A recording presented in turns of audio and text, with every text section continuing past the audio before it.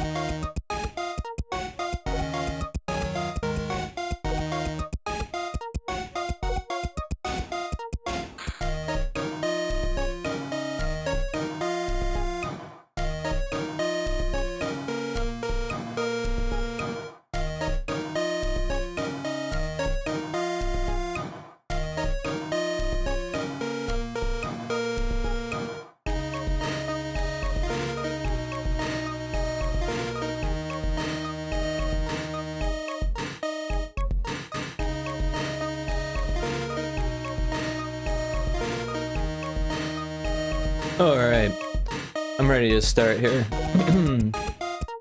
I've been playing with the background music, so it might be, I don't know, it looks a little loud, so I'm going to turn it down just a little bit. I know this song's a little louder, but I don't know, this should probably be okay.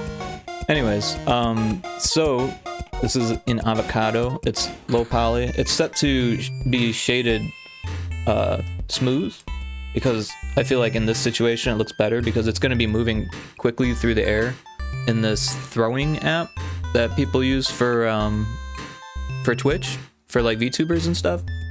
So I was thinking about making an asset pack of like however many things I can think of, props or whatever, and just kind of throw it on there as something to sell for cheap, you know. And anyways, yeah, this is an avocado.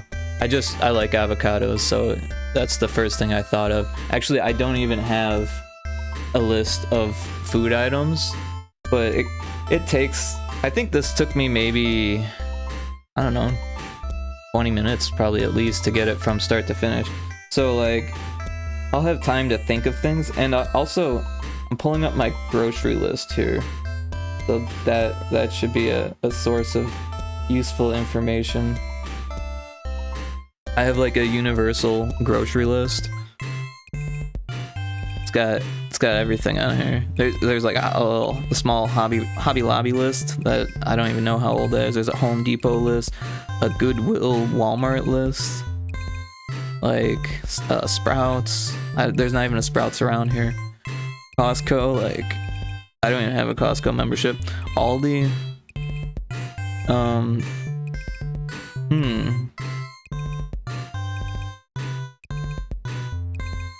Well, carrots are an option. I know that Kixie mentioned that she eats carrots, but I imagine she's got Aseprite, so she might already have that. I'm not sure if I've seen carrots.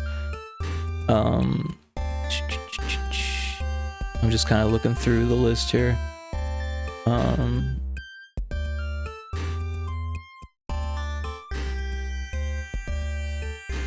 don't know, there's a lot of things that are just like, I don't know, wouldn't work. Or wouldn't be as interesting. like quinoa. Like, are we gonna throw quinoa, like a bag of quinoa? That'd be strange. I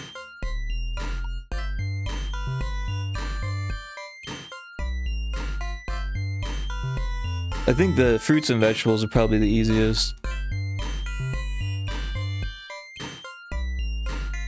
So carrots and grapes are a good place to start though.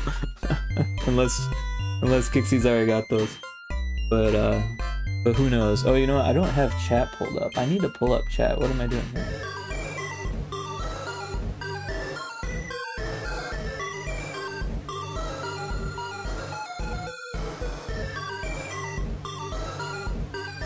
My OBS is doing something weird where if it's not focused, then it like defaults to the screen that I'm streaming, and that's not good. So I'm gonna try not to unfocus OBS and see how that works.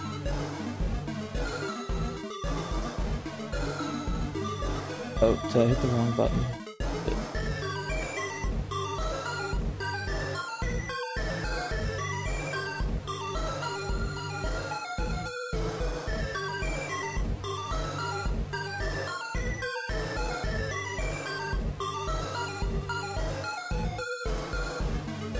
Okay, well now I've got chat up at least. Hopefully I haven't missed anything. It says 1 viewer, so let's see. Just making sure YouTube's up and running. Maybe I can get the chat to pop out.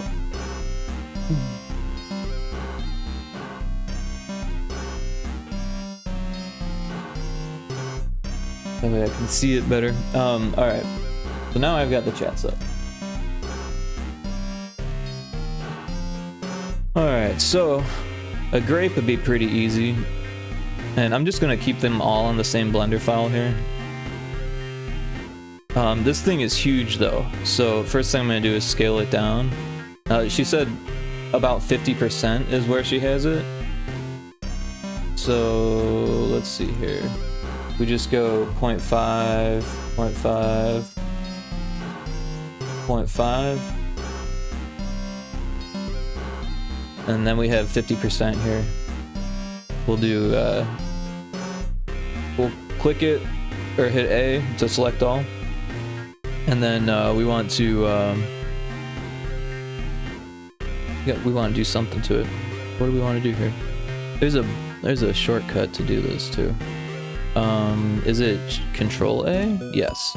We want to Control A to apply the all transformations, which is just the scale really quick. Because we didn't move it or anything, we didn't rotate it. But now it's locked in there, so I'm gonna save this Blender file, which is called avocado, but it's going to contain all the food, and that's okay. So now that that's fixed, I'm going to use this for scale reference, but also hide it while I'm working. So first I'm gonna make I'm in object mode here. I'm gonna make an icosphere because it's low poly. I mean, you could use anything, but this will work for what we're doing here. It'll keep it minimal. And so like there are grapes that are like perfectly circle. And maybe it even looks cuter that way, but I don't know. It'll be hard to say until we get actual grape stem.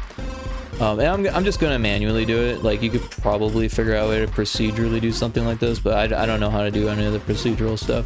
So this is gonna be our grape, and I know how to like place things along a surface and stuff like that. So maybe I'll do something like that. But no, I think it'll just be easy. There's only so many grapes. I'm probably just gonna draw a tube thing, a cylinder. So we're going to stay in object mode. We're going to grab a cylinder, and this is going to be our stem. But before we start editing it, I want to change it. So we're going to delete it and bring it back up. And now where it says add cylinder, we're going to change this to, like, I don't know, 5 maybe 6. Yeah, we'll go with 6, and we'll scale it way down. This is gonna be the grape stem. I'm gonna build it like it's a tree, and then we're gonna rotate it, and I think that will do the job. I'm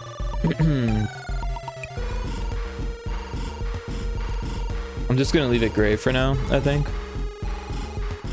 And so tab mode switches between, or tab button switches between, tab mode switches between the modes, or between edit and object anyways. Sometimes I wish that it was easier to switch to the other modes, like as easy as it is to switch between those two, but maybe it is and I just don't know how to do that. So it's in X-ray mode, so I'm gonna just grab the vertices using the G key.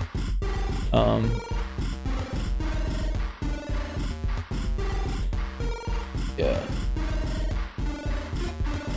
So I kind of want it to be as snapped as possible.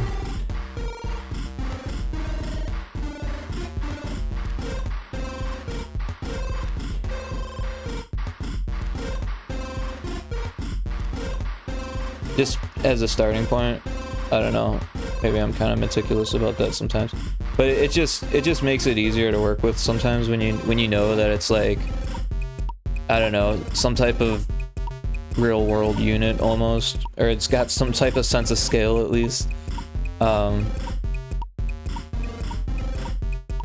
Like if you ever wanted to give something a texture or something like that, that makes it easier. If you're gonna animate it, definitely you want things to have like some type of scale to it. Like in nature, you kind of want to use the golden ratio where you can. So now that I've got like a bigger stem here, I'm gonna like start sectioning it off. And I don't know the best way to do this, but what I'm gonna do is just grab some of these vertices, Shift D, and just kind of set them there, and then I'm gonna actually, well, I'm gonna keep them on the same object. At first I was thinking I was gonna separate the object, but I'm like, man, I'm gonna have like all these different stem objects, and that's gonna be cumbersome in the end. So I think it's time to turn off our avocado for now, and even our grape for the time being. And so now I'm just gonna like move this and make another.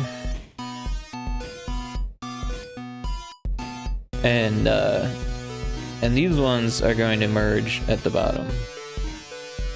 So I'm just gonna go about it old school and just bridge these things But of course that's not going to work like that, so we're going to bridge those things, and we probably want normals turned on just in case things get wonky. Oops, did I do it? There we go. But yeah, it looks I'm gonna turn down that size on that, because we're working with a small object here. So yeah, it's pointing in the right direction. I just wanted to make sure. Sometimes you never know. Alright. So we're gonna delete this face. And now we're gonna pretty much just grab just these points and fix them to the other points. And since they're all what, hexagons, then it should be, oh, I hit the wrong button. There we go. I hit H instead of F. It's weird because like once you get the flow of the shortcuts, your brain starts to like remember what they are more than like, or like your muscle memory tends to understand where they are more than your brain. It's weird. It's like there's this like catch up that your brain doesn't necessarily, or your body doesn't necessarily need to do, that your brain has to be like, oh yeah, that's right, this button does that, and then by the time you think that, your body's already pressing it. And like, yeah, sometimes for me, like, I don't know, I'm somewhat dyslexic, just like mildly, and I'll like transpose things or just start doing something a little bit different from what I was doing and get like stuck doing that until I realize, oh wow, I am not hitting the right button here.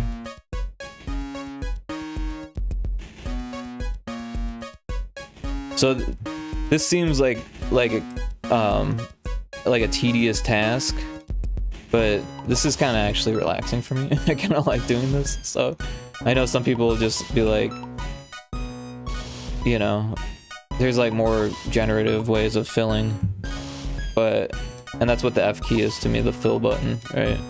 And I'm just hitting the fill button on each one, but it's a good way to know exactly where the normals are going, and like, this is a piece that I'm going to use over and over again now. So yeah, now I want to make it look more lifelike, because it just looks like a wire right now. So yeah, and I'm just kind of giving it more of an organic feel at this point. I'm not sure, probably more like this, but yeah. This needs to be scaled out like a little bit. And then this here, we're gonna do one of these soft scales, or a soft selection, and we'll make it look more stem-like just in general. Yeah. Okay, so now that I have this, and these are connected, aren't they? Oh. So I can just take this top part and duplicate it again and just kind of like bring it off to the side for now. And then we're going to make adjustments to this one here.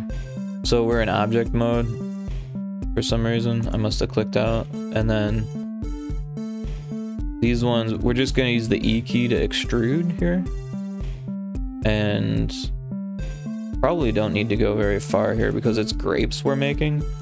So I'll just like rotate this and rotate that, and then delete the face. And now we're gonna leave that one there and just kind of duplicate our own here. We'll just rotate them so they kind of match.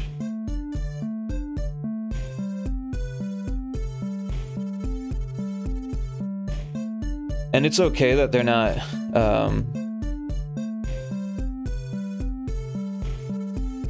like against the grid, excuse me, against the grid and even or anything like that. That doesn't really matter at this point, because the way that grapes grow, they kind of push against each other, and that kind of shapes how their stems look. And since these are still hexagonal at the bases, now I can easily like just select all the vertices at the bottom and hit the F key, and it should. Oh no, I selected the wrong option there. No, it still doesn't want to do it. I think there's a way if we. Is there like bridge? That's what it was in 3ds Max. What the hell is it called here? Oh, hey Kixie. Oh, grapes are good. Peaches, pears, oranges. Nice, nice. I'm glad you could tell what it was, unless you heard me talking about. Yeah, I'm gonna be doing grapes here. Let's see if we. Was it Alt H? No. Control H. No. Shift H? Oh crap. There it is, Alt H. Oh, I'm in edit mode, that's why. There's the rest of them. So I shrunk the avocado, and now I'm gonna use this shape as a grape. I'll probably use the same shader as this, just a different color. And now I'm just working on the stems. Gonna get some grapes now. Nice, nice. I like those ideas. I'm going to copy them. Let me uh-oh. Of course, when I go to my own channel, it starts playing. Oh, there it goes again. It catches me talking about it happening. Yeah, I just wanted to copy this. Oh, of course, it doesn't want to copy.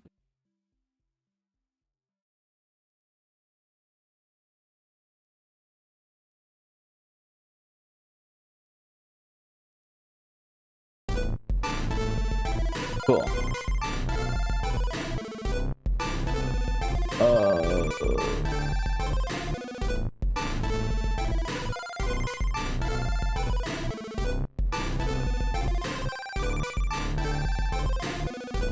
Hey, what's up, Goose? Chilling for a bit. It's late, but anyways, yo, is that Rick? Yo, what's up, Goose? Pew. Nice, nice. Thanks for using the pew command.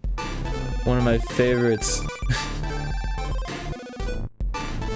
Yeah, there's a whole bunch of commands now. I got a few emotes, and things are coming together for my stream a little bit. Made a new animated GIF that's playing right now in the upper right corner.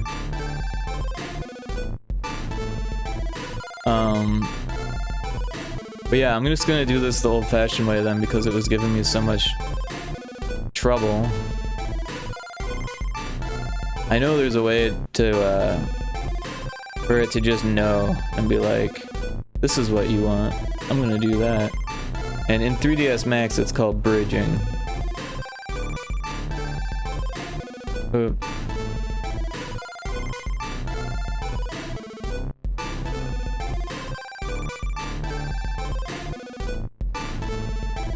The funny thing is, though, it's been so long since I've used 3ds Max that I'd probably be really slow at it. I'd be slower than I am at Blender. So I just need to get over it, I guess, at this point. So if you hold Alt and then select the edges, it's supposed to select like the edges, but it's not selecting that one. So I'm just gonna manually select them now.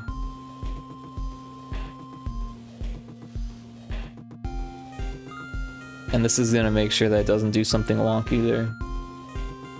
So what you working on? I'm actually making grapes for Kixie's stream.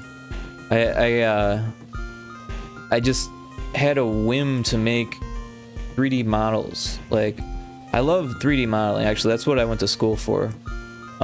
But I don't do it that often. Like sometimes I do it a lot for work, but like right now I'm not doing it for work. But I saw a whole bunch of asset packs on if I select this one and hit F, okay, that's a little bit faster. But now that, what if I do this and then move, did that fix that? Oh, okay. But yeah, so I'm thinking about making asset packs and selling them on itch. But honestly, I'm a little bit downhearted because of someone trying to download my game on itch and it didn't, or it told me it was a virus. Blocks, I think it's bricks. I should add blocks though. I'm gonna add blocks because you deserve blocks. Well,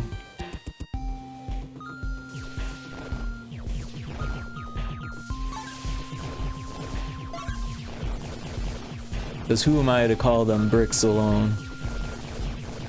I mean, they're not even made out of brick.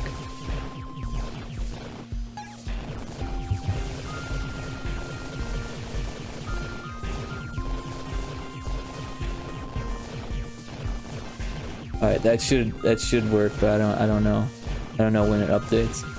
But maybe next time it'll work. Who knows?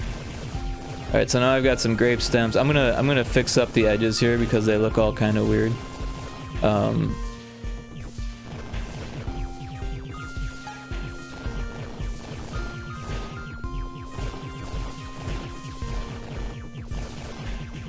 It's funny though, when when I was in school, low poly wasn't really a style, it was just the only way that you could make games. And like things like ray tracing and stuff like that could only be done when you were rendering. And I sound like an old man. Yeah, sometimes they would hire people just to do texturing. It would be your job just to do the materials and textures. And the modelers sometimes just did modeling. They didn't even have color models. Oh, we got Pokemon.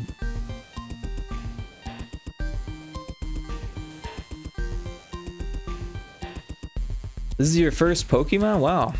Well, congrats. Gotta catch them all, is what they say.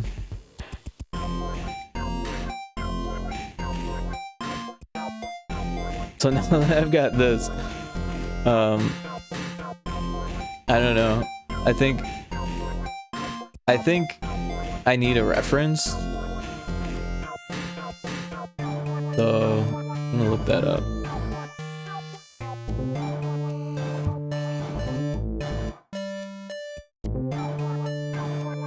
Yeah, I'm glad I looked at a reference because what I was gonna draw wasn't good. So the way that grape stem works is that it's got like the main stem and then everything else gets smaller and smaller, kind of like a tree.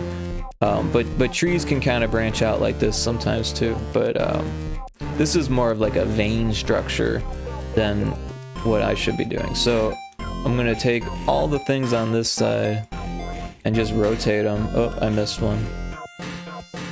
Rotate them with the R key. Oh, I didn't ask. How is the audio? Is the audio terrible? Is the background music too loud? And then I'm going to take these and this and bring it right here. Do the same thing for this, but on the other side.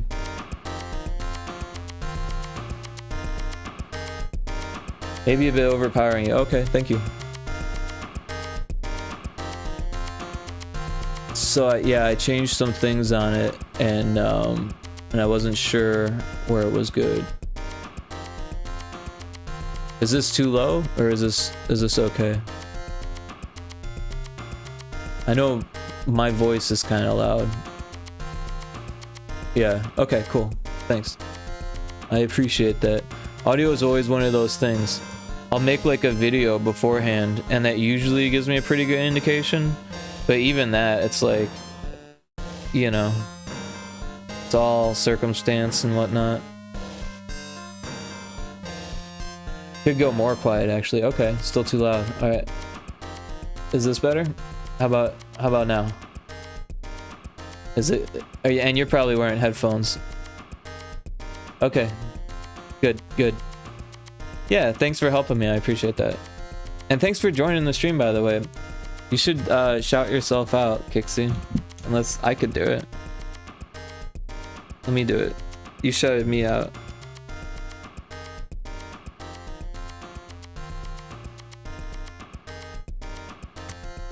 This is Kixie's stream. She just finished. She's probably tired from streaming all day. But yeah, this is gonna be food for her stream, and her stream's a lot of fun, so you should check it out if you haven't. But I know Goose has, right? And yeah, good stuff. That was a lot of fun watching you play Plucky Squire today. And I'm glad that you picked that one up, because it's one that like I'm probably not going to pick up, and it's one that I would think like I want to see someone stream.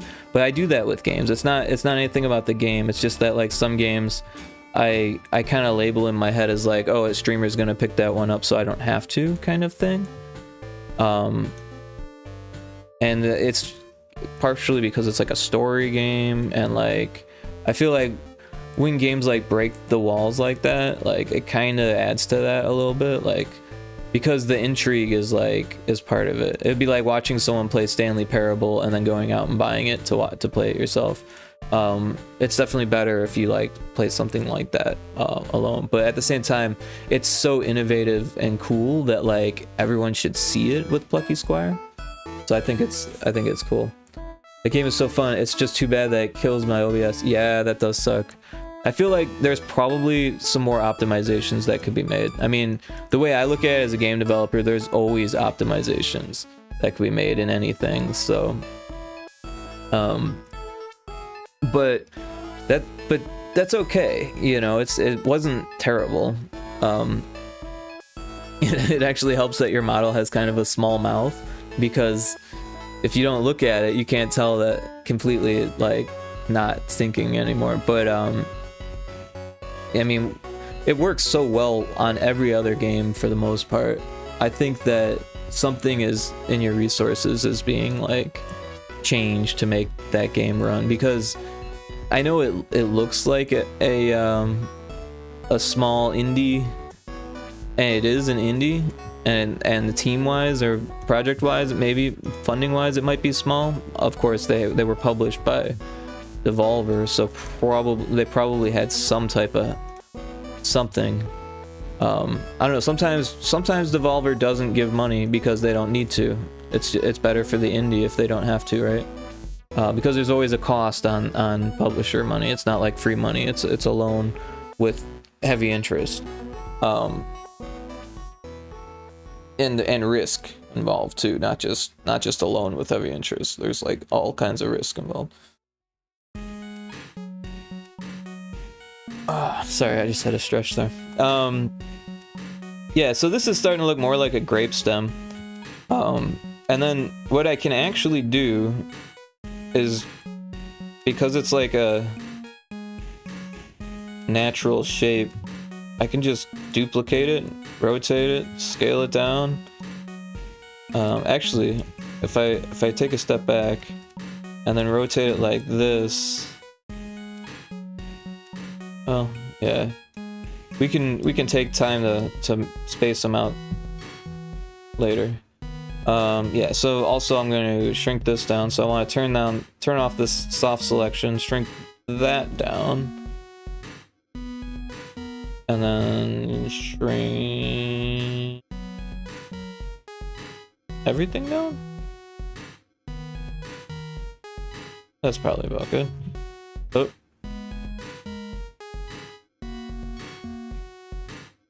I always forget what the hotkey is to turn that on and off.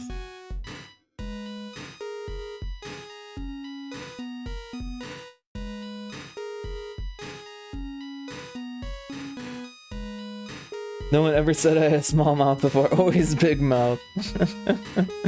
and they never will. He's making foods.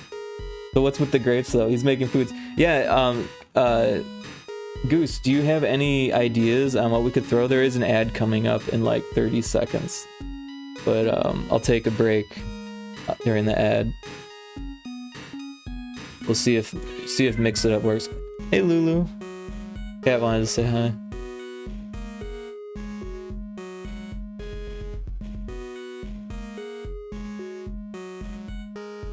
Hey!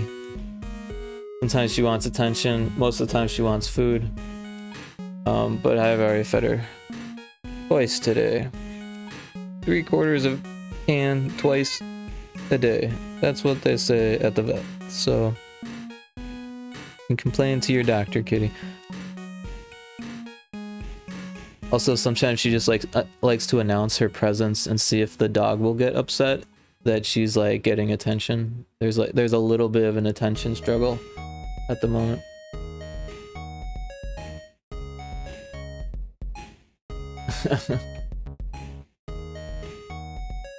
I don't think it's telling me there's an ad break. And now I'm concerned for the ad break thing. Oh, it's still starting soon now, it says. Of course, I made a GIF for it to say ad starting soon too.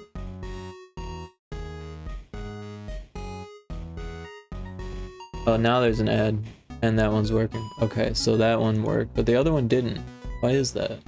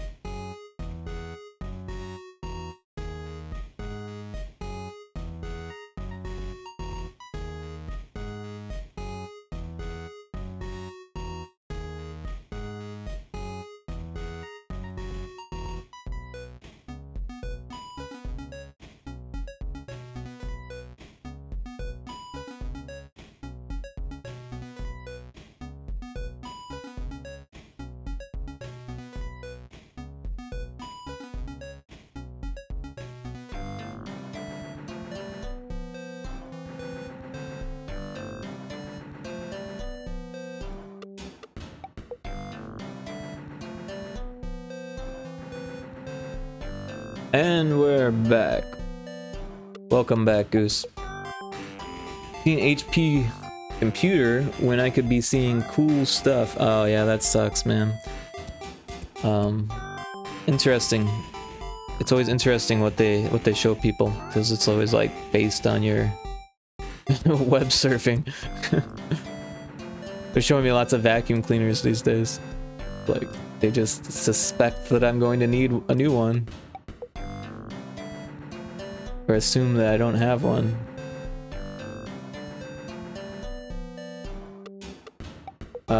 So yeah, I'm gonna delete the face. I think the inside needs it too. And now I'm just going to... Oh, what if I got an idea.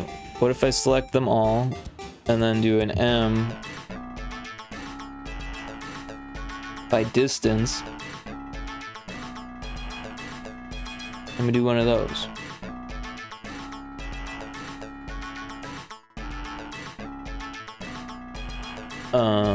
Yep, and now it's all connected. Oh.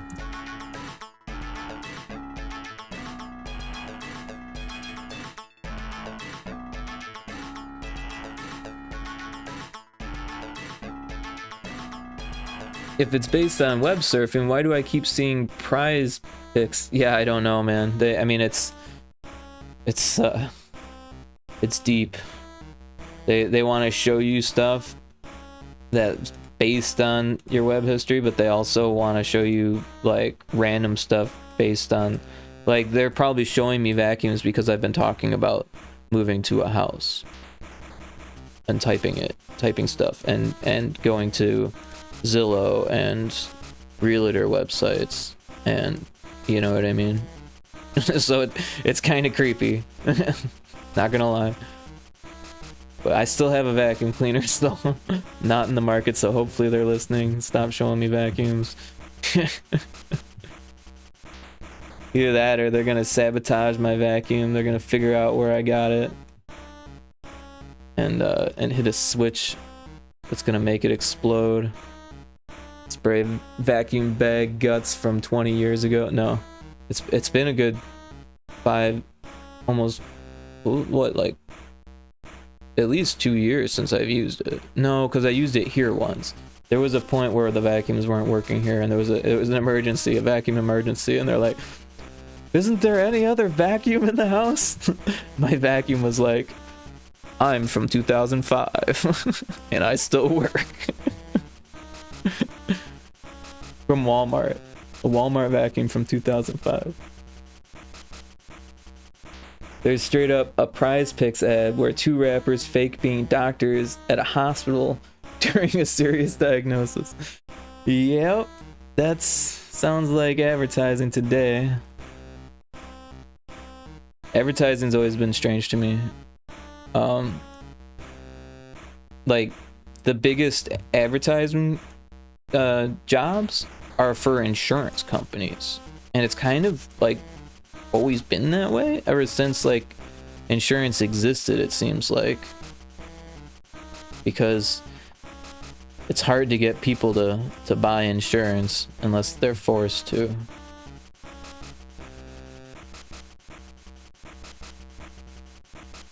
And sometimes it's good to have insurance. I mean, in some cases it's essential to have insurance.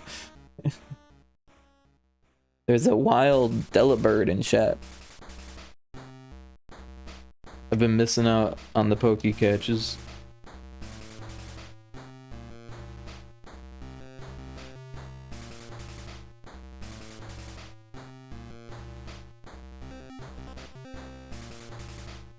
Alright. So yeah, you can see that the grapes get easier, or the stems get easier as you go. There's like a piece of cat hair on my screen. Thanks, Lou.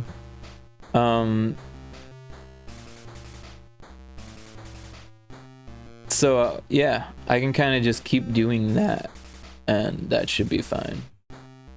So yeah, I'm just gonna take all of these, duplicate it, rotate it like that, come at it like this way, and rotate it that way, and then bring it back down here.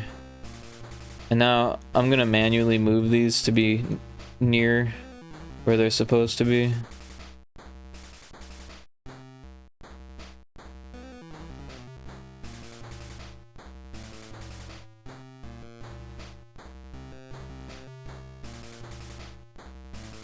And it looks like, because we're in X-ray mode, we can still see that they've got faces in the middle here. So we'll delete those.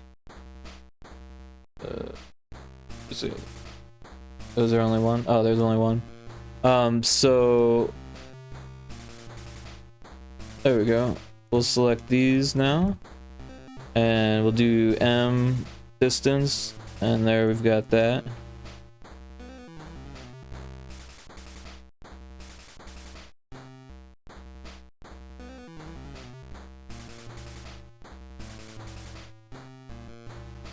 It looks kind of weird like this, so we'll move some things around, and we'll make space for a new one.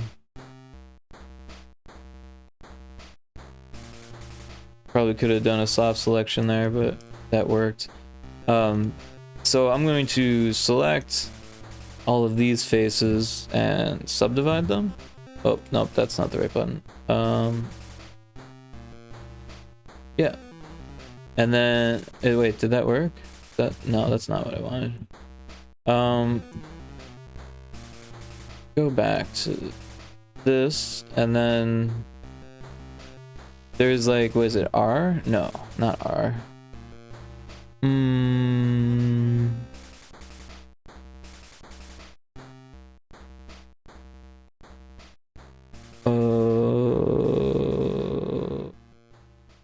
I should know this. Which, I'm trying to cut, oh, I'm in the wrong thing. Here we go. And it is Control R. So I was close. Close. So I'm just gonna give it some more geometry here. Yeah.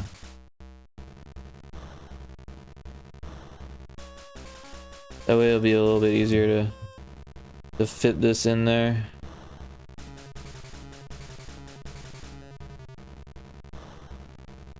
Yeah.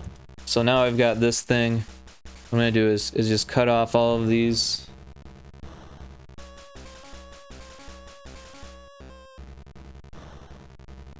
And now we've got another hexagon. This is a square though, so we'll start there.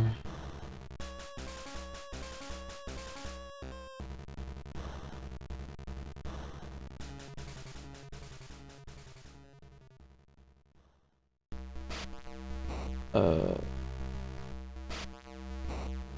yeah, I'm just kind of stitching these ones together by using M and last and select like M and then selecting at last. Oh, first you gotta select that one and then select where it wants to go, either last or first or whatever you want to do.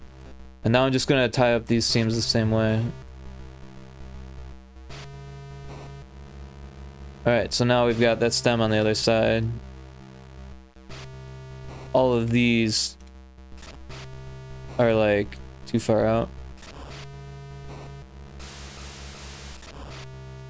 If we want to twist it later, we can, but right now it's easier to just work like this.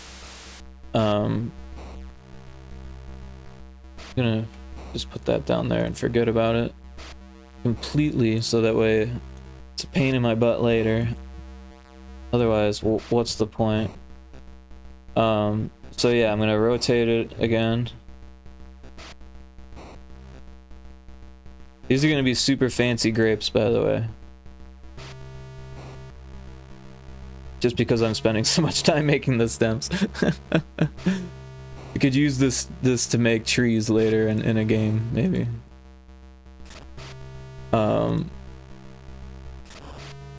Yeah, so I'm gonna do the same thing. I don't know why I put so far away. I want all the vertices. We're gonna rotate it a bit. Scale it down a bit. And it should be pretty close. I'm gonna get it just a little bit closer.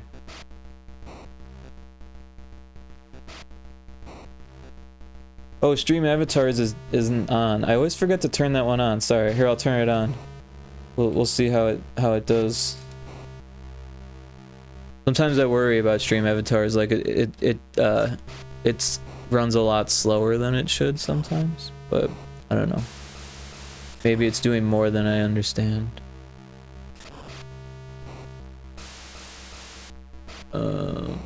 It takes a second to connect.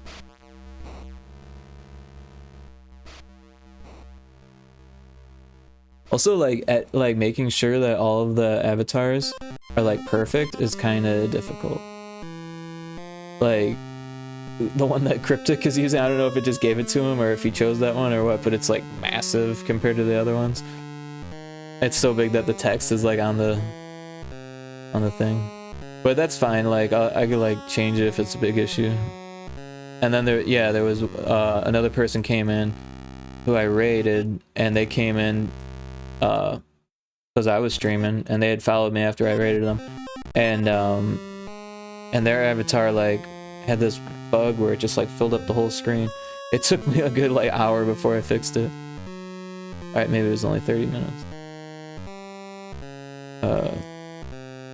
So yeah, Streaming avatars could be a source of scuff if you're not careful, like I'm not. But also, I made a new floor for it. I haven't done anything to put it in the stream yet. So there's gonna be a Demon Fish Dead Ahead floor. Can you change avatars at all? Yeah, you can change in the About Me section of my page. There is a, what the hell do they call those things? I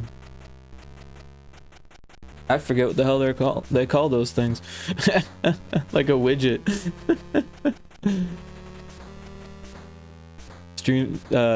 Twitch has a special name for them. Extension, that's what they're called. I got it all on my own. Alright, so I'm gonna do the same here. Merge by distance, and they're merged. This grape thing is really growing here. Yeah, you're pinky.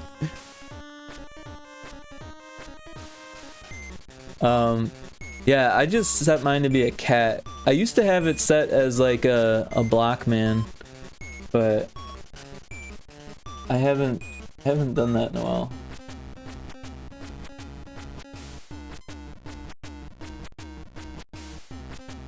I could probably change it now.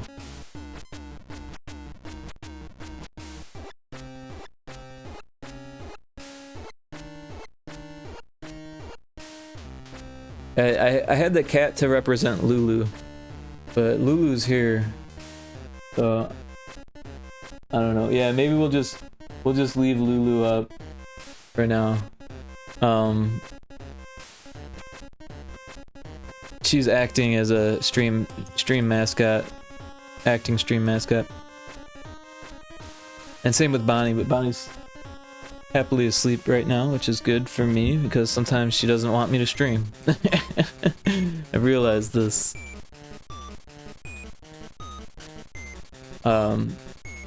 Eating grapes right now. Nice, nice. Grapes are good. So I'm gonna grab all of these. You know what? First, yeah, wait, no. I'm creating a lot of work for myself. I'm looking at all this exponential work that I'm creating for myself.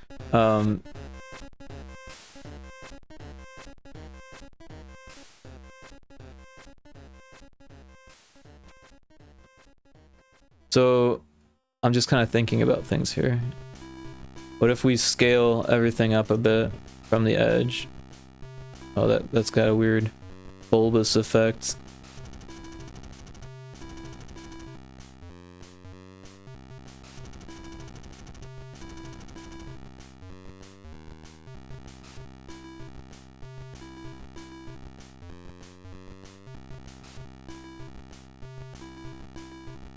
That looks a little more normal. At least for where it's at. These same should be a little bit bigger.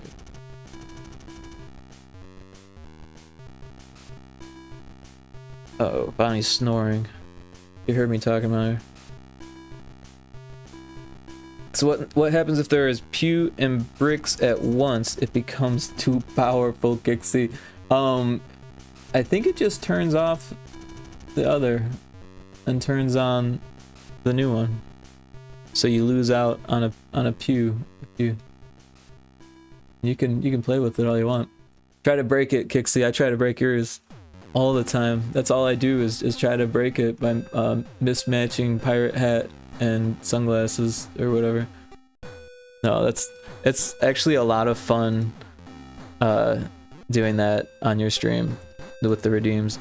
Honestly, I was kind of like thinking I want to do that with my stream, but I don't know if I'm going to actually, because that's a lot of work, and it's like as fun as that is, I think I can do other things that are fun without stealing your idea. But I think it's cute for sure.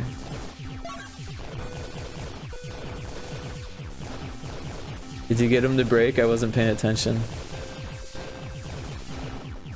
I think it just turns off the one and starts the other.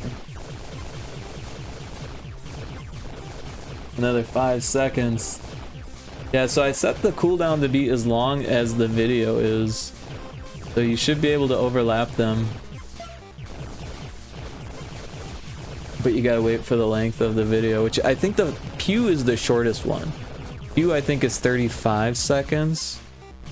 And then I've added a few extra seconds on there for the cooldown.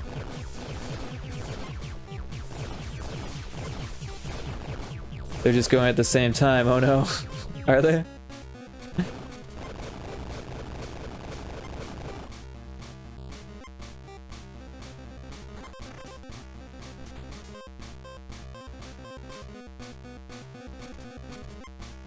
Well, they're there to play with, that's for sure. I don't mind if it yells at you to cool down. But yeah, the cooldowns are there so it doesn't like completely wig out. There's more than just bricks and Pew, guys. You guys need to pay attention to that little animated bar. Every like 80,000 milliseconds, which is like 80 seconds, I think. Every 80 seconds it changes what the animation is, and sometimes they're commands. So what's the other one? I think it's Worm Boss, and there's Mech, and then oh, and then there's Overlord, but that one's actually kind of covered by the DFDA one. So glad you find my redeems fun. They make me laugh to see what silly disguise I'm wearing next. Yeah, no, it's totally hilarious. My mom actually thought it was funny too when I was in the hotel room and I convinced her to watch your stream with me. No, it didn't take convincing. She was happy to let me enjoy whatever. Until the internet was gone. No, we actually spent all of the internet on Netflix in like one night from that hotspot. But it's what happens when you like have nothing else to do but watch Netflix. And then the next night it was TV, because we were there for a whole week. It was kind of difficult, not gonna lie. It's I don't know. Oh, Pokemon and shit.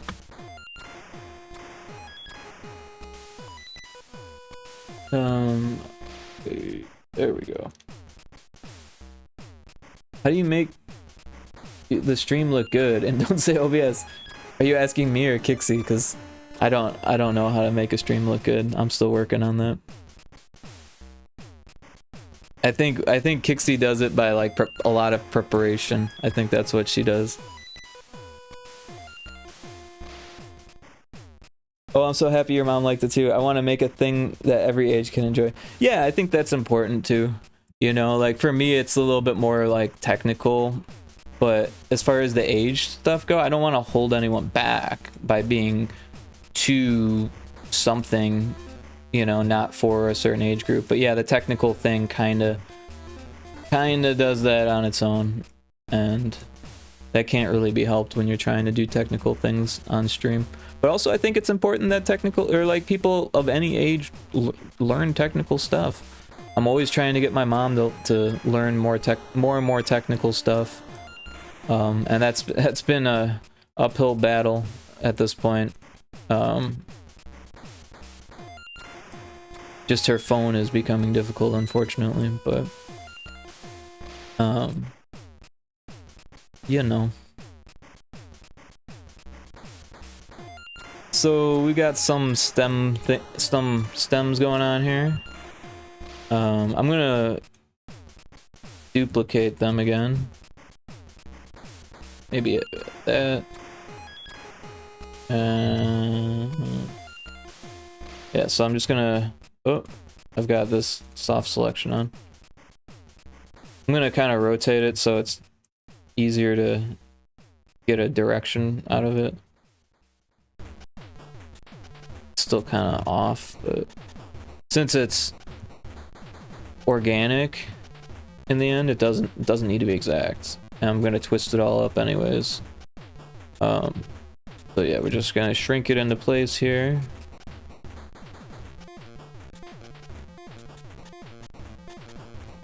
It's funny because it seems like it's getting faster, but every time I do this, it actually adds more work to it because it's like exponential, and I haven't put a cap on any of these yet, so it's just adding more and more ends. But yeah, I think I'm going to like to cap them off. I have a reference. I'm just looking at gravestones. But yeah, this one looks pretty good. Yeah, they just kind of curve and end. It looks like they have like a what is that, trident looking shape.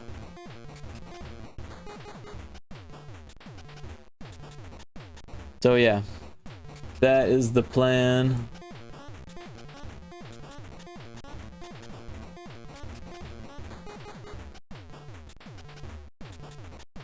We can make them brown so they're not white.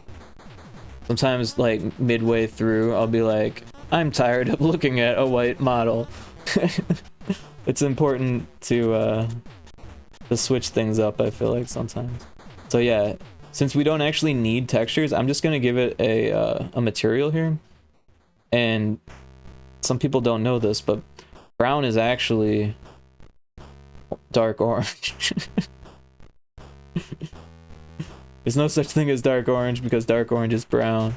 So yeah, I did the subsurface color on accident, so that's not what I wanted. So I don't know if there's an easy way to copy that.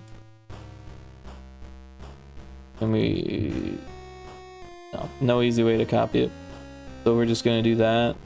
I guess that's the easy way to copy it. Anyways, it doesn't need a subsurface color, but it doesn't have any subsurface there, so it doesn't matter. Subsurface is good for like flesh. Dark orange, almost. But yeah, dark orange is brown.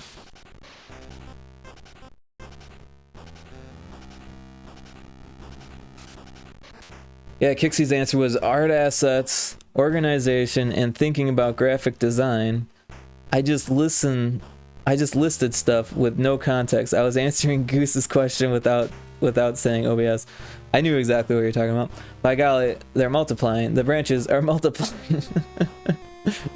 Interesting. Dark orange almost. Yeah, so also human pigment, the pigment of human skin, no matter what the race, all is made of melanin, right? I think that's what it's called, melanin. And oh, I'm duplicating object mode. That's not what I want to do. So, and that, oh no, I went too far, didn't I? Is it Control Shift Z? Control Y? What's undo? Control, oh, Shift Z. Anyways, there we go. Edit mode. We're going to grab the entire thing this time. Duplicate it. Shrink it down. Rotate it. And we're gonna put it right here.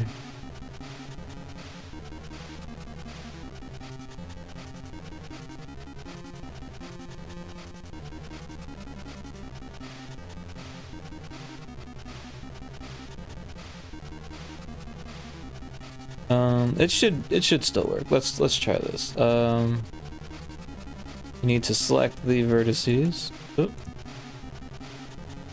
And then was it Control M or was it just M? Just M. So we gotta change it, but it worked. Now it looks wonky because we just kind of merged them together there. Like some type of mad tree scientist. Actually, I want to get into grafting. I think grafting trees, especially cacti, would be a lot of fun. But grafting trees in general, I think, would be cool. Like grafting fruit trees, that's so cool when people do that. BRB. Word. I put a counter on the lurk thing. Put it command. Yeah. So now there's a mini game of how much you've lurked. I think it's for both the stream and personal.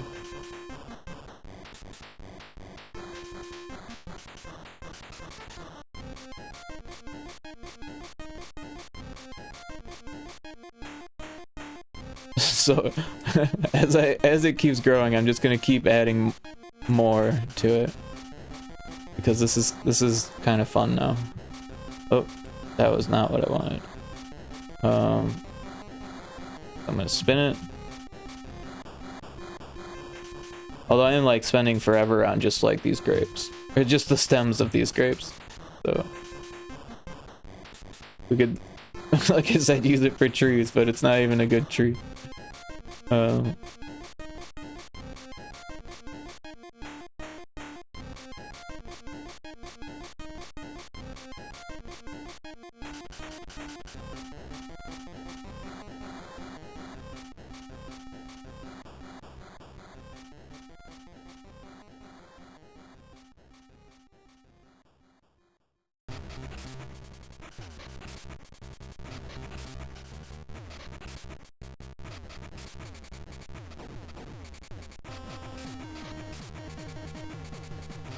Oh, what did I do there? We want M. There we go. At some point, I gotta start putting fruit on this thing. If we're being technical, pretty much all human beings, excluding people...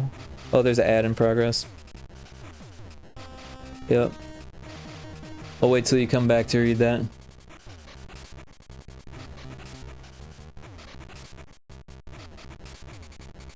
Five of them. Jeez.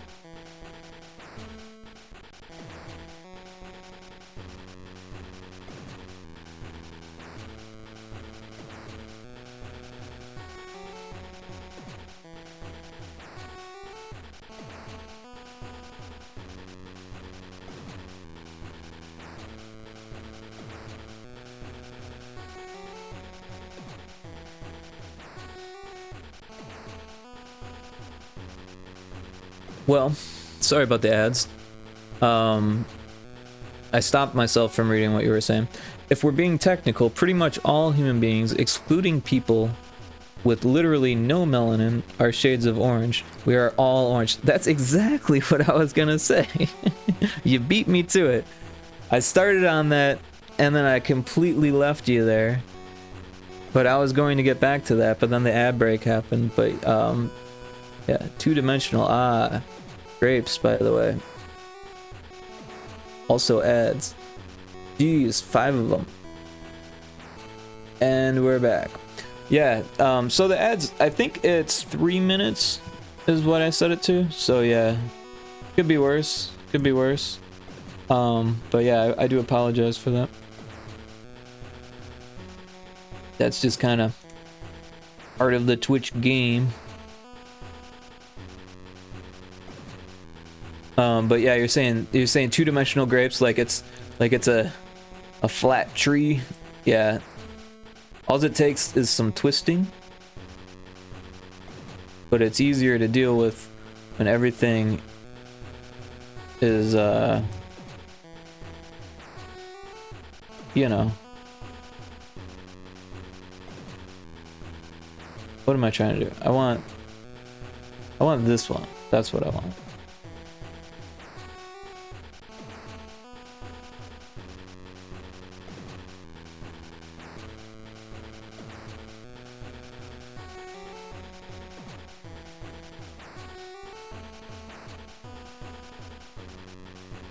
Yeah, to be honest, this is the first time I've ever modeled grapes, so it will not be the best grapes ever. I can tell you that much already. But luckily that's not the point of these grapes.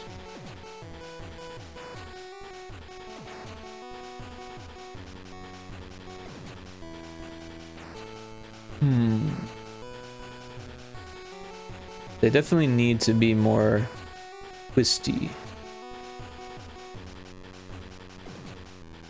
But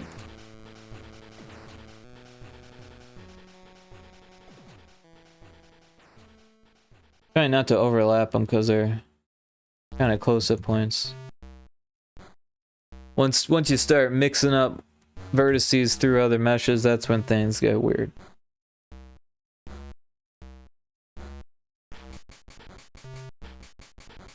What the canvas sees when I draw a tree. I can see so many uses for this new emote. Nice.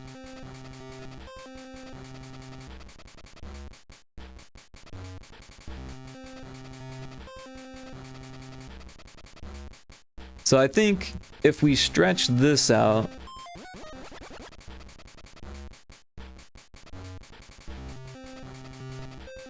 and then give it some more rotations, it'll look more viney.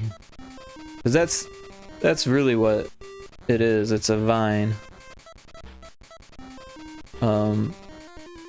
Yeah, and a lot of this thick stuff needs to be much thinner because vines are thin.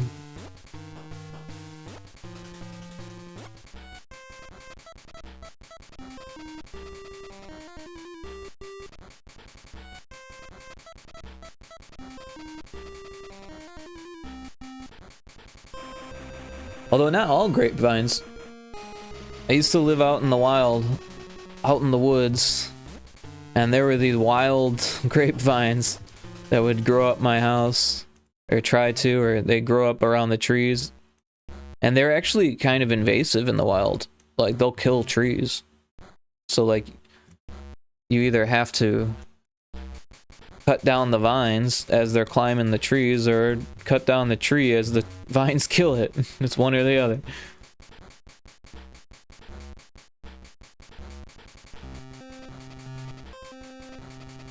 But you actually don't want the vines, because if they kill the tree, there's a good chance you could get, you know, tree diseases and stuff, tree virus, not virus, fungus and stuff like that. So it's best to take care of dying trees or invasive nuisance stuff, unless you're growing a vineyard for food, in which case you want to set up a special fence thing like they do in the movies. I think it might be time for the part of the grapes that have the grapes.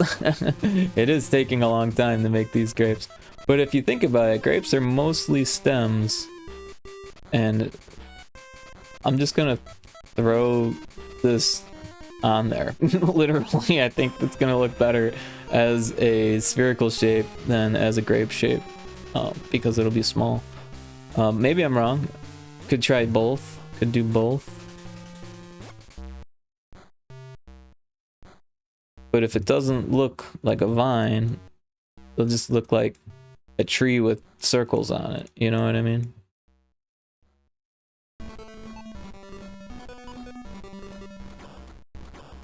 Yeah, the plan was to make food. Now it's just making very intricate grape stems.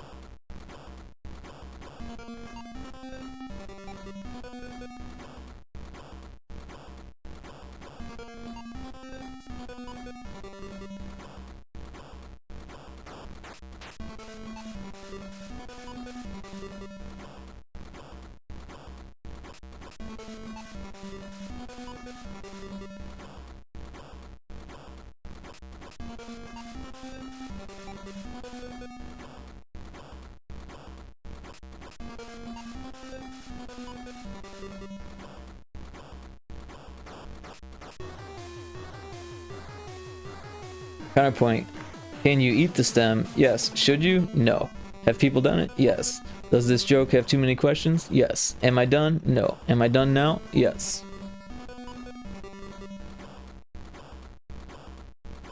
What was that from? Where he's like, do I like asking questions about myself? Yes.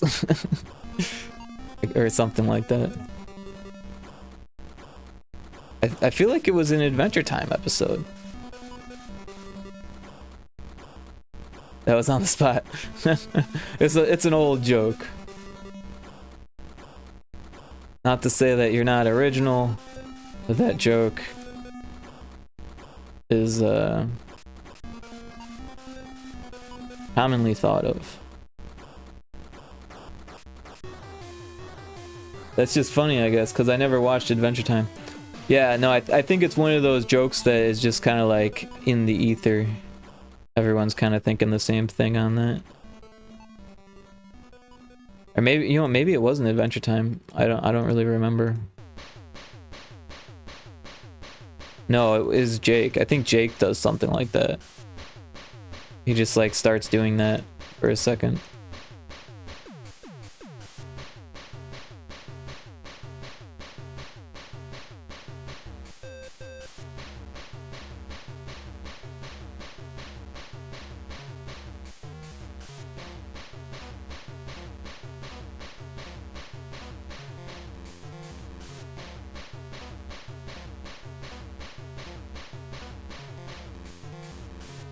Buy one, get one. That's how sales work.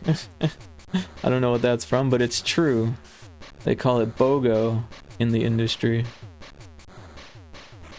Or maybe even not in the industry, in the sales catalogs.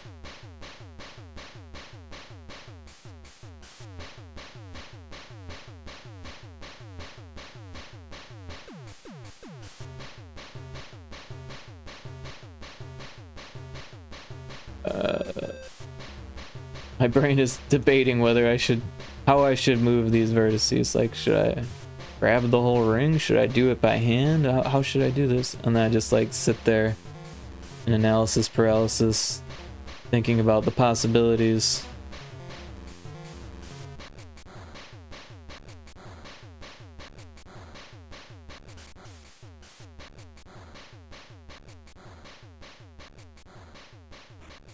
Yeah, so all of the pictures that I have like curviness before the grapes start. So like, I think that might be important.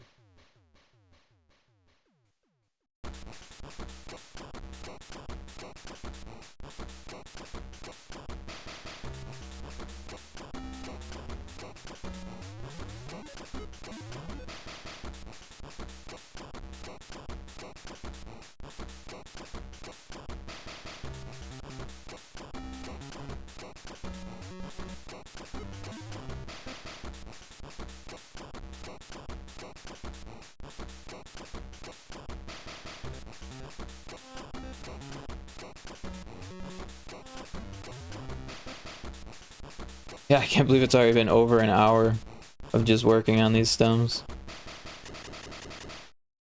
There's probably a quicker way of doing this. But also, I'm enjoying myself, so I'm not really trying to speed through it. There's like this strange, like, sense of, like, I don't know. It's almost like elitism, but it's like, it reminds me of like speedrunners, right? Like, if you're like if you stream speedrunning and like that's all you know is like streaming speedrunning, and then if you like walk into streams expecting it to be a speedrun, but it's just like someone enjoying themselves, I feel like that's what happens when people walk into my game dev and like art streams.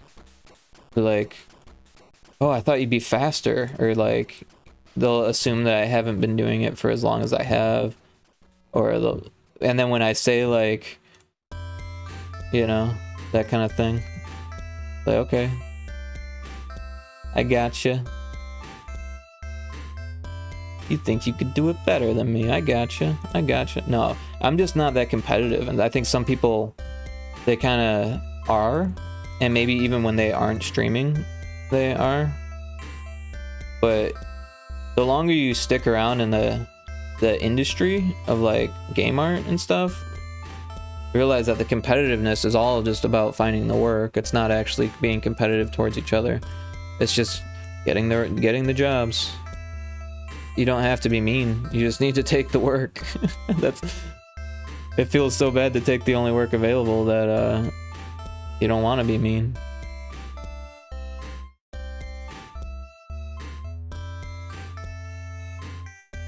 Of course, I say it like there's never work available. There's always work available. It's just like, I don't know, difficult. There's never like a perfect job as an artist.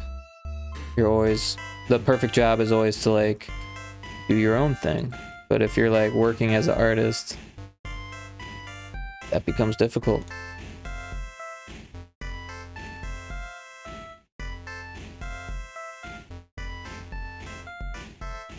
Yes, I'm just cleaning up some of these stems where they got fat from where I connected them together, and then just kind of extruding and rotating things so they look more stem-like. They don't just end. But they kind of have to end because they're not twisted yet. So I'm gonna basically use up all the space that I can, making them look viney. Twist them, and then add grapes. But these are some really intricate grapes, so I don't know. Maybe I should actually stop with the vertices, because I know that it doesn't hold that much, or I mean it doesn't want big models. I'm pretty sure of that. Luckily, this is still pretty low poly, but I can probably optimize it still, but.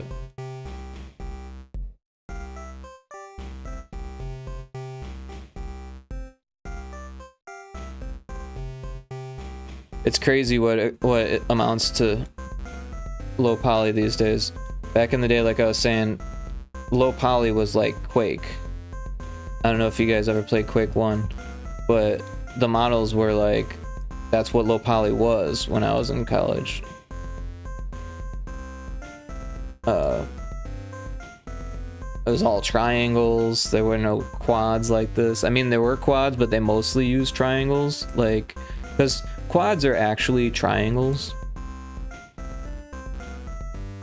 Each quad is 2 triangles. But for animation and for aesthetic, people kind of avoid using triangles. But like, here's one right there. They're actually quite useful. And you kind of want to hide them in a way that they don't look triangular. But pretty, I don't know, like here it kind of looks like a quad there, and it kind of looks like a quad there, so it's helping to bridge that gap. And that's kind of the way you have to look at triangles. You don't really want to animate them, but sometimes they're unavoidable, especially with low poly stuff. You mean the Cybertruck low poly? You mean the Cybertruck? That's funny. What did I miss here? I came up with that joke, but then Steven, he uploaded it first. Yeah, it's like that in VA too. In VA, you mean voice acting? Yeah, I've witnessed. So the thing about voice acting, and this isn't all voice actors, this is just kind of what I've seen on Twitter over the years. Because I'm not like someone who goes out and like finds jobs voice acting. I'm more of someone that just like ends up voice acting because I'm a game dev and it needs voices, or I could do it and it would be better with it, or it's cheap for me to do it because I'm already on the team. So like that kind of thing. So it's not usually the most serious acting, but I follow a lot of like really serious actors and they're dramatic, to say the least, especially if you get them all together in a group like on Twitter. And I think it's interesting, but it makes sense. These are like, I mean, obviously I don't mean to make generalizations, but some of them are probably like drama nerds, you know, from high school, right? Not that there's anything wrong with that. I think that's interesting. I personally never got into drama, but I always was kind of envious for people who like had that type of confidence. For me, like I needed like an instrument or something always, like even now I've got my art to help me chat here or whatever I'm doing.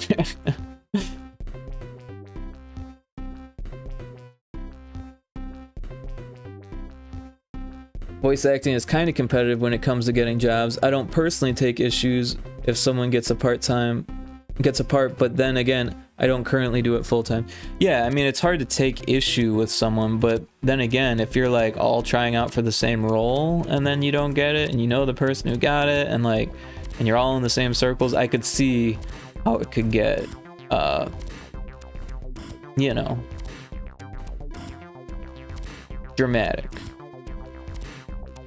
And there's nothing wrong with that. Like I said, like sometimes it's just, that's the nature of things. Sometimes they do it because they're into that, I think, but it's like that in all circles. Like, I don't know.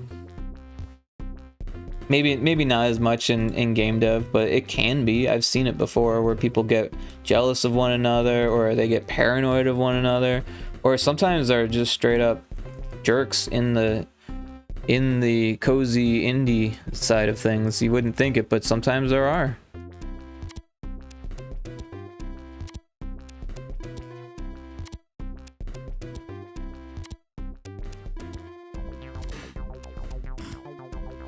It's like there is a wild Roselia in chat. Oh, you found the Overlord one. So, that's my voice. I actually did that on stream, which is kind of fun.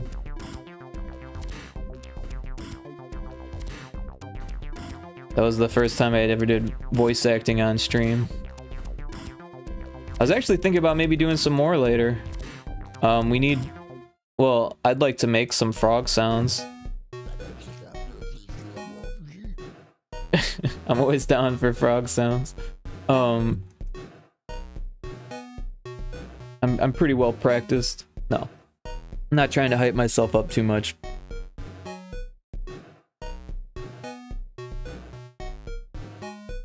No one caught the Roselia.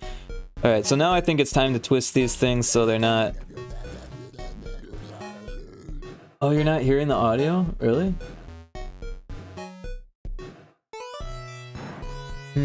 That's weird because I'm hearing it. You think it... Maybe it's getting lost in the thing, or maybe it's not loud enough. I think it got lost in the background music. We'll try it again.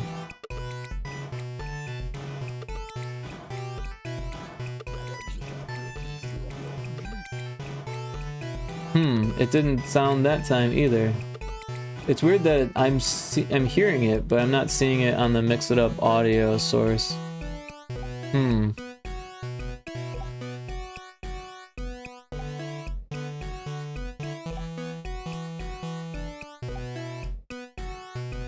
Yeah, maybe it's getting blocked by the background music. Like it's overpowered by the background music. If we mute the music,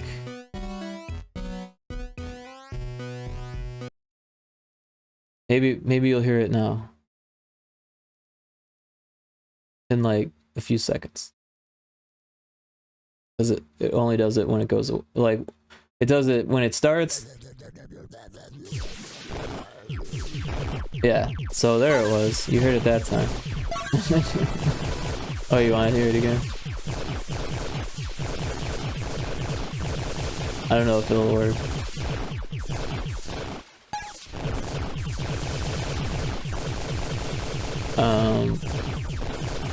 Did it not work? Maybe there's a cooldown or something. It usually tells you when there's a cooldown. I don't know what went on with that. But yeah, I think the background music is just much louder than the sound effect thing.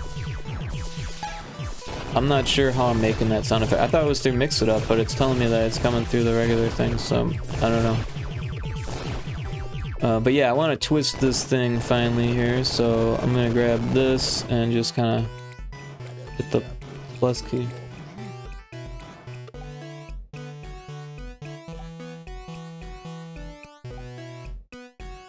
Yeah, I kind of want to make it like a mini game,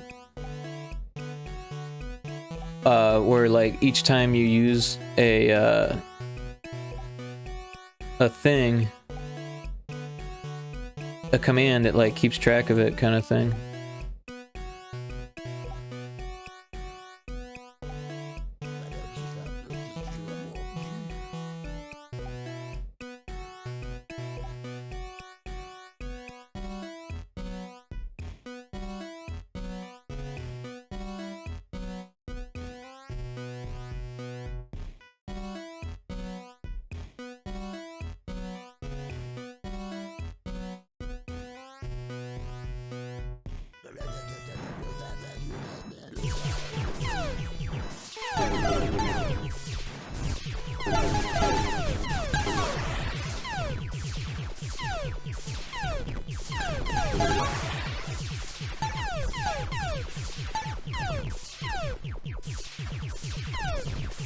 Yeah, I'm probably gonna have to shape this quite a bit to get it to feel or look like grapes.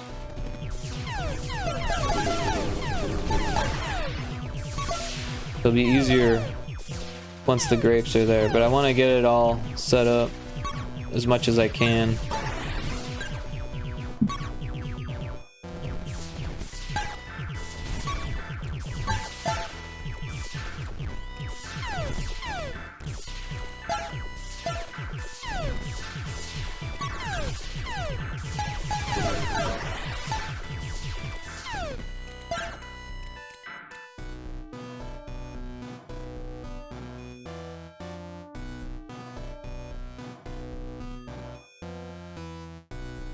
Yeah, so I'm just kind of like squishing it all into place here.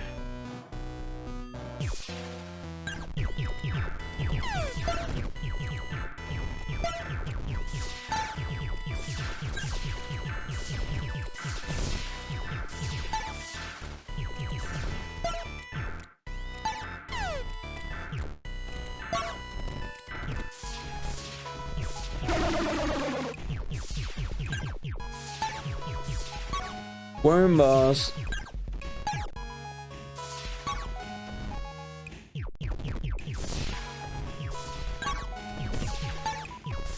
Yeah, so that's an actual boss in the game that I'm making. Or one of the games that I'm making.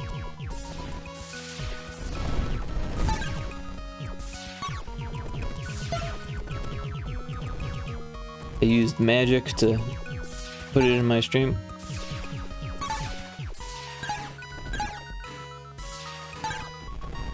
What am I doing? There's a way to deselect this tiny oh.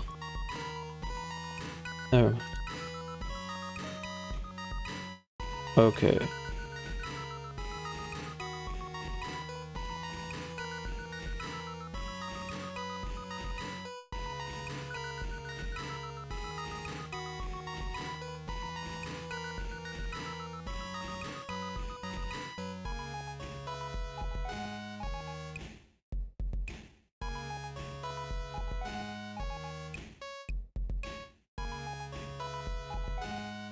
It's funny because I was talking about this, about how I get like really involved in foliage and I spend too much time working on details that no one's gonna notice. And I did that back in college and here I am still doing it. But no, I kind of get into like this type of like stuff where it's like you can just kind of keep going on the same thing a little bit. Oh. But there's like, I don't know, a vision that you're kind of following. I am having trouble rotating this one. Let's get this thing out. Alright. So, oh, the next thing I'm gonna do, how do I do this? There's a way. Oh, there's an ad starting soon. Alright, I need to get some sleep. Have fun with those grapes, I guess. I guess, yeah, no. I'm having fun. Yep, night. Yep. See you later, Goosemaster. Thanks for hanging out. Appreciate it. There's an ad coming, so you're not missing that. So, take care.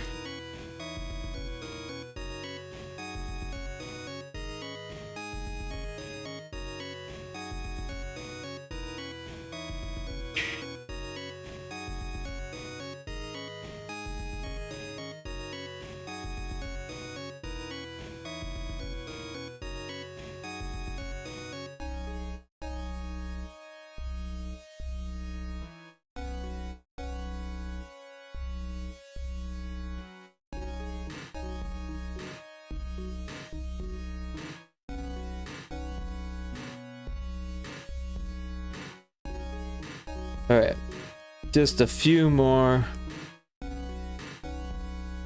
of these.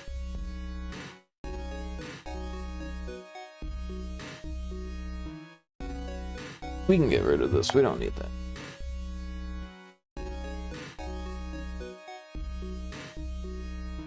I'm gonna select everything, duplicate, rotate, scale, rotate, move to there.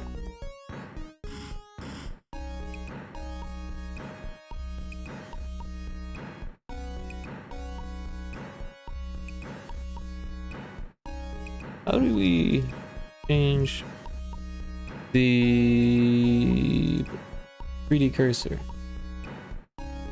Where is...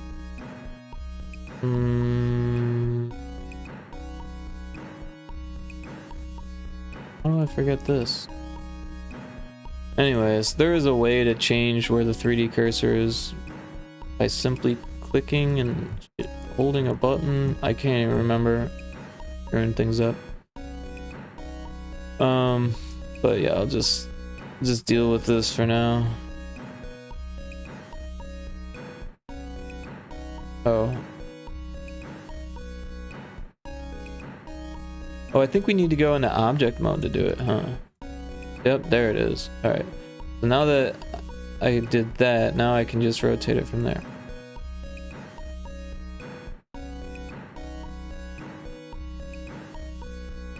Alright, so yeah. It's gonna have to be sculpted a bit to be more grape-like.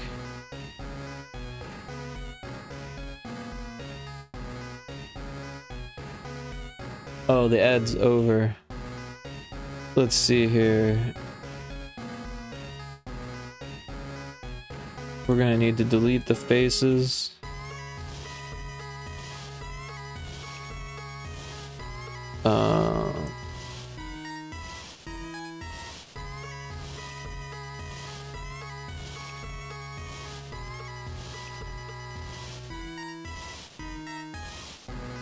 Bridge. Bevel bridge. That didn't work. Did I not have it selected?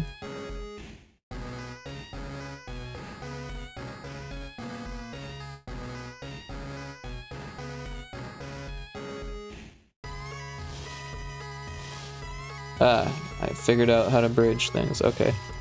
Oh.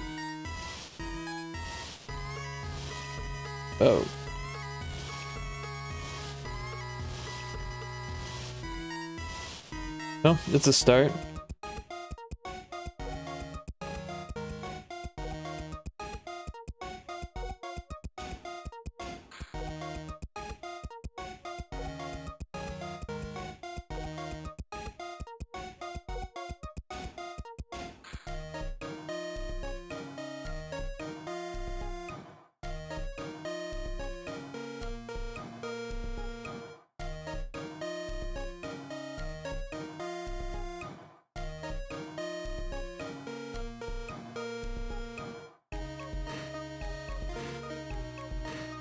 All right. So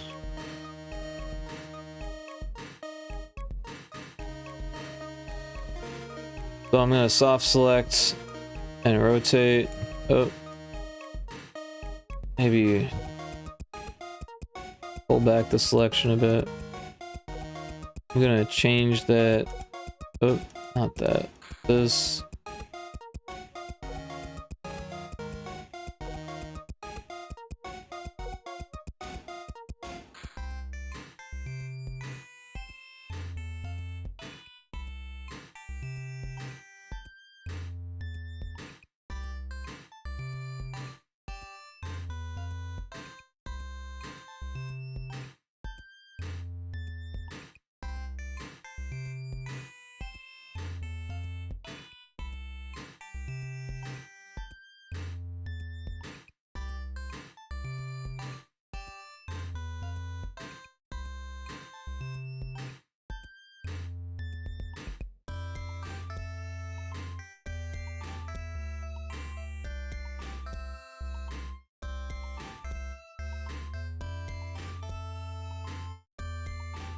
A wild Maractus has appeared in chat. Let's see. I think we can scale this down a bit.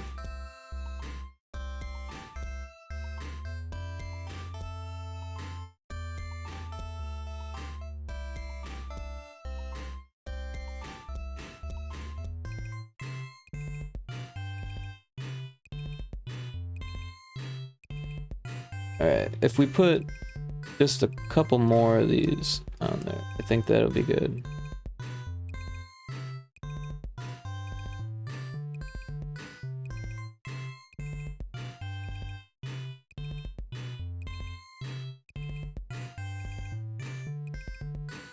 I missed something. How do you deselect?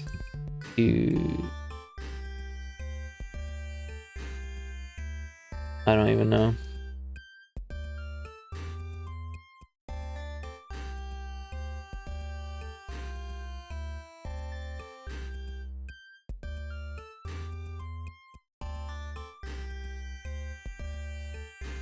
All right.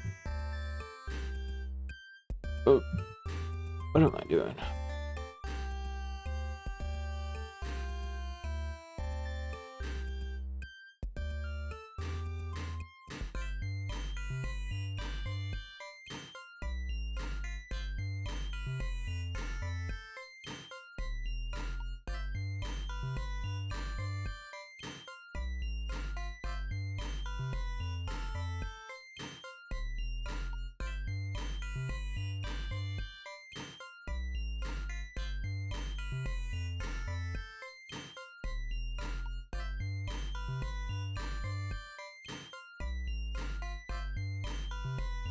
I just did it. How do I do it?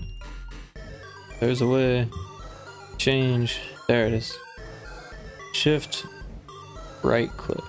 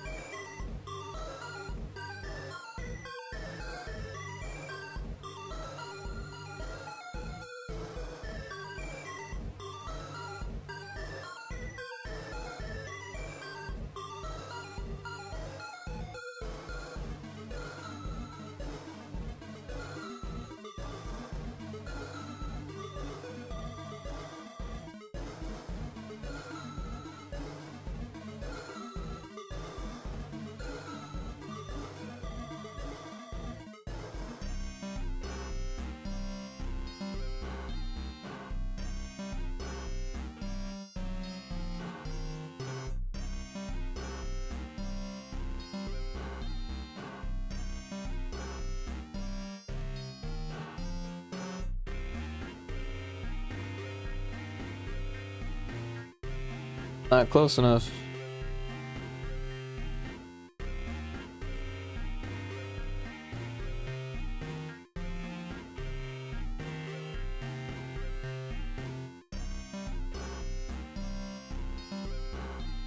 Oop. Doing something funky there. Alright. Still not close enough.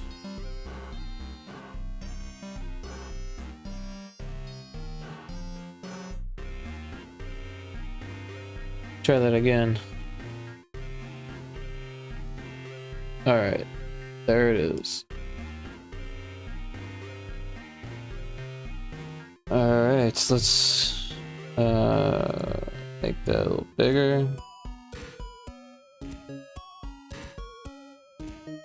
Now we need to sculpt this one. There's actually a really good sculpting tool for this. So if I go into sculpt mode, you can find this tool, the pose tool, and it's pretty cool because you can get it to do some really weird things. But it kind of depends, and you really gotta kind of play with it. So it's not like the perfect tool whatsoever. Looking for something about drawing it. This one? Yes. So we're going to change the radius to like really high, and then you can see it's kind of creating this bone, right? But anything like outside of that gets stuck. So that's where the hardness comes into play and the strength. So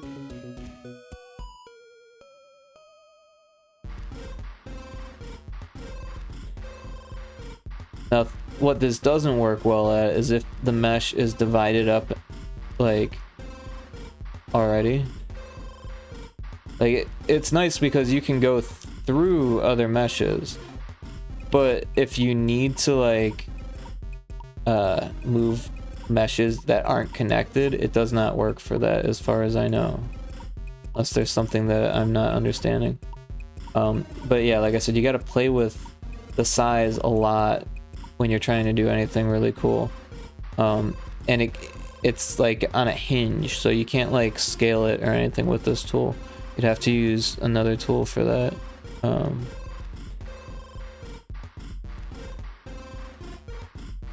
Maybe if you wanted to do something with the branches, you'd do the snake hook.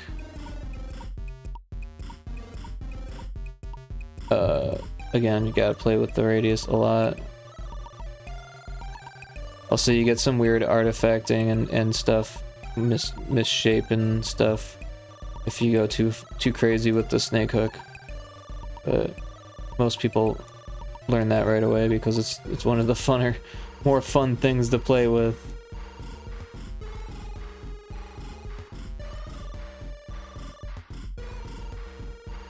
But this way we can make those little stems into like little grape holders, grape things. Grape hole. That would be the mouth, I guess. Shut your grape hole. No, what am I doing here?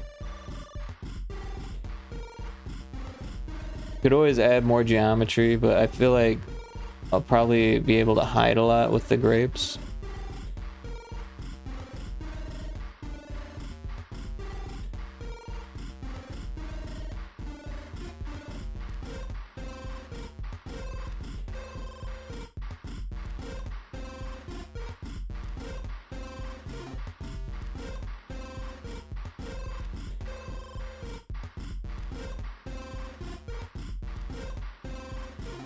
So zooming also affects things like the pose tool.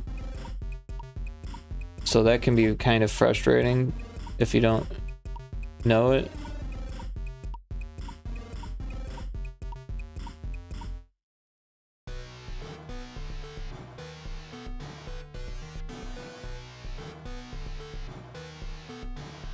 Well, they can't all be winners.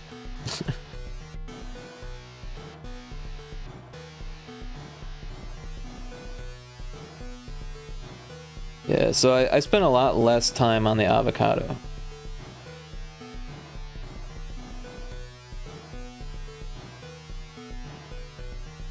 I'm not sure why I'm spending so much time on these stems, but it's been fun. And it's nearly done at this point.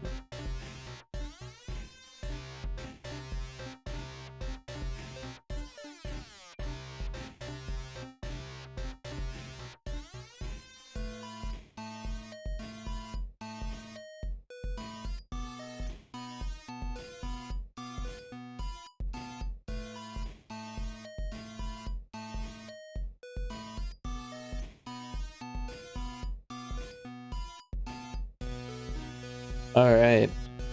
I think we're finally ready to start adding grapes. So yeah, what I did there was just put it through a pass in sculpt mode, basically, and just... Oh, I forgot. 3D cursor. Yep. So yeah. Now, this is in object mode. So I've got two separate objects here. I'm not sure if I should make the grapes separate objects or not.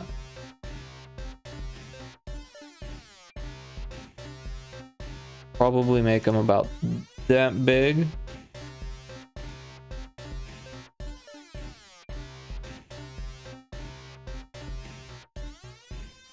Or maybe a little bit bigger.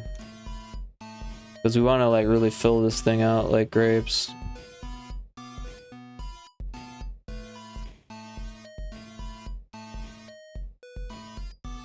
Oh.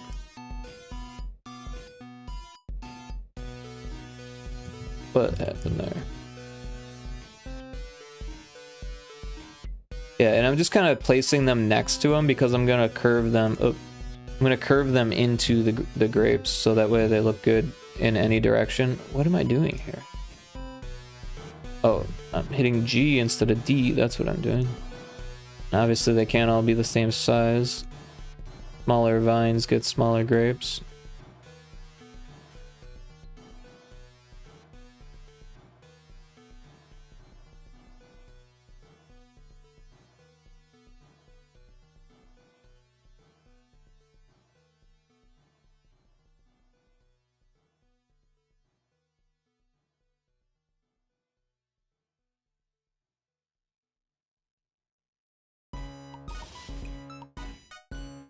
So yeah, I'm just duplicating objects, so if I want to later I can consolidate them or whatever, but I'm not too worried about that right now. Right now I just want to make sure that it looks like grapes, which again it'll help once I curve the stems onto them.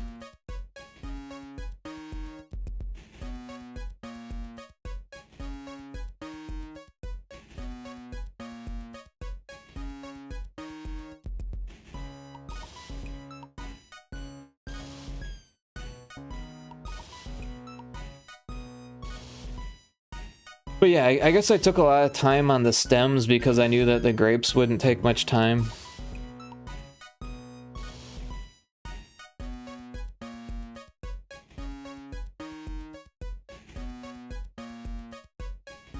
Oh, I keep hitting G instead of D. I get so used to hitting the G button all the time. Can't you just know that which button I'm trying to hit? Come on. Been using this thing for ages.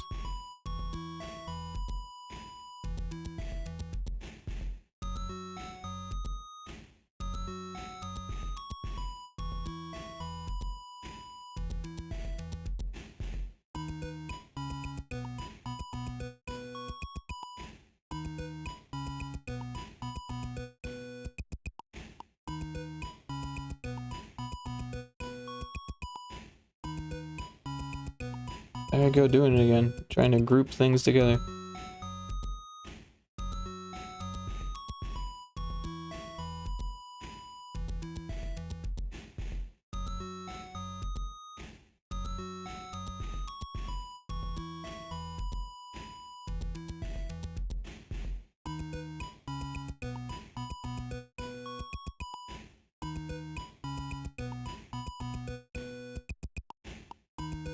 Might be helpful to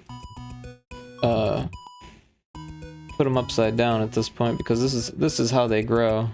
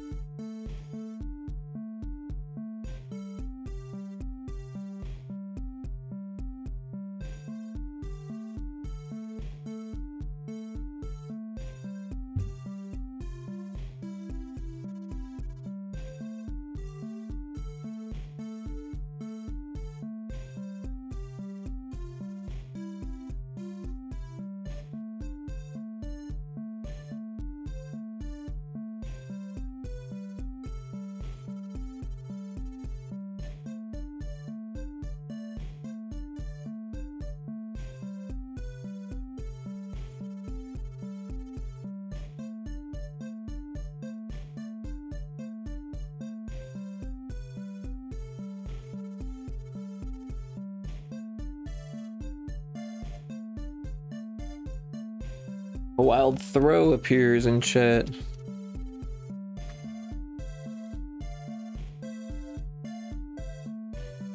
There I go, hitting Control G again.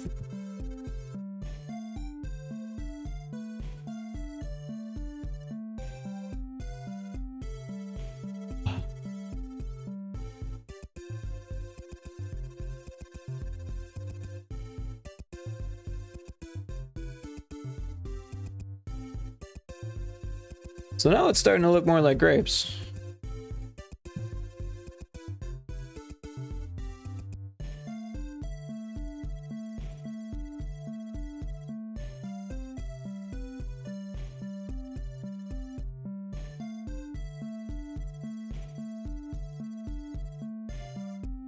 Alright, now what color should the grapes be? We could actually make different colored grapes also. We'll start with green.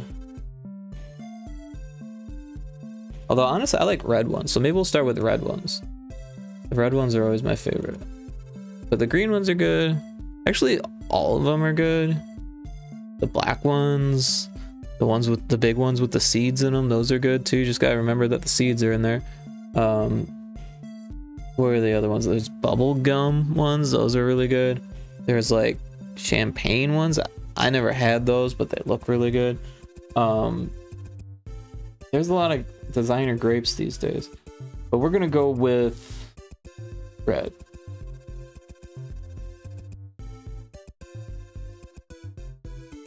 And of course, red grapes are more of like a dark purple.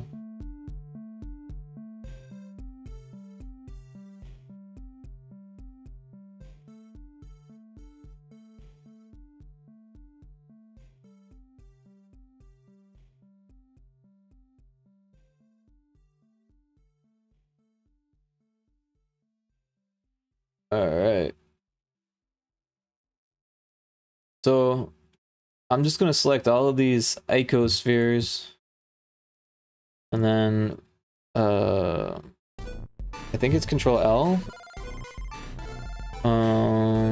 Link materials. Did that not do it right?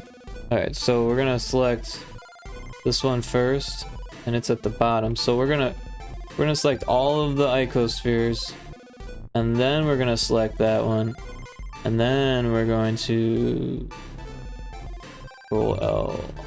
There we go. So we have our grapes. They look pretty good. I think the stems could be sculpted a little bit better, but now that the grapes are there, it's gonna be a lot easier. So yeah, I'm just gonna go in with the snake hook and just kind of bend things into place.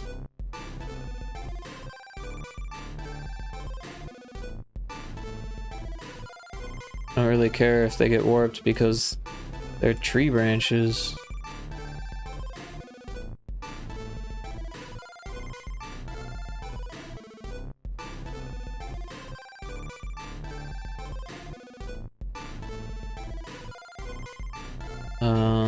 This one. There we go.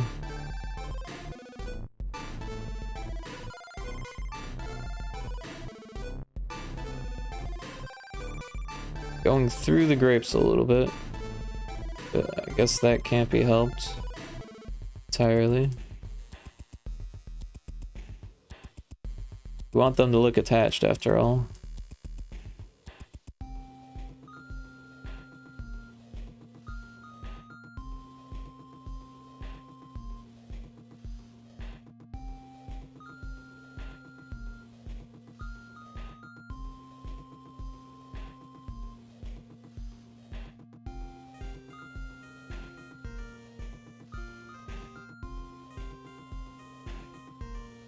Yeah, I used to play it with the snake hook a lot.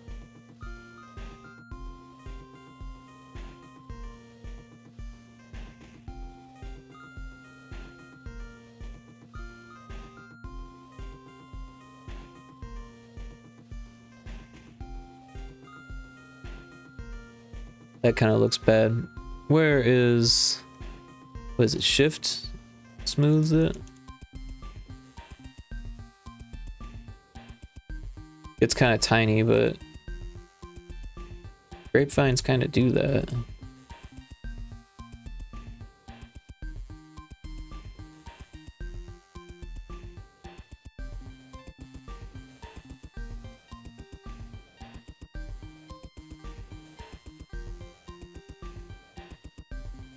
Maybe not that tiny.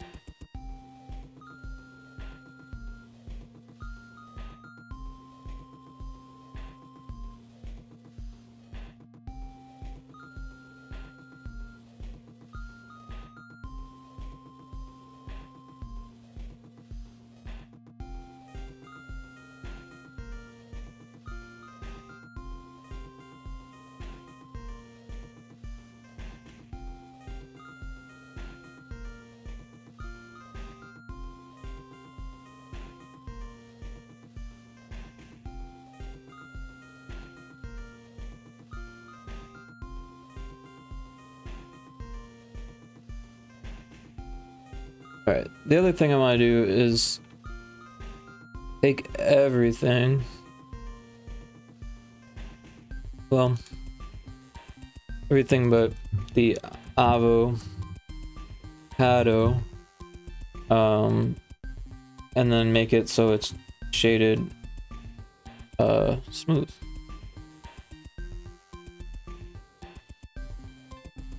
Did that not work? Select all. Shaded smooth. There we go. That way they look a little bit more edible.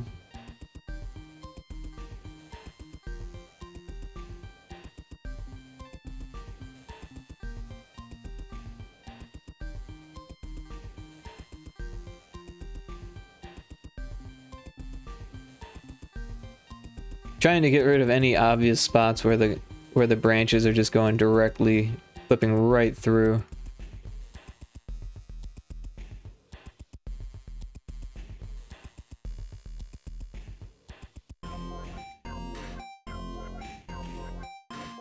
Either fixing it or making it less obvious.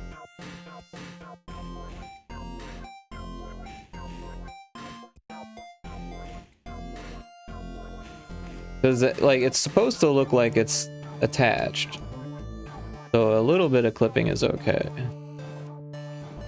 Back when I was in college, I used to like question, but never. I didn't have the.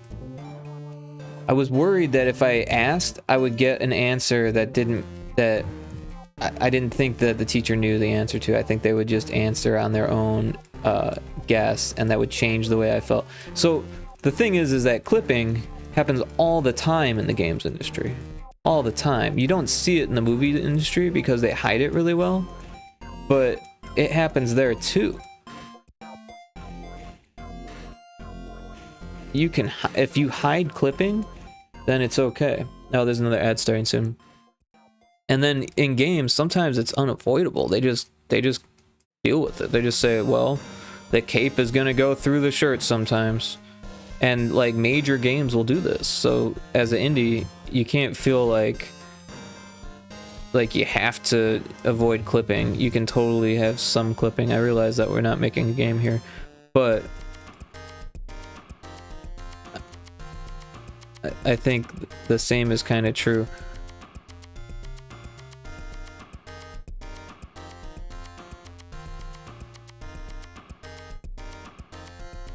Like here, I'm using clipping to make it look like it's squeezing between the space between the grapes, because when it's zoomed out, you won't be able to tell that it's actually just going straight through. I think these are turning out. I think these look pretty good, and we can kind of shape this a little bit so it feels a little bit more grape stem like. But also the grape stems are kind of greenish, right? Or like yellowish, so let's do something about that.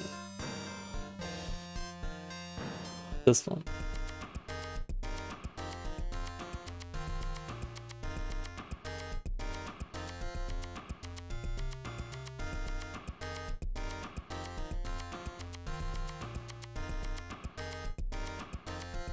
I think they're more kind of like that color. I don't know. Let me get my reference back up. Well, that one's dead. Let's look up red grapes.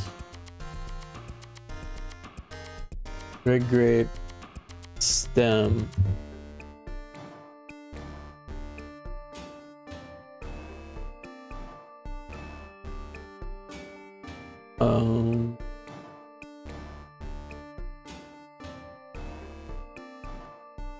I think they look the same.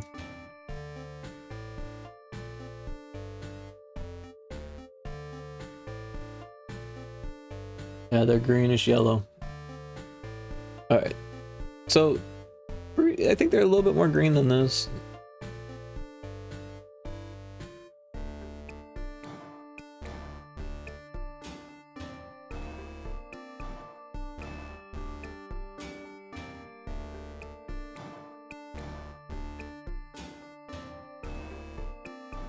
Something like that.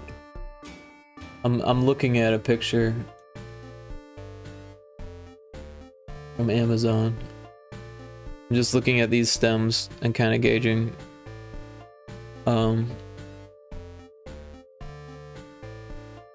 Yeah, I think this will work. I think our grapes are done. So I'm gonna group these objects. Oh, wait, Control G. What did we learn? Assign a new group. Did that work? Alright, so what I'm gonna do instead is join them. What happened here? Object mode? Oh, they're already joined? No. So we're gonna select all these objects and just join them, right? Wait, Control J? Okay. I kept hitting J. I was like, why isn't it working? Alright, so we've got our grapes, our avocado. The grapes are a little small, so we will... Well, let's rotate them. Because grapes generally would be larger than an avocado, right? Depending on the size of the avocado.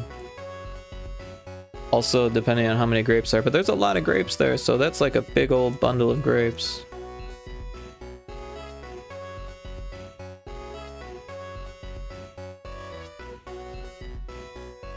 Maybe the stem is a little too big.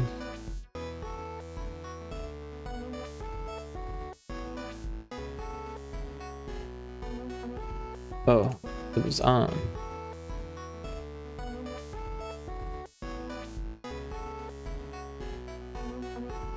I want this face.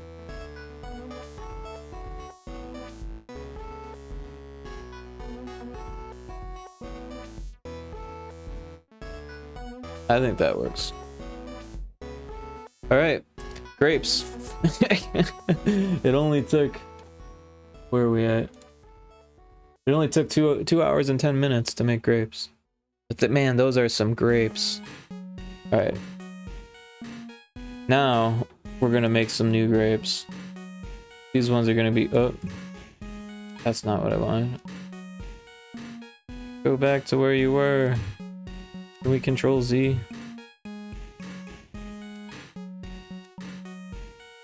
So this time I'm gonna make a new material. This one's gonna be greenish, pale green, like that.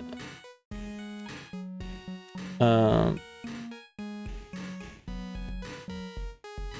feel like the stem is too close to the same color, so we're gonna... Oh, that's not right. I think I know what happened here. So what we want is... Whoa.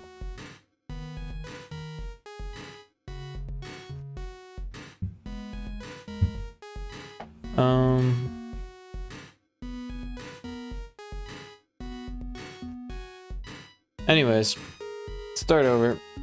Grab this one again. Shift D. I made a mistake. What I want to do is, before I delete it, I'm gonna take the thing. Oh wait, is this, what material is this? This, all right, yeah. The other one's called Flesh. Night of the Living Avocado. All right, so what I want to do is go to edit mode, and now we're going to select all, and then we're gonna go to this and select, or oh, we're gonna go to this and deselect that. Now we're gonna go to this and assign that. Now we can get rid of that. Oh, yeah. So what that did was it used. Oh, I didn't get rid of that. Okay.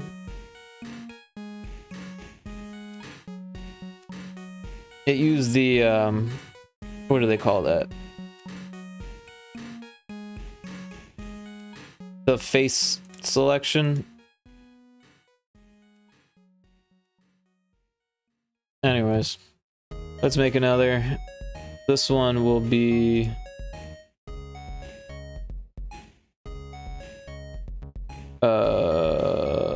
purplish. Could make it like not realistic purple, or we could do like a realistic purple,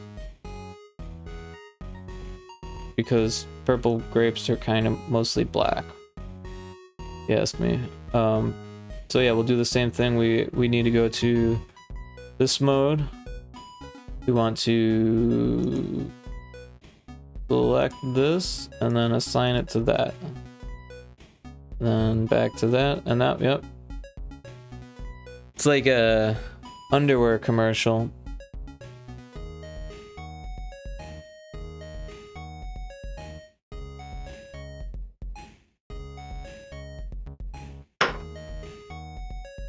Sorry, had to hydrate. Yeah, since they'll be like rotated and stuff, it won't really make that much of a difference that they all look the exact same. Because if you rotate one, it no longer looks the exact same. Even if you rotate it all the way around.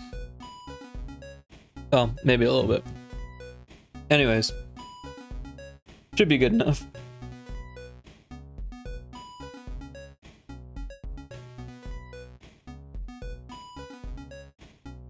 Let's see. I think I had peaches, pears, oranges. Okay. So this should be fairly simple. We will, while in object mode, add a... We'll go with a UV sphere for this one. And we'll bring the segments down to 6. So here's our peach. So peaches, you know, we probably want more. So we'll go ahead and subdivide this again. And what we're gonna do is we're gonna like grab that, and then there's got to be a way to deselect. How do you deselect?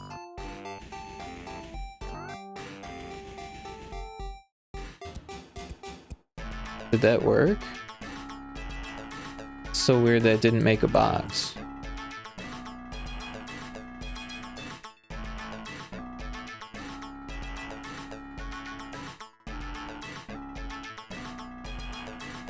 Oh, it didn't go around the whole thing. Okay, yeah, so that's actually what we wanted. So we're just gonna shrink it in a bit. And that should kind of create that peach look.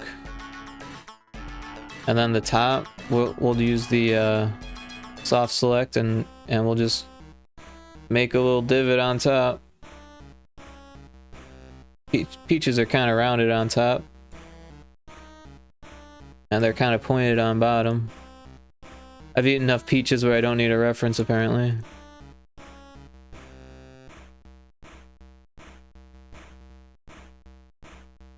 What happened there?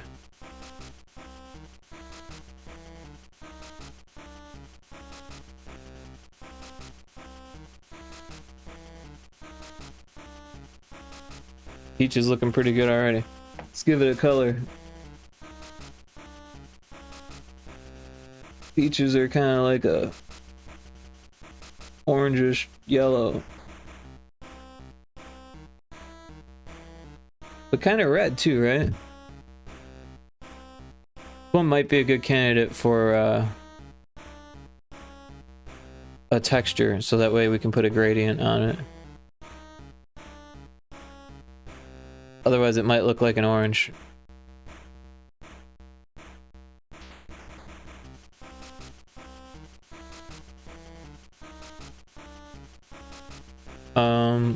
Let's see. So we're gonna take this and extrude it. Alright, so first we're gonna shrink it down.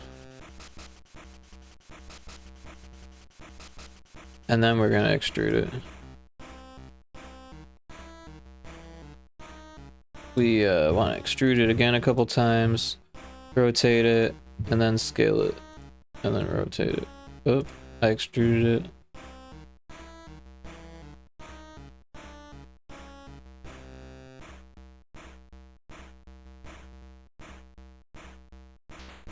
Alright, so now we've got that. We want to select it. Oh, that's too much.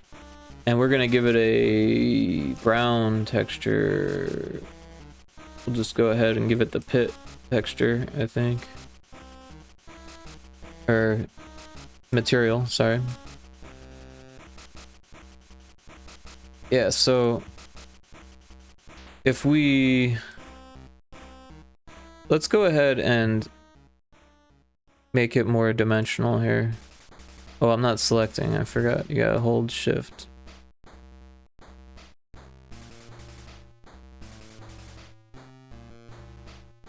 Alright, so now I've got all the ones, even the one that's indented. Oh, didn't like that, did it? Oh, for some reason I have this one too.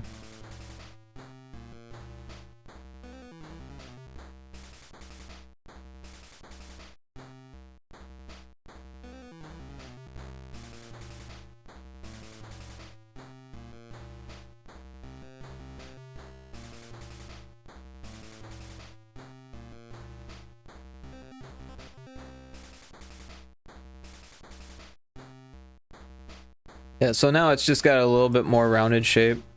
Not a whole lot, but just enough.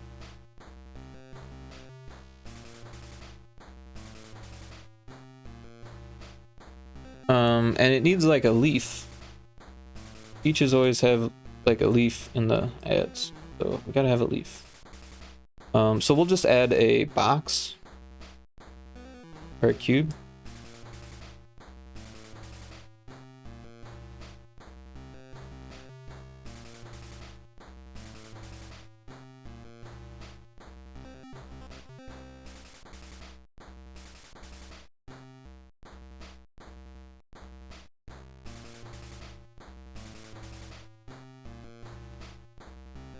All right. make this more leaf shaped. Pretty leaf-like, right? We'll select it all. We'll subdivide it a few times.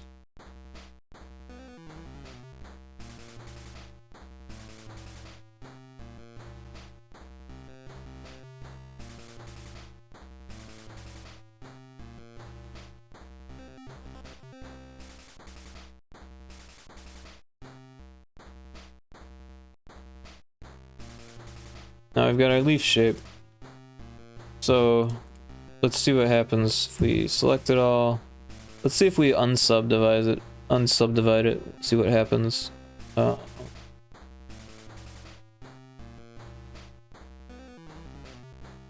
yeah, I think we can do that. Also, I think, I don't know. Let's give it a shade auto smooth? No. Is it? Is that what we want? Maybe, yeah. Alright, yeah, and then we want this. Like that. And technically we want these in like that a little bit. But I don't think, it's not like we're animating it.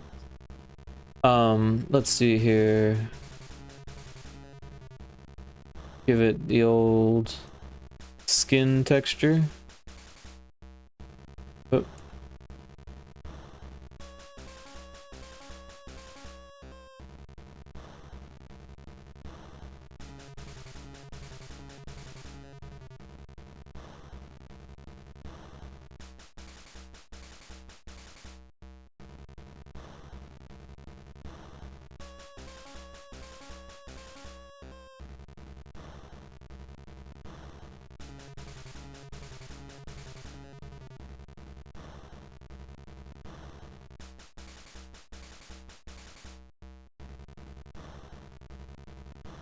I think I screwed that up, huh? Alright, let's do this.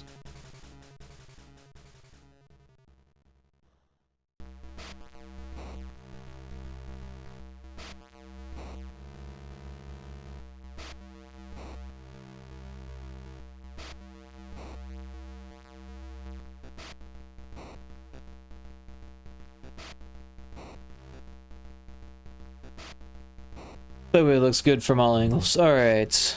The next step is to deal with the color variation. What if we just give it a second color? We can do that without dealing with the texture. I went to the wrong thing. We want to get rid of that because that could cause problems. So we're going to make another material. This one, we're just going to have the inside of this.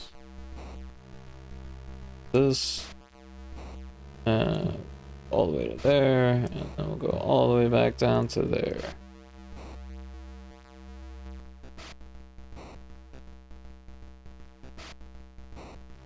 And we're gonna actually use this to steal the lightest color from there, and then just make it just a tad bit more yellow, and maybe a little more saturated.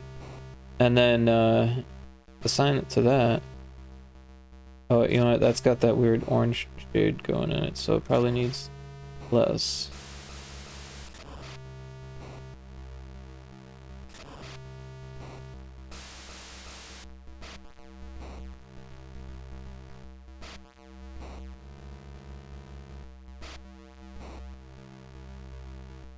It almost looks like it's been bitten into, but I don't know. It kind of looks good.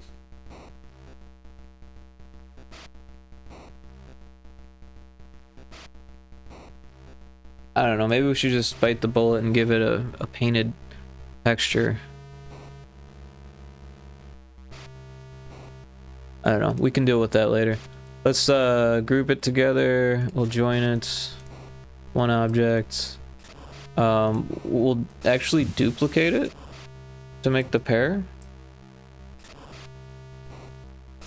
I think, because it should be really easy to take this line back out. Oh. Because all I did was scale it.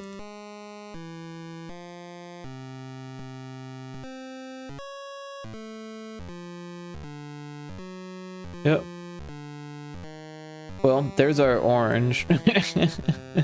No, let's make the orange like an orange half. So I was actually trying to make a pair, but let's get our orange set up for later. Come on, what is going on here? Oh, I turned it off and I want it to be smooth.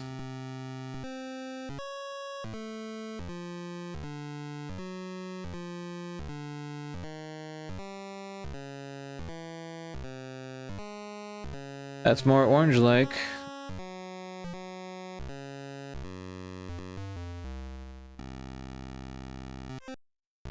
Alright.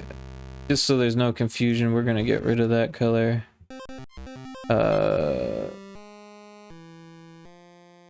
Can I go back? Yeah.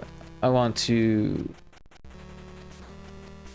What do I want to do? I want to go into this mode, select that, assign it to that, then get rid of it. Oh, you can't get rid of it in that, so we switch to that, now we can get rid of it. Is this the same color? Weird.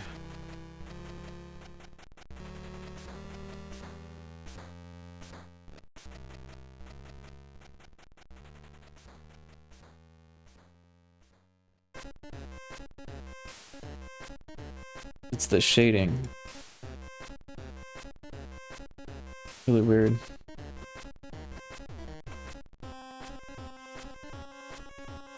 But yeah, if we select it all, or at least all the orange, let's select that, and then shade smooth. Oh, it looks more orange-like. We want to do that with this too.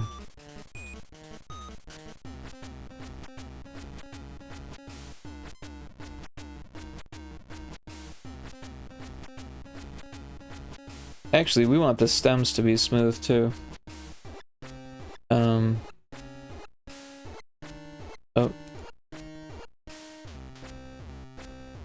But not the whole stem. What am I doing? This, and then this. That. Then that. Same thing with this. We want that, and then up, and then this, and then this. Up. So we've got the orange. Like I said, I want to cut it in half so it looks different than the peach, but I might change the peach to be more yellow also. Let's do that. Make a new material. We'll start it. Oh, we'll start it with that, but then we'll make it more yellow.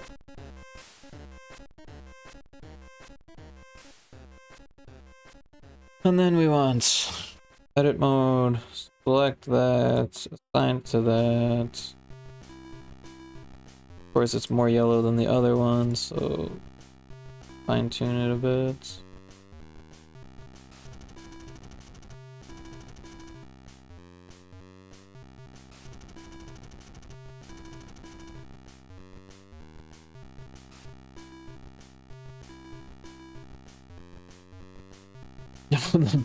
Lost the stem there.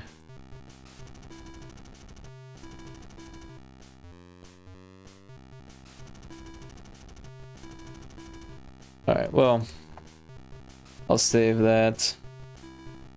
Hydrate here.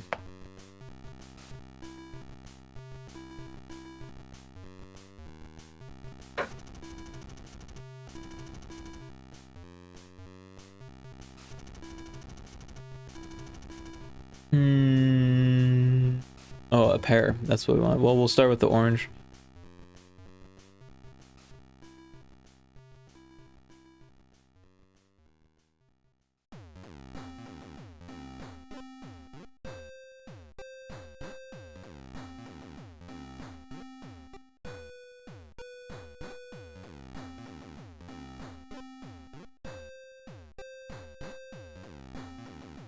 That seems about like a pear color. I don't know what happened to the stem. Lost it again.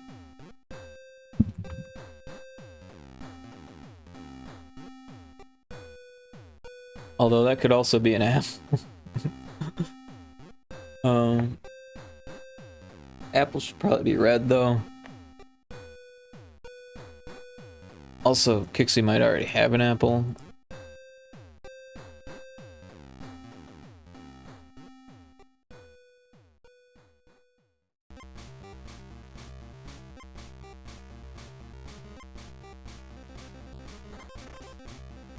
Let's see, what's a good apple color? It's usually dark.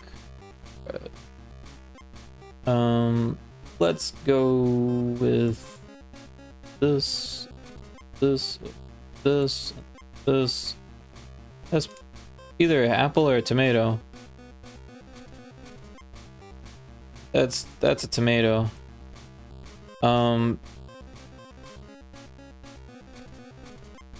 Here we go. We'll make this one an apple. Because apples are more like squared off.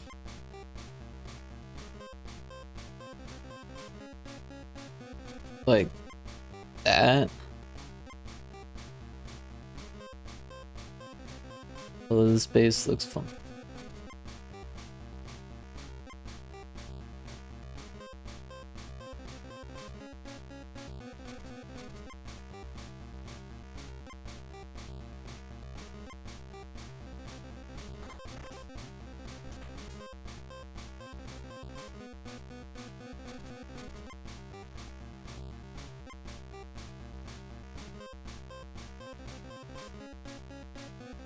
It almost looks like a bell pepper. We make a bell pepper too. That would have to be orange again. Or maybe yellow. How do we make it into a bell pepper? Well, I feel like we need to square it off a bit. Is there a way to do that easily?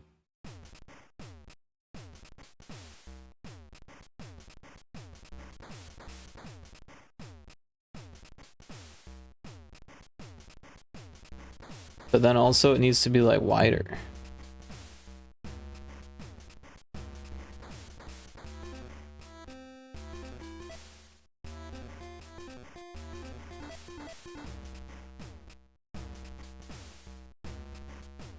But skinnier in the middle?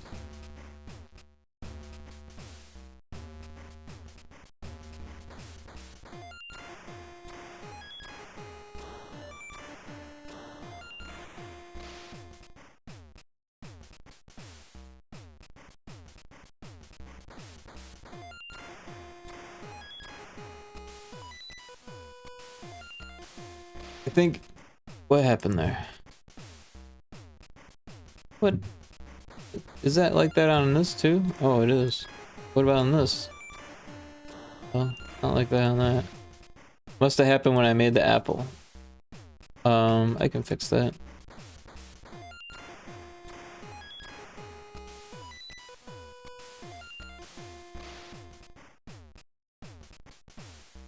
And then you needed flat sides. Well, first let's fix that also.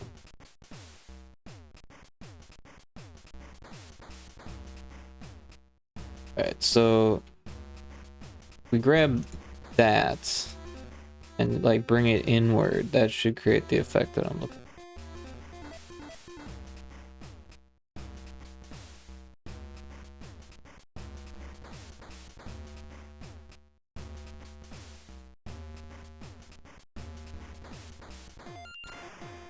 There's another ad starting soon. You might take a small break during this one.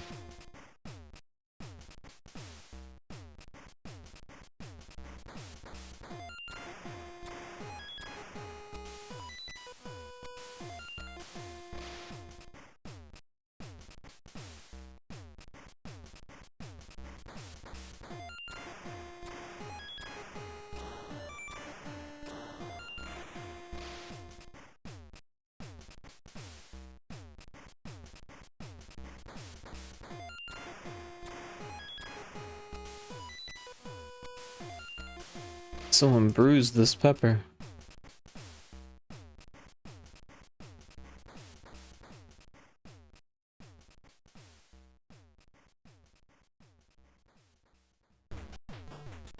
Alright, the ad is started. I'm gonna take a quick break here.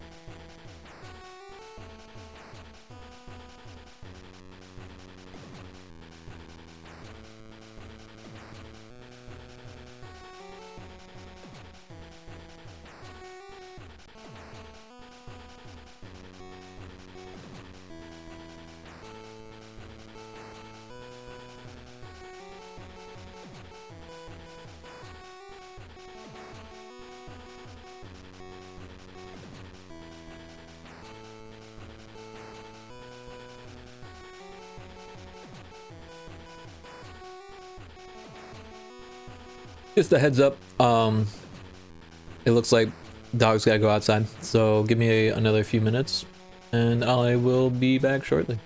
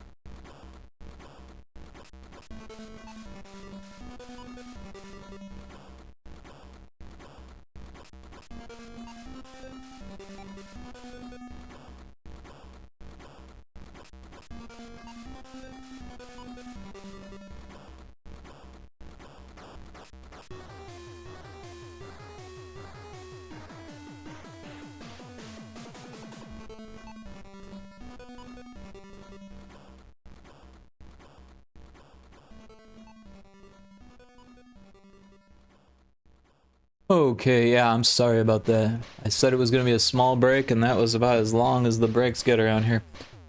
But the dog is taken care of. I've actually eaten a small sandwich. Got to use the potty, just like the doggy. Yep.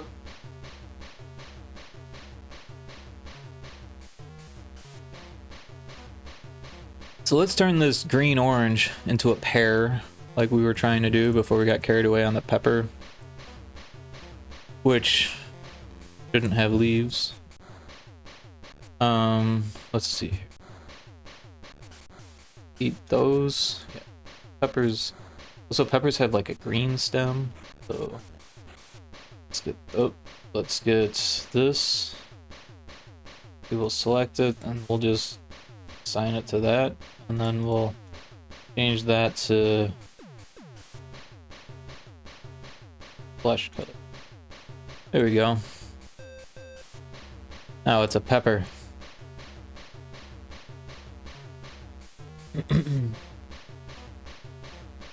And then let's make the pear.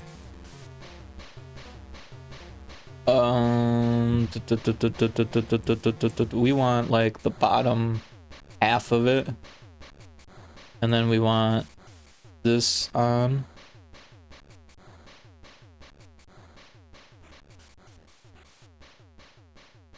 And pear. No, pears are a little bit more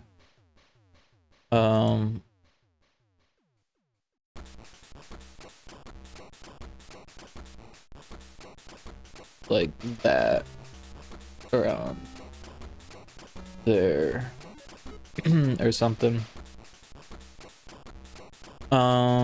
Let's grab the bottom.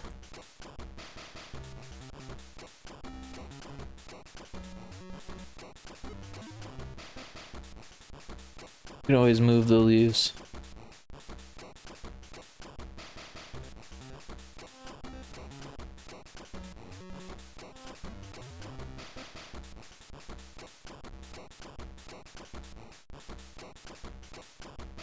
Alright, I need a reference.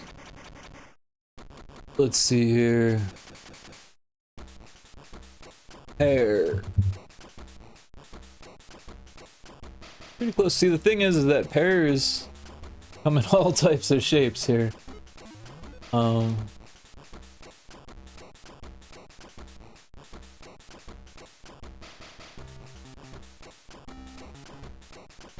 here's a picture of a few of them.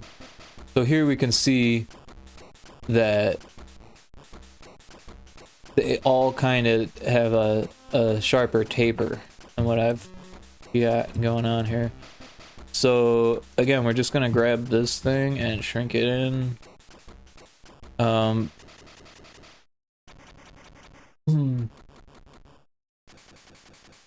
then we'll grab this one and do kind of the opposite.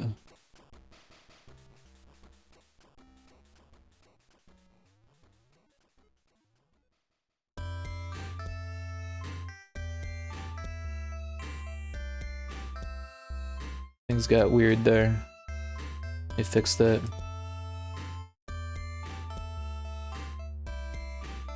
Not sure why that got weird.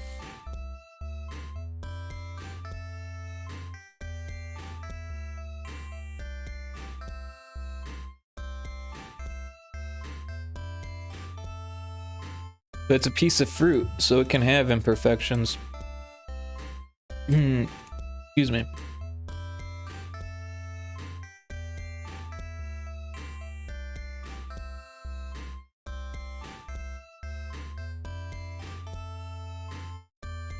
Right now it's kind of got a bruise.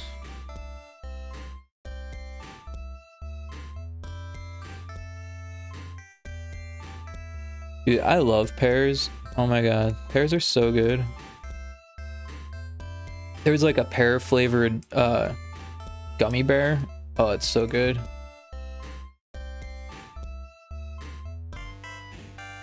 Or the pear flavored Jelly Belly. That's a good one too. This stem is a little bit exaggerated.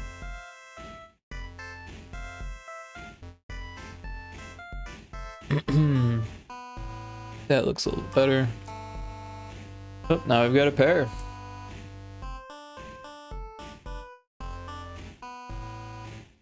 I don't know. I'm still thinking the peach needs a texture. Otherwise, it just looks like a cut orange that's been like elongated.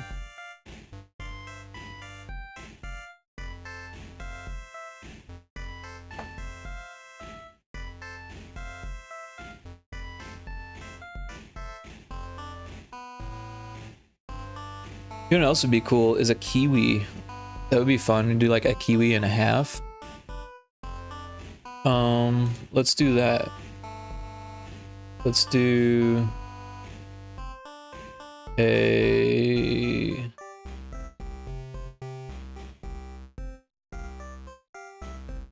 let's do the kiwi.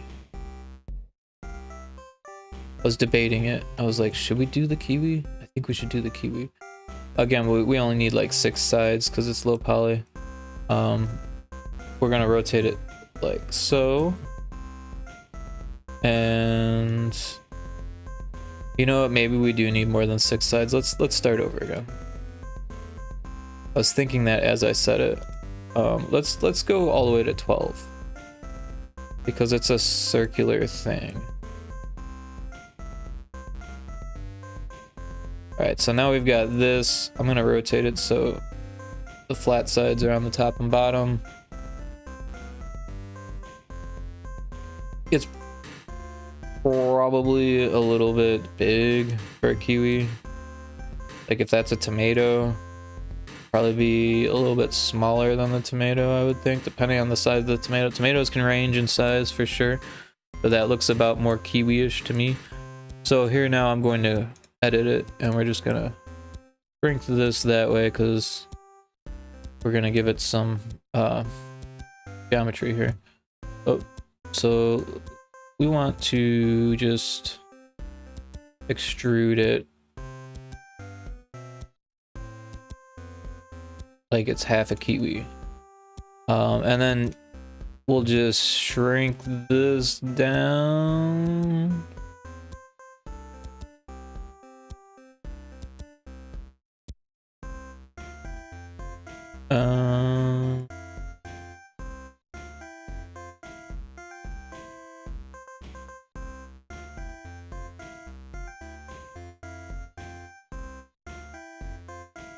Because kiwis are not like completely circular. They're always kind of tapered, especially when they're cut in half.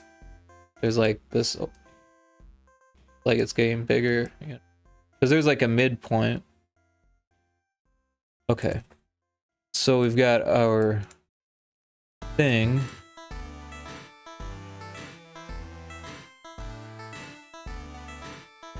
Now what we need is this face to be subdivided, but it doesn't just do it. So the best way to do this is for a kiwi would just be to use the I button to inset it.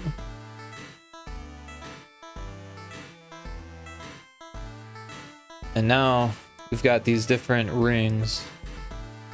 So here we can go and give it some materials. We'll go, oh, for some reason I always think it's gonna just like let you start editing it. We'll go with the skin first.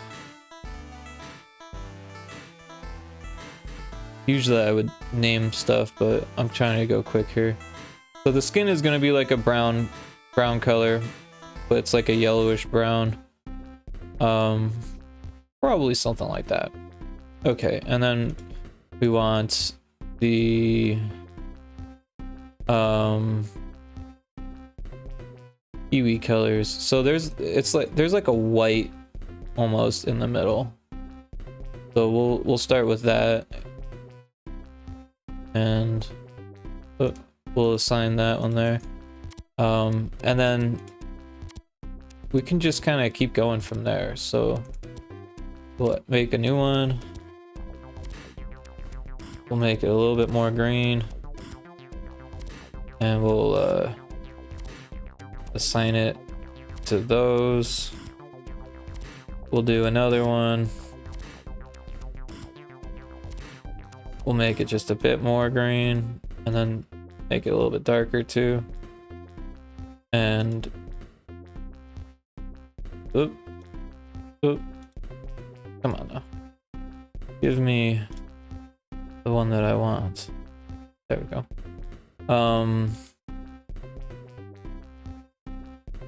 Another one.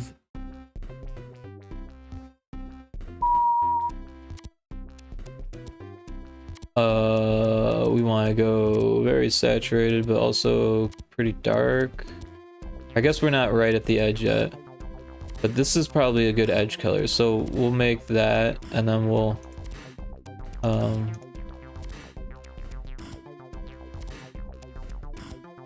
select all these edge pieces. That's all I got. And then we'll use this, this, and then actually I kind of want them to be smaller. So, because this is going to be like the very edge of it. I'm going to use this thing here, the select mode, for the edges, and just scale it out. Now, we do need to do something about that brown. So I'm going to kind of do something in between these colors. We'll do a new material.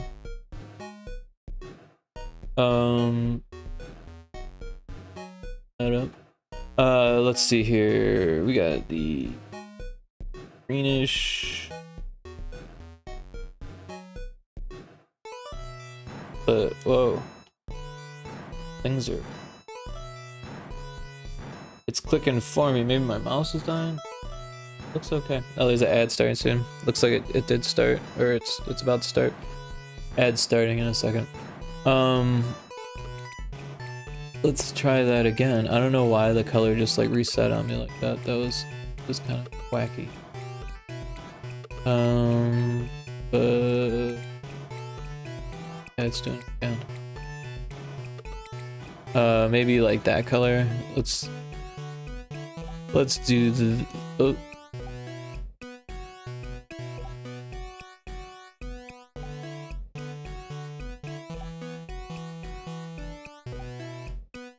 It's kind of like a kiwi-ish color, and then this would be like where the seeds are. And it goes to like that white color. Looks pretty kiwi-ish to me. But it doesn't have any seeds, but it's a seedless kiwi. Maybe this one could be a little bit more green. I think from kind of far away it reads. Maybe this mid one could be a little bit darker.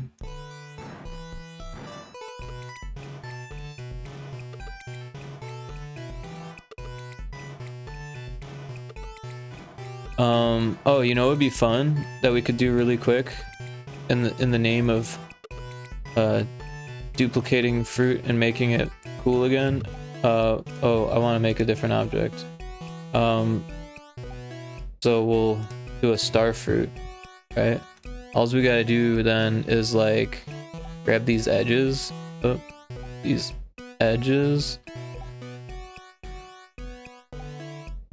just like we did before. Oh, I think we want every other one though. Something in my brain's telling me we want every other. And then we want to, yes, star fruit. Oh, and look, some weird issue has come to light on our kiwi that we should probably fix. But right now, let's fix the star fruit. So we've got this.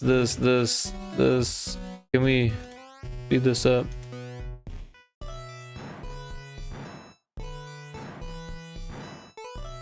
Alright, so we've got that. And it's not connected at all, which is crazy. Let's just delete it then. Oh, that one didn't make it. That means that one's not connected too, so we'll have to connect it. But this one's got this crazy star shape going on even on the inside, so let's do something about that. Because star fruit, no fruit cuts like that. Only a madman would cut their fruit like that. Give me the shift button, not the control button. Alright. Where do we want it? Do we want it? We want it. Of course I can't see it. Everything's in the way. We'll just guesstimate.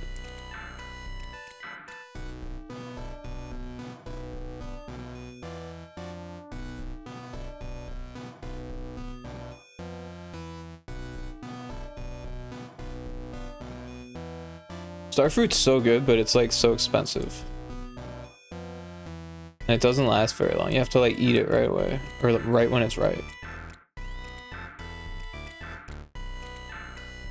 Alright. Let's get some space here for for our starfruit. Because it looks terribly like a kiwi. Excuse me. Get some more.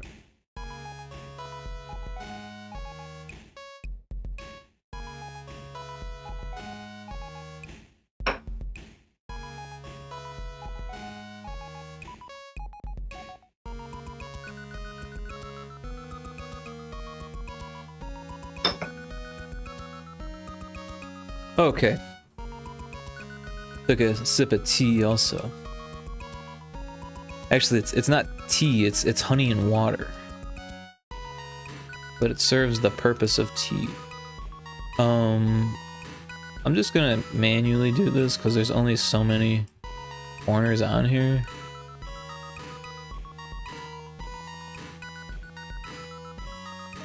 Hold on, I'm going the wrong way here.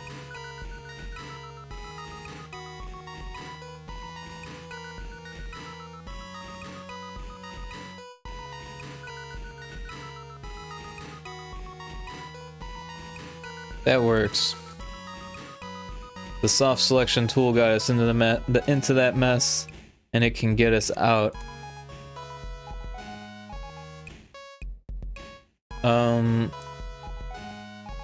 Yeah, it still looks a little weird.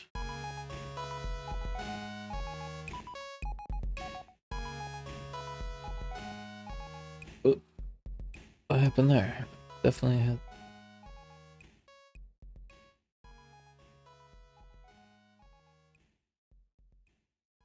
Alright, that looks much better. Now we just need to fix the colors because that still looks like a kiwi. So yeah, we'll do the same thing. We'll add new material. This is going to be for the outside. Actually, we might not even need that. We could probably just use what we have from the peach maybe. So let's see. That kind of has a starfruit color. And then this stuff has to be yellow too, so we probably need to make some yellows anyways. Let's make a new material. Oh, there's a snow runt bit. Alright, so let's go ahead and make that new material. We've got a yellow and Oh. Just manually select this stuff. Oh, come on. Manually select this stuff. Did I select any weird stuff? Okay. Yeah.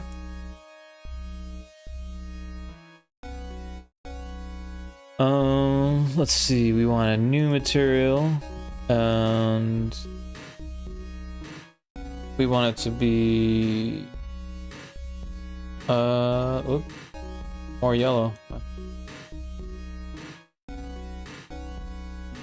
Well, it's kind of like a white yellow, like a pale yellow in the middle, right?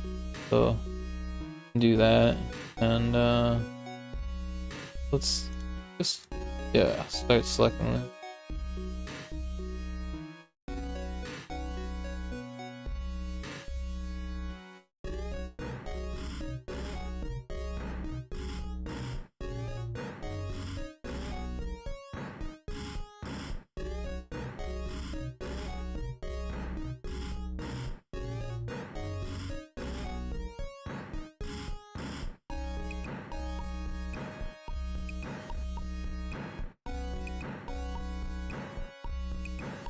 Actually, I don't know how many points Starfruit has. I just kind of guessed that it was a hexagram.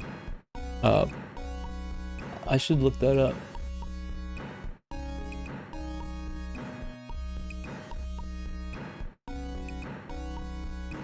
Oh yeah, Starfruit definitely only have 5. Well, it'd be hard to fix it now. Hey, what's up, Fizzy? Is it morning already? Wow.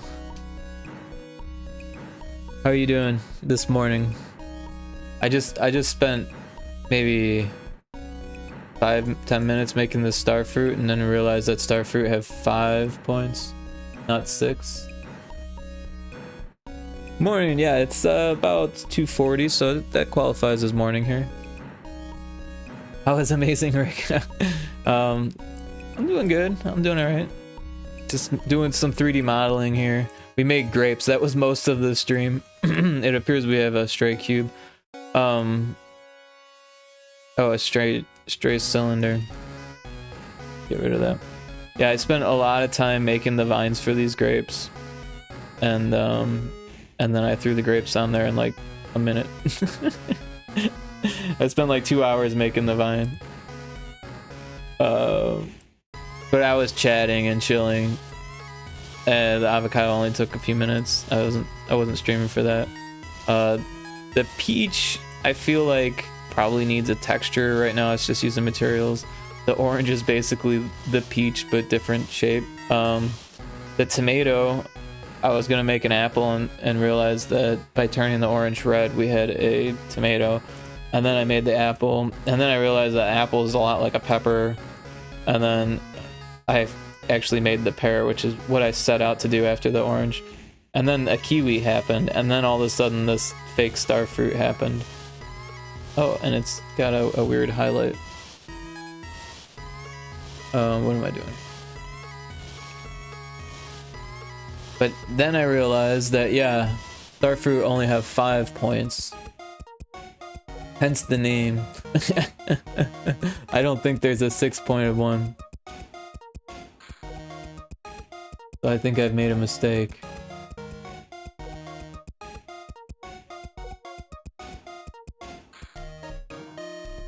Now I'm looking at fruit. Sorry.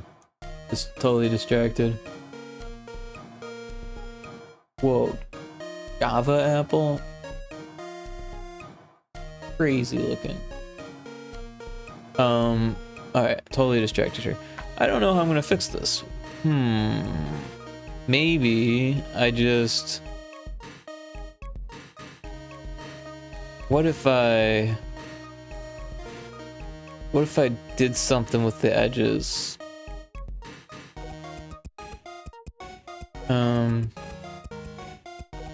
What am I doing here? What if we do...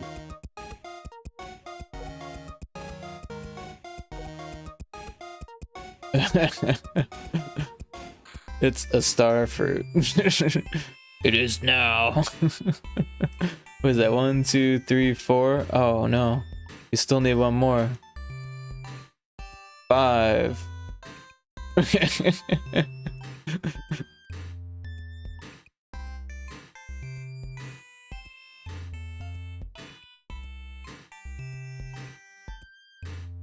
Okay.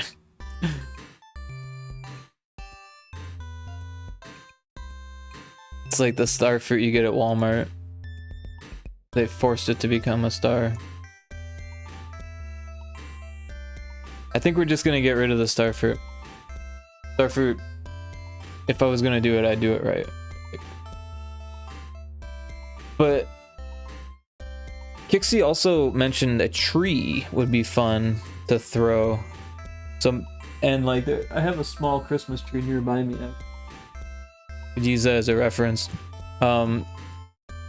And I already have this thing, which I did mention could be used as a tree. Of course, it no longer looks like a pine tree, and a pine tree, you know, I'm just gonna make a very stylized one using cones because that's more fun anyways.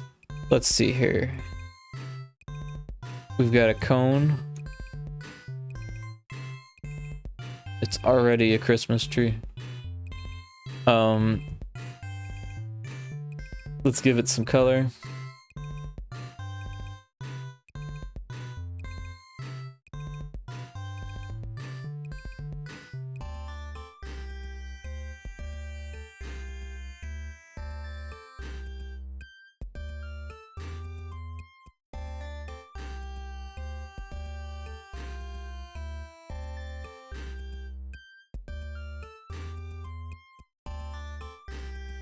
All right. Well, let's even those out a little bit.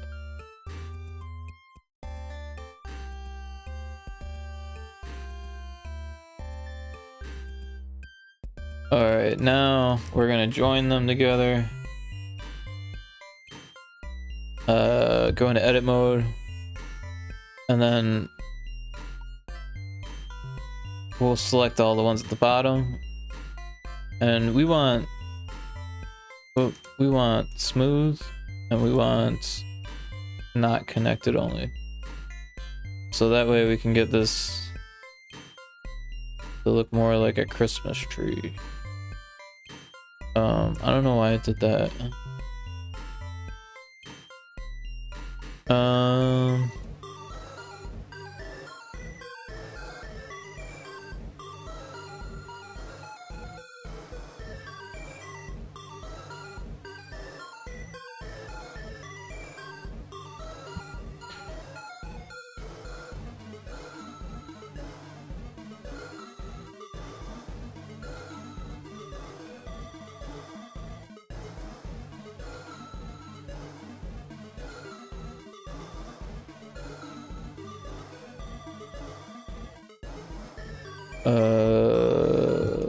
That one.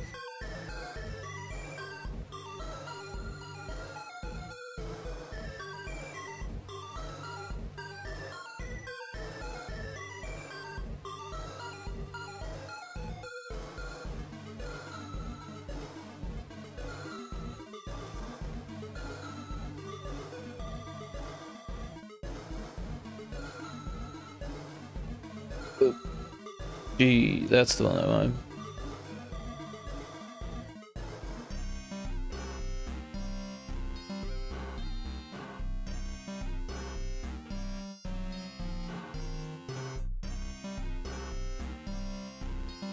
Is that not working? I don't understand.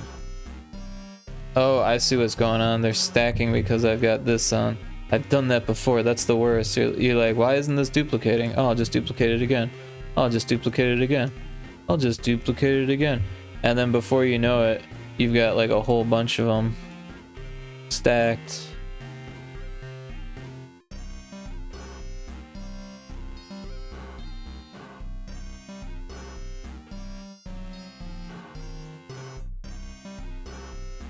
Alright, now it looks more like a Christmas tree shape.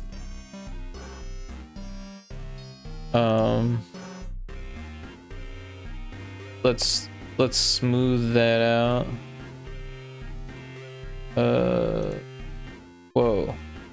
Alright, that's too smooth. Let's let's not do that. That's too smooth also. Let's go with the flat for the Christmas tree. Yeah, I don't like the top anymore. Let's do something about that.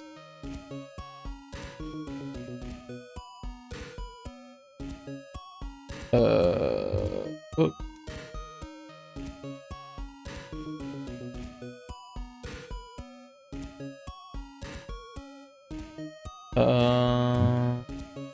Oh. Give me this line. Want the whole thing. Alright. You wanna do it the hard way?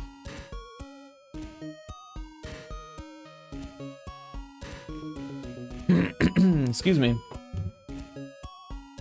Alright. So I think it needs a trunk. We'll go ahead and give it one of those real quick. Oh, that's another cone. That's not what I want. I want also...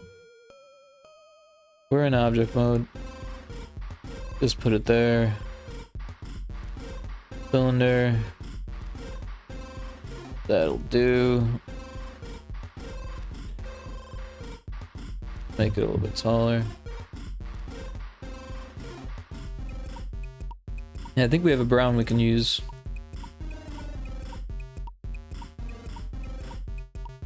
Ah yes, the pit brown.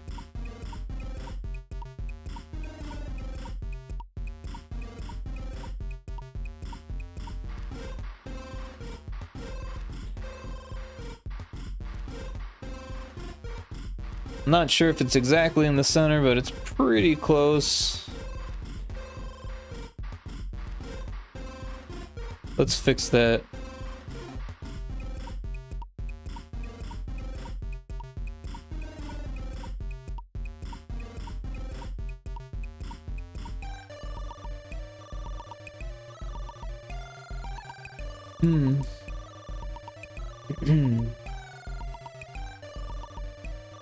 Ooh. Come on.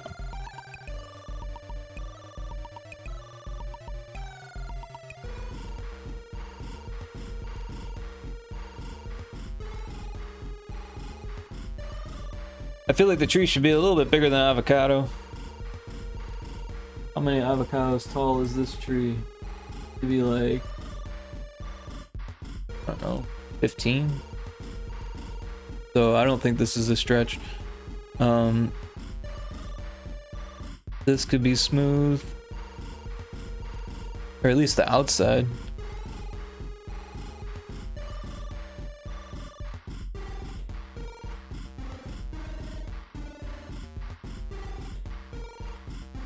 That works. I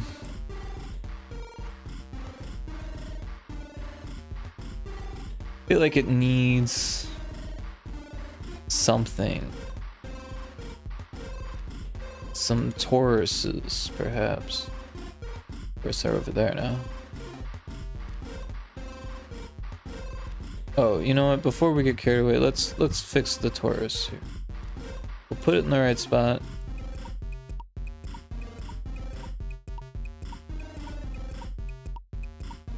Oh, I'm hitting the wrong button. All right. And then let's see. We got the mesh Taurus. Here, we want to change the radius on the inside. We want it to be like pretty small. But also we want it to have like quite a bit of segments here. Well, for low poly. Because this is going to be like garland. Alright, so we'll make it bigger. So we can fit it on the tree. Alright. So we've got the starting point. Well, we could do two things. We could turn this into snow along the edges, or we could turn this into garland. I think garland's gonna work better though, or look better. Alright, so first let's make it smooth. What am I doing this wrong? What am I doing? I'm in edit mode. It's smooth. Now we go back into edit mode. And I'm just gonna cut one of these lines. Just delete the edges. Oh. I wanted the whole thing though.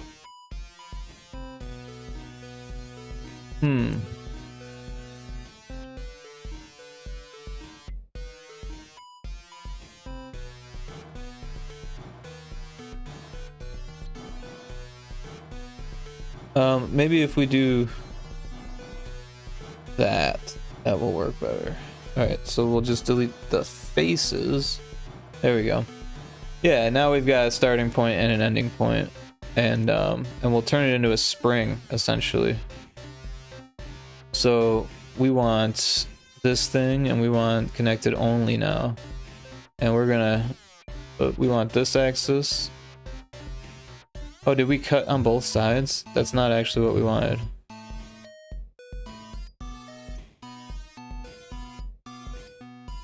Let's fix that. Faces. All right, so now let's go back to our line, our edges. All right, so now we're going to. Oh, we want connected only off. Oh no, we want that on. Oh, because it's connected, it doesn't do it now. So actually we did want it both destroyed. Huh, that's weird that that worked out that way. I definitely wasn't planning on doing it this way, but it's like, wait, that worked, so why don't I do it that way? Alright, so edges. We'll grab that. We'll pull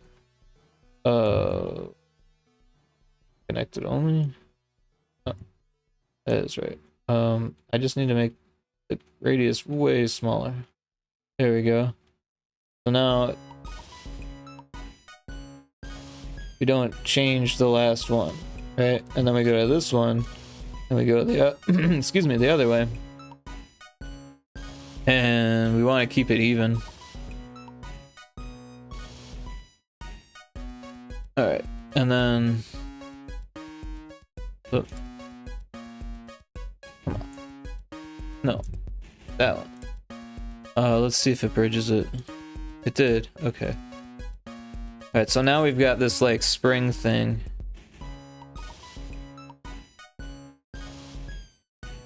And we can just duplicate it.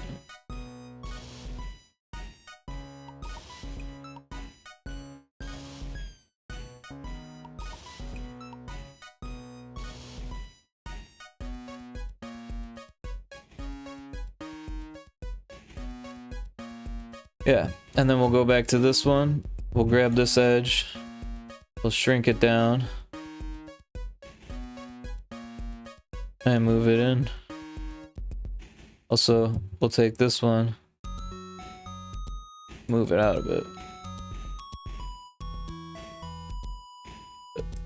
I feel like it needs to go that way a bit. Very much using just my eyes here. Alright, so now we want another one before we start connecting them. So we'll go there. We'll shrink it down again. That looks about right. Do another one. Oh, shrink it down again. I think that's as tall as we need to make this garland stuff. Alright, so now I'm gonna fix these ones a bit.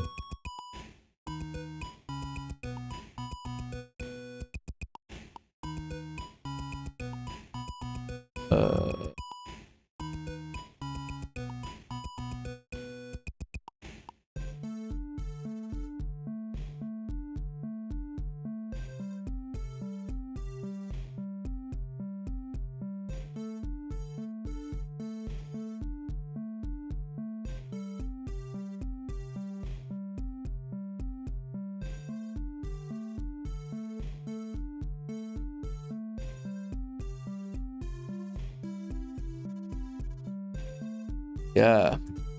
I think in 3ds Max there's a way to make a spring. I don't know if there's one way to make one in here.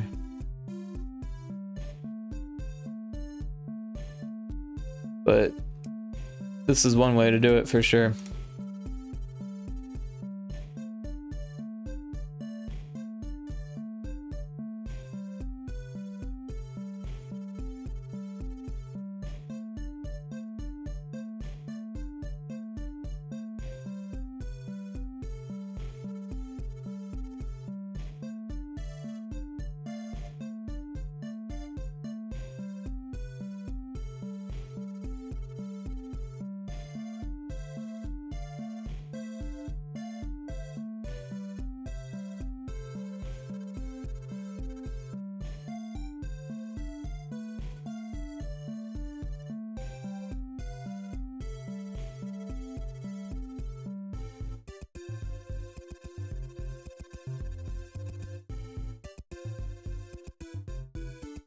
I keep hitting the middle mouse button instead of the mouse button that I'm trying to hit.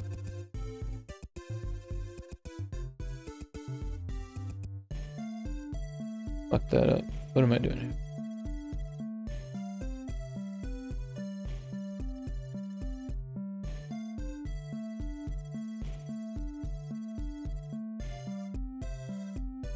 Pretty close.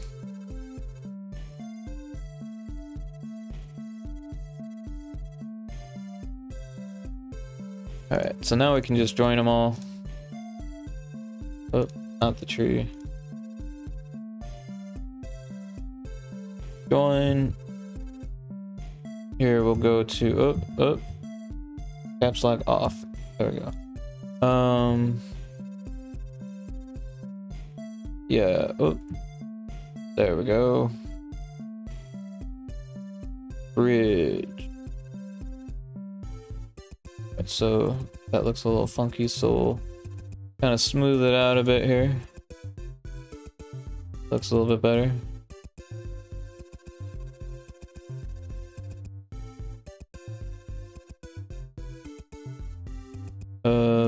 Bridge.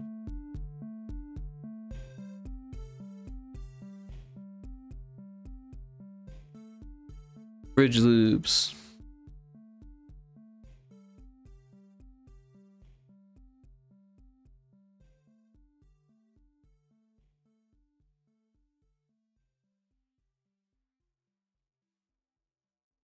So I think I'm gonna do sound effects after this. I still have the energy. I think I do. I select the thing that I want and only the thing that I want. Only the thing that. There's an ad starting soon.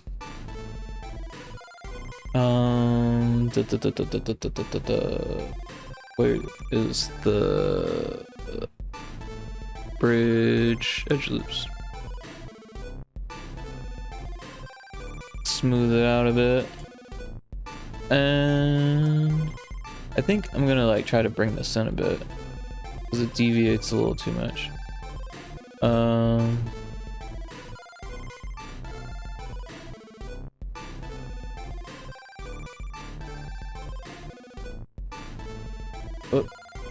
this one.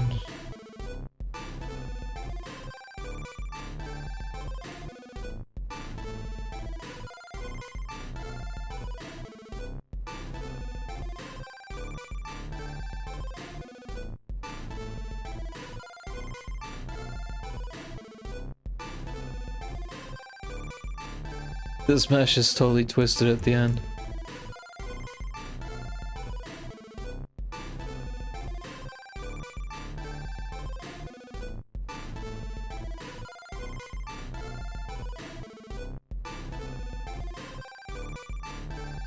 Totally twisted. All right.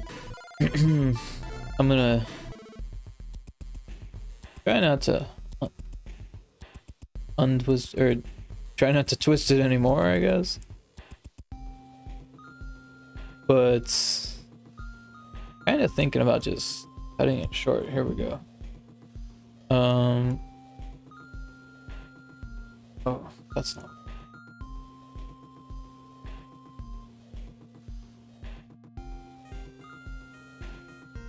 Yeah, we don't need all of that.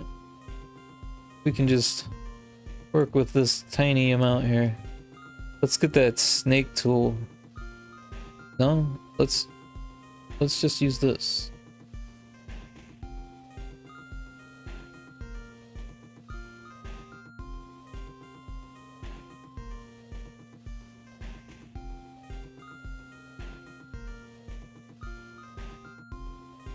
That works for me. I don't want to spend too much time on that. Alright. Needs to finish here, so go ahead and kind of stretch that out and crank it down. And then cap it off.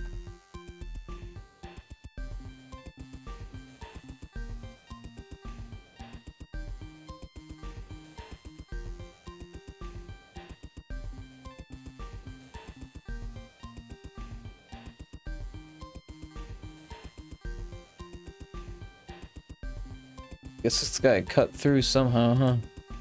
Maybe we'll bring it out a bit.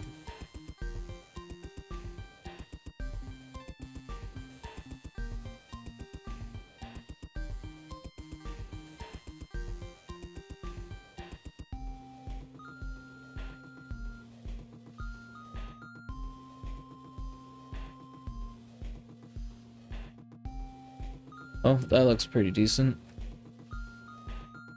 Maybe gold? The white actually doesn't look too bad, but it's kind of like snow, and if I was going to do snow, then I probably would have done like concentric circles and made them drip or something. So let's try a different color. Let's try gold.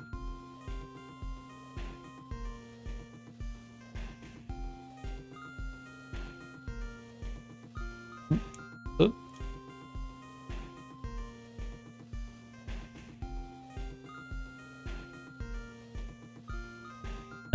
I don't think that the software will handle really cool materials.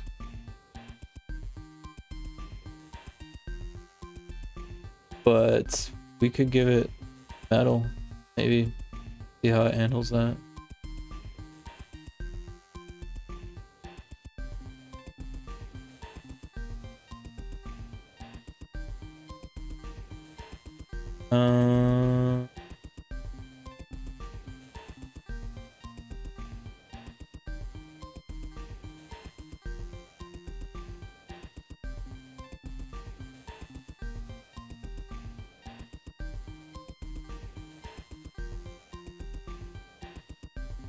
We could give it a subsurface and metal. Wouldn't that be crazy?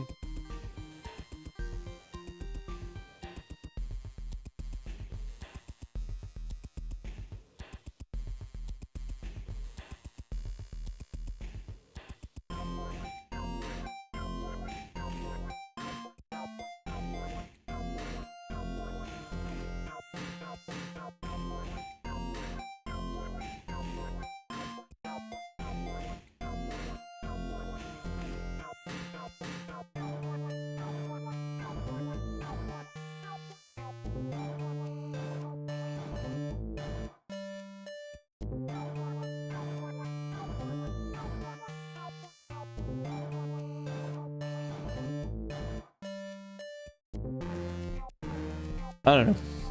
Kind of looks like Christmassy. Give it some ornaments.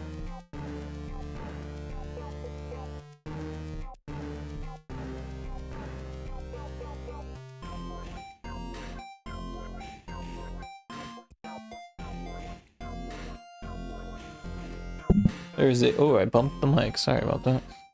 There's a Shinatonic. I got so excited for the Enotonic. Enotique? I keep giving up and saying tonic. Let's see. Smooth? And then let's give it like a red color.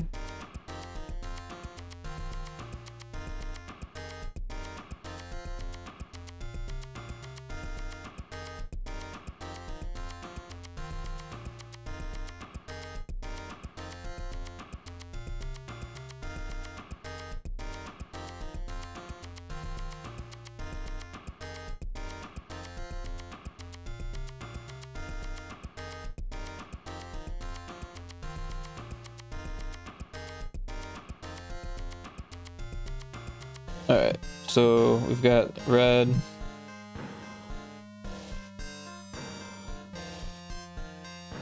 Ornaments.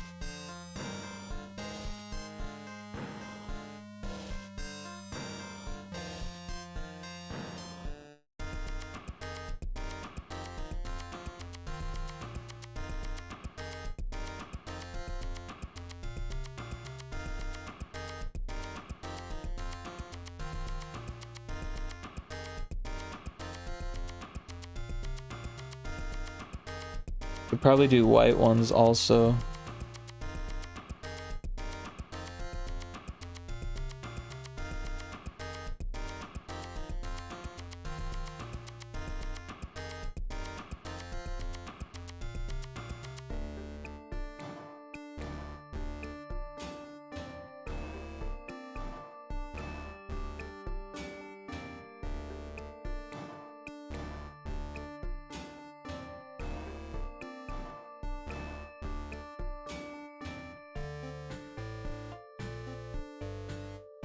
Yeah, so we'll make another material.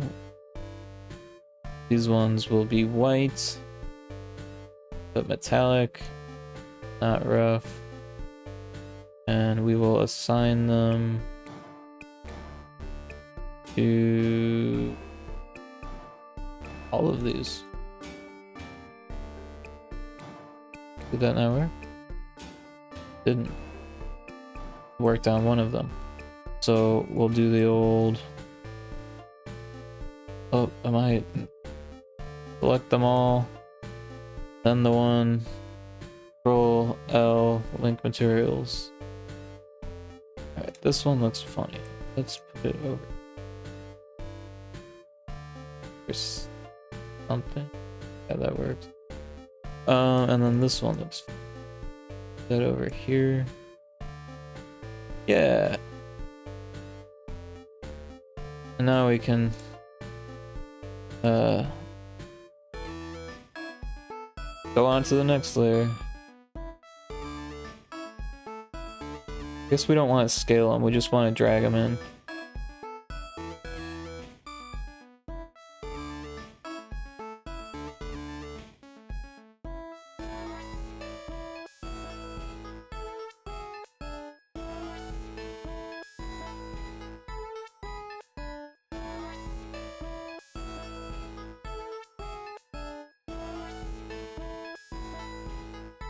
Yeah, that works. Alright, so we'll grab these silver ones.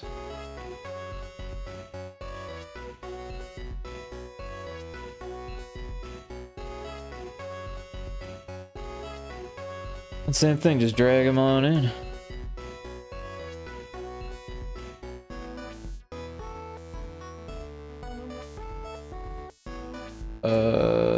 Yeah.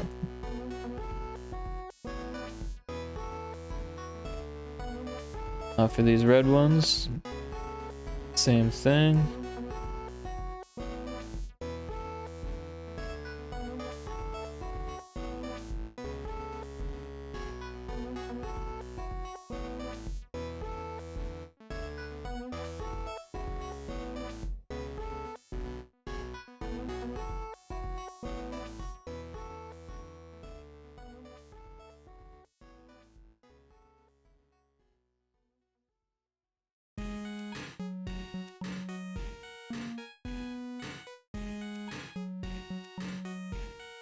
Alright, need just a few more on top so it doesn't look bare.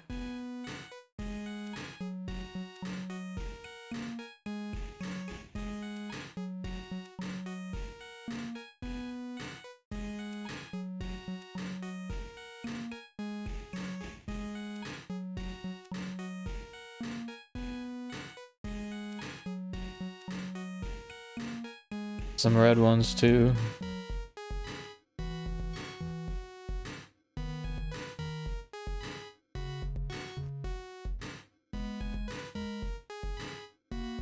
And then we need a star. So we might get a starfish, a star fruit out of this after all. The easiest way to get a star would probably be to use like a wingbat font.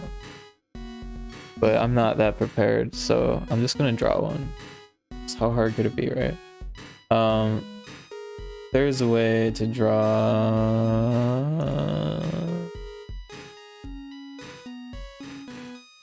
a curve. So we'll just do Bezier.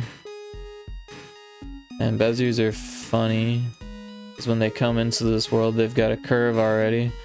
Doesn't make sense to me, I guess, so you can more easily find it, but every single time I find myself straightening it out, because why is it curved like that? I don't need it curved like that. So I think there's a way to do it with this, but maybe not.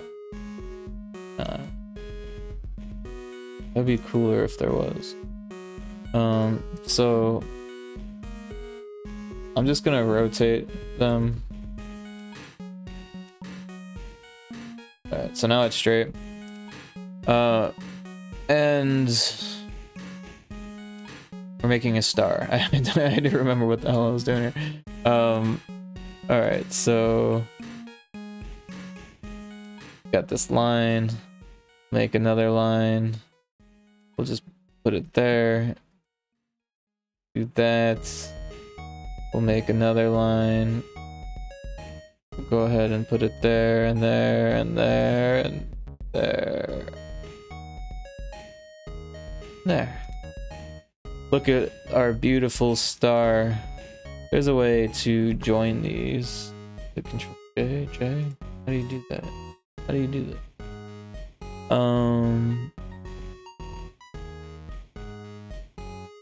Oh, wouldn't it be M? Control M?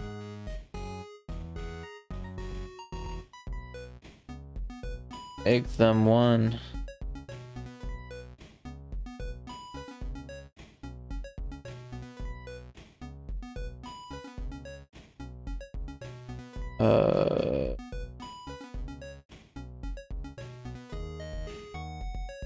Delete point, delete segment, delete curve. But delete stuff. Where's the join stuff?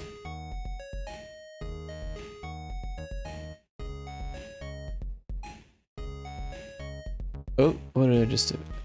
Object edit.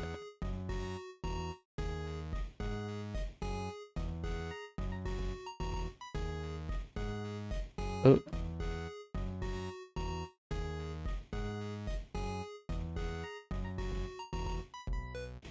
Oh.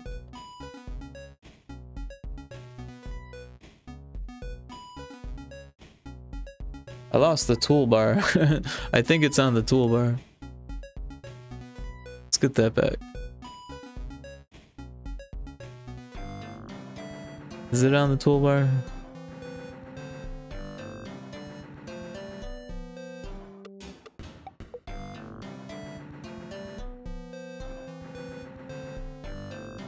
Oh, that's not what I wanted. The draw tool?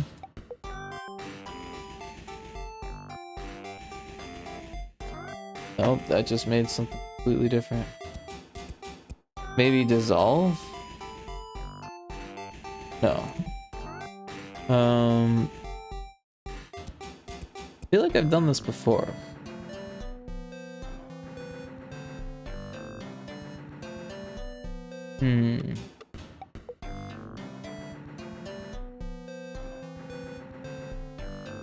Make active spline closed open loop.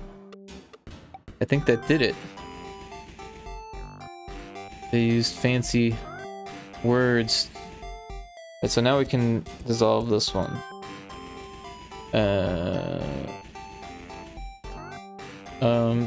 Actually, we kind of need another one, don't we?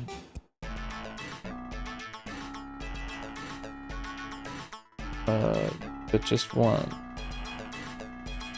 But actually we need another one down there too, so we'll do that. Alright, so now we've got our star. Looking so fine. Let's set these to vector. Oh look, it's looking more like a star.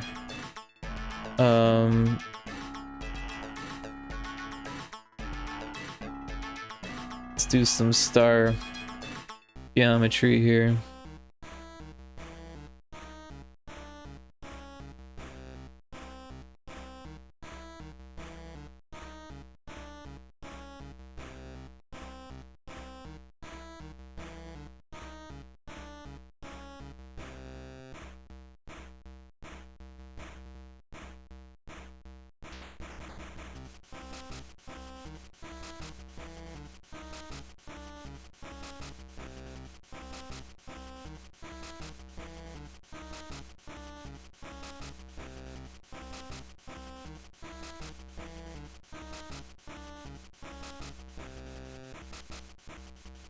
Nothing like a good old vector star. This reminds me of a job I had. Part of the job was making these logos that were like custom logos for customers at a frame shop. So they would want like sports teams logos and stuff. And there was one that we used for the Dallas Cowboys. And whoever made it, like, it had like, it was not symmetrical. Let's just put it that way. There was like a definite up on the star. If you didn't put it up, it looked funny.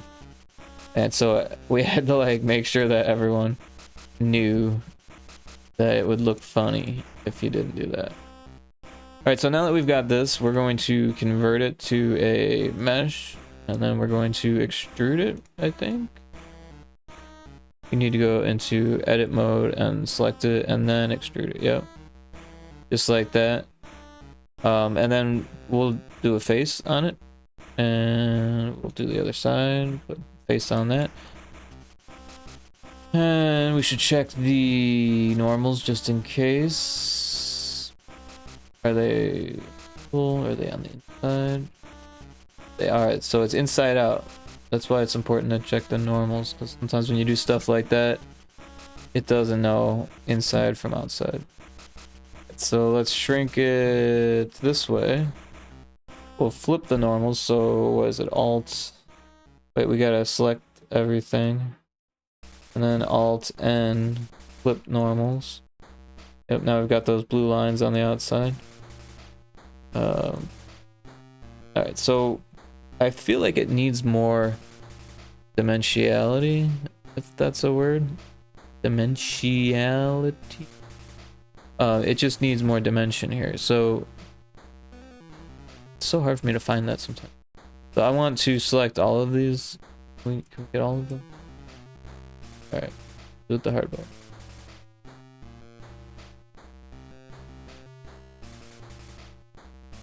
Alright, and then we want to subdivide them.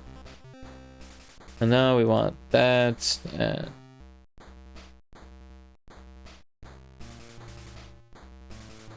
scale that. That actually kind of fixes some of the issues that the star had. But also, we want it to look like, excuse me, one of those like real stars. So we'll add a cylinder here. Object mode, add a cylinder. We'll bring it down, rotate it, and then scale it this way. We'll join them together. We will make them gold.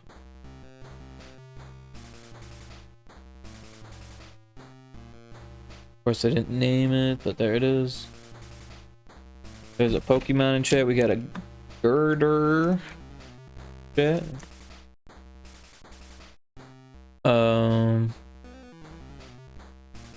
Let's get this going. It's way too big, so we're gonna shrink it down. That looks pretty good. We'll center it.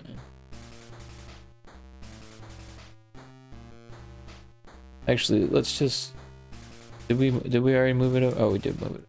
I was gonna say we'll just zero it, but that would put it on top of the avocado. Pretty close though.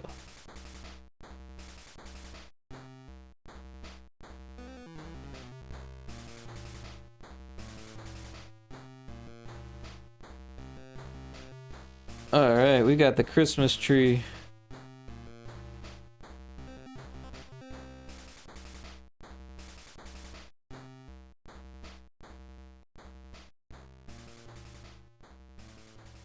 Alright, so we'll save that.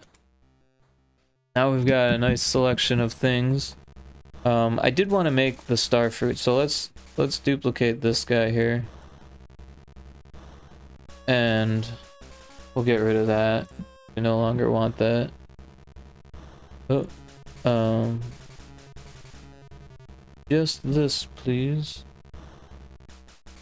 Thank you. And now we'll turn this into a fruit. So we want this face. We want to expand it.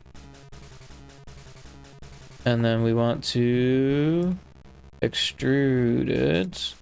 Extrude it, extrude it, extrude it, extrude it, extrude it, extrude it, extrude it. And then we want to shrink it down, but with a more bulbous I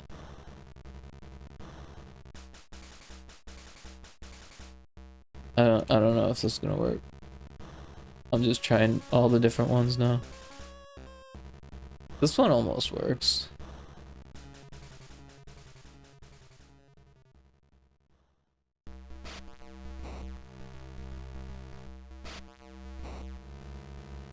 That looks about right. But now this one needs to go in.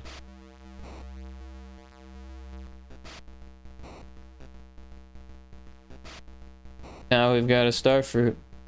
A very shiny star fruit.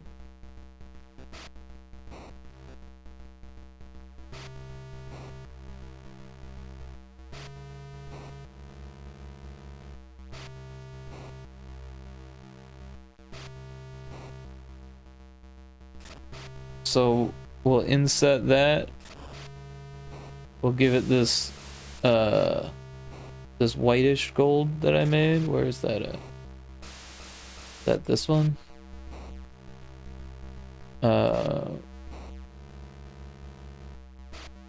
Yeah, we'll do it around the edge too. Maybe, I don't know. Could look cool. And then this, or this all, is going to be the skin. So we'll make a new one and we'll find that like darkish yellow. Was that it? I think so. Now we've got starfruit.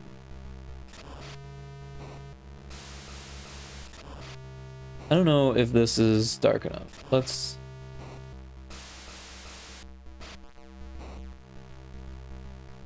Oh, it looks more like a low poly fruit. Also, I don't know if this is the right yellow.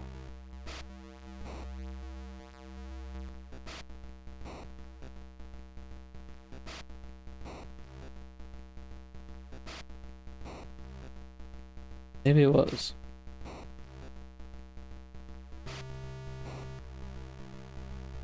I think it just needs more ness.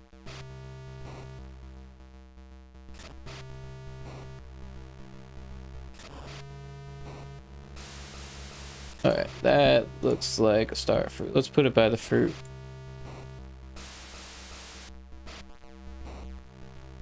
It's much too large for a star fruit. Let's shrink it down to about star fruit size.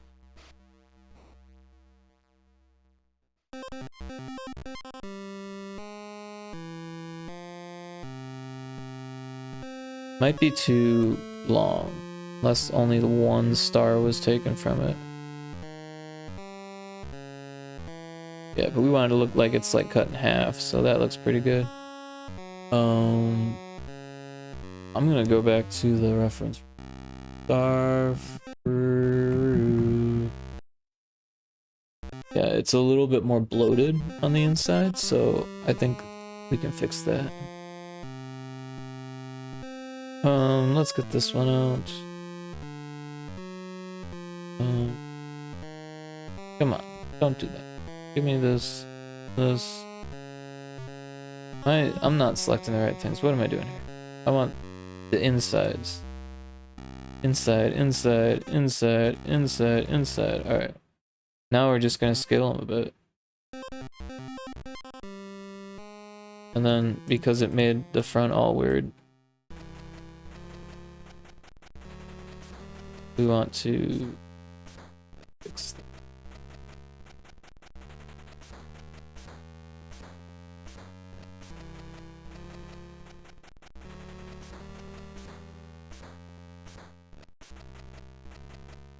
Oh, I've done something to the back as well. Well, how do we fix that?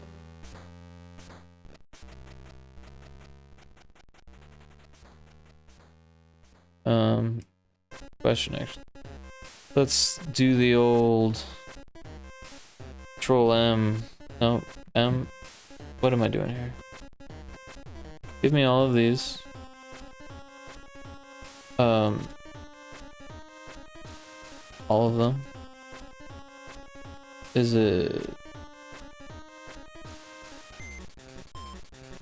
M? Oh. Whoa, that was wrong. M. At center. There we go. Oh, and now we need to turn this off. Fix that.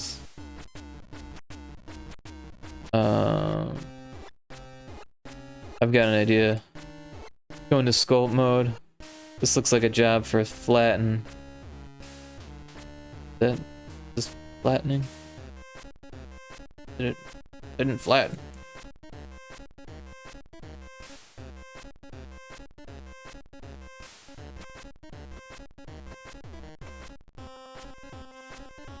How about for smoothing? No one can withstand Blender's sculpting smoothing tool.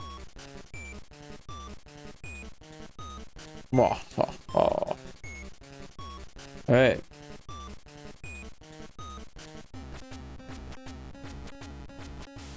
That looks more like a star fruit now than a star on a tree. But it's interesting that I worked that way. Okay, we're gonna save this. The ad is starting soon. I think we're gonna switch to sound. So be prepared to have your ear holes, your ears hurt. It's gonna hurt your ears. Just fair warning. No, it'll be annoying. Reminds me of college when I had a roommate and he was listening to me. I didn't have headphones, so he was listening to me do sound design. Like, what are you doing? Just listening to the same thing over and I'm making small variations, trust me.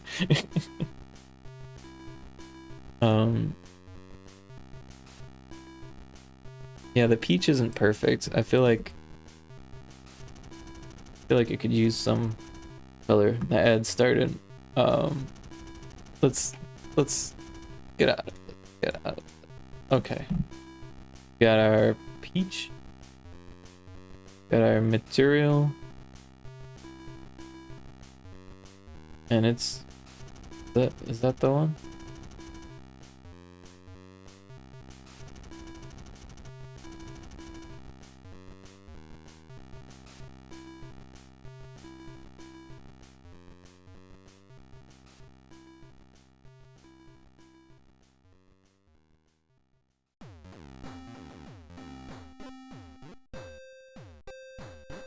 I feel like it needs more color on this side. Like where the sun hit it. This might look really stupid actually. Because it's like a big square. I can't even talk. The best way to do it would be to hand paint it.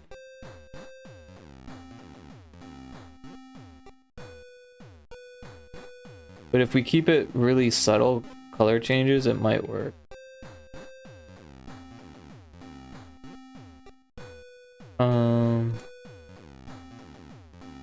What we want, like kind of reddish orange.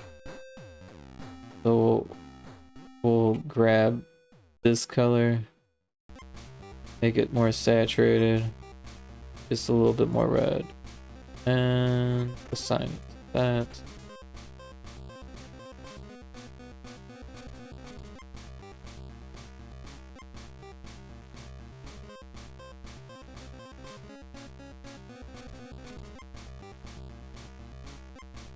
It's close.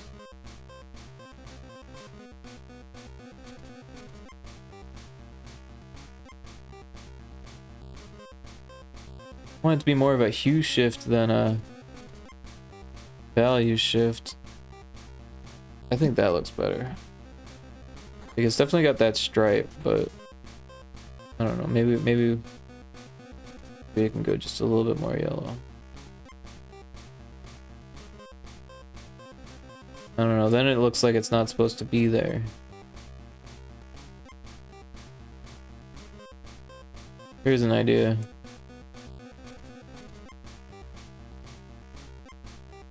We'll go one further on either side.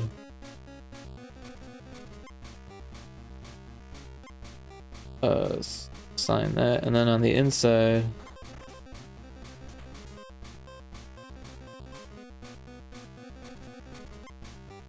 we'll make a new material, and we will make it even more red. So we'll start with this color, and then just a little bit more red.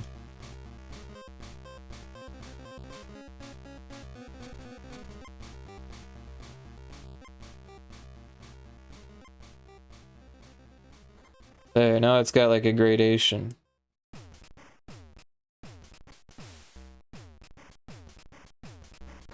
It's still not very red. Let's make it just a bit more red.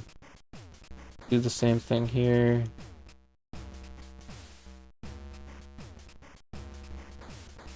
There, now it looks more like a peach without even using a texture. Just using a bunch of different materials. Cool. Avocado, grapes, peach, apple, orange. Let's make this. Oh, it's all of them. Never mind then. Give it a new one.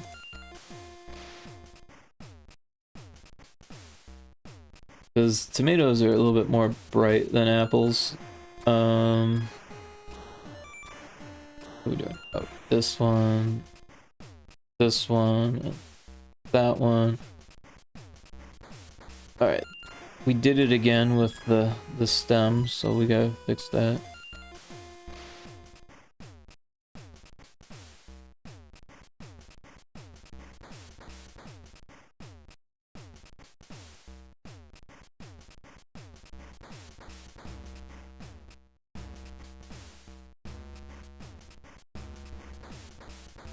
And if specular works, we could do that. Maybe even anisotropic. Just like a little. To give it that vegetable look. There's a reller in chat.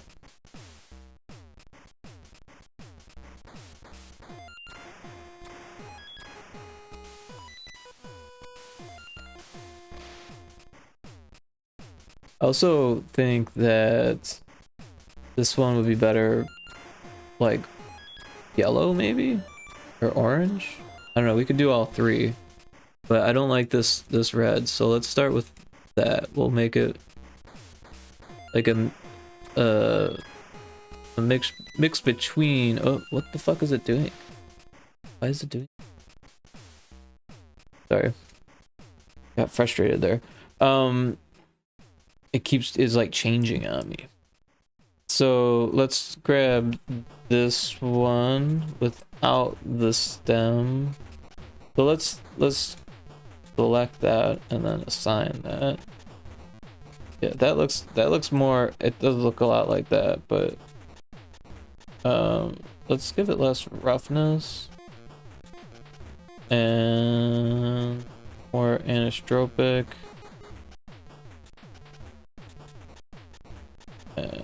Give it a slight sheen.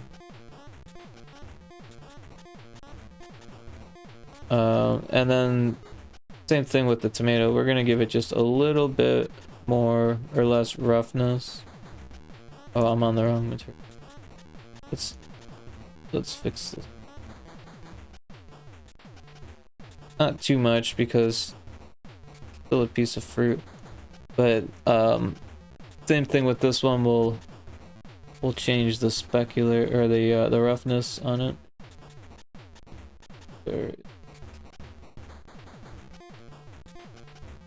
And maybe some anisotropic.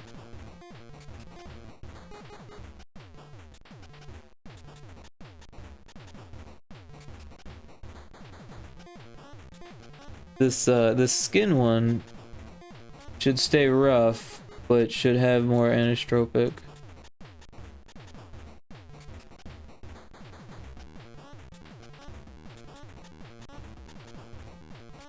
This doesn't have subsurface. Well, can't have clear coat. Terrible. Maybe just a little bit less roughness because it's like a leaf. That looks good. Was it the pits? Or no, this one has its own. This one should be super rough, which it's already pretty rough, but maybe we can make it more rough.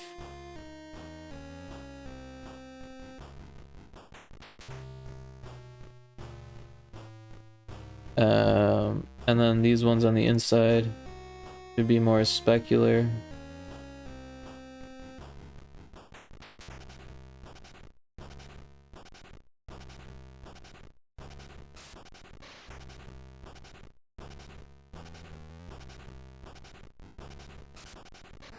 Oh, and turn the roughness down too. Because this is like the flesh, right?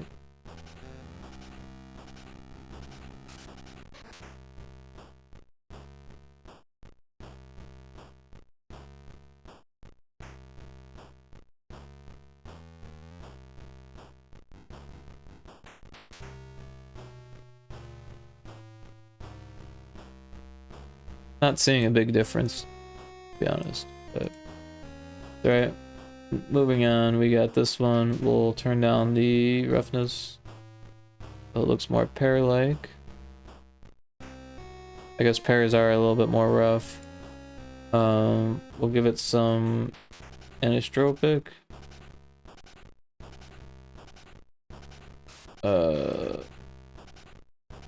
Orange.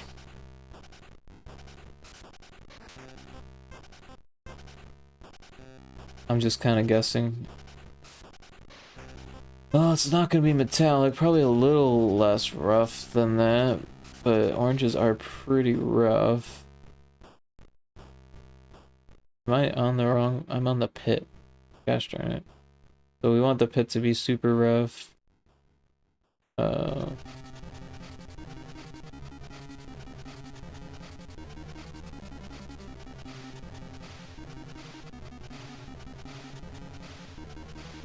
Go back to this guy. Alright, so this one,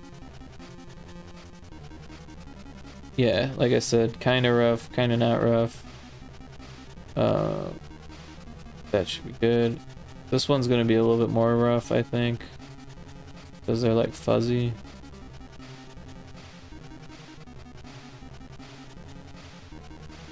But let's give it some specular as well. Tiny bits. And some anisotropic. Probably a lot of anisotropic. For the sharp angle.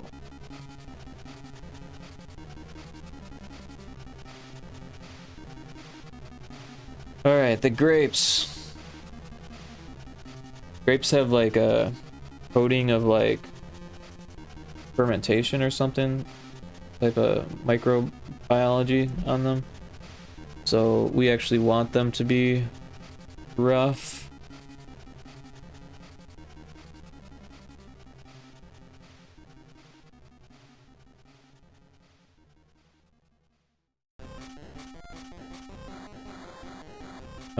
This one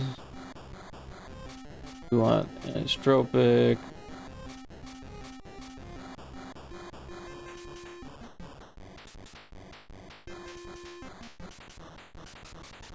It's kind of shiny, but I don't know. Oh.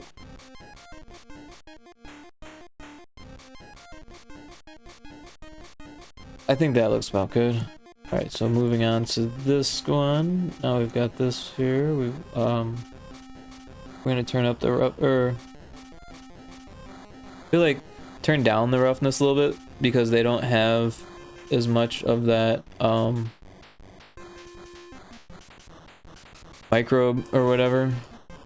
Same with the red ones. They get to be more shiny. Oh, I'm on the frickin' them again.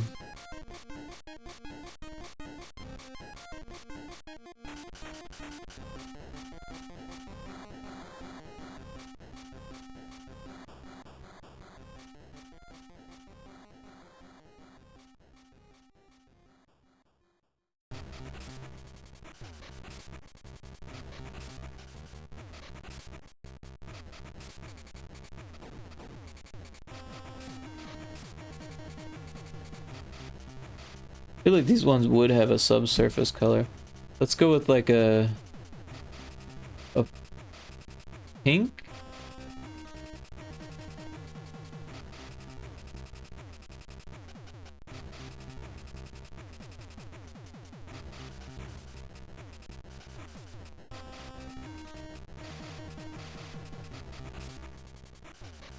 Let's go back to the roughness.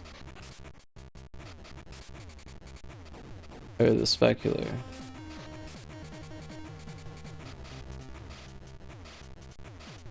Alright. I think I've spent enough time on the red grapes. We can do this one here. Let's go ahead and give it some less roughness and more specular. I think we already got this one. Although it seems like it should be much more rough. Maybe not.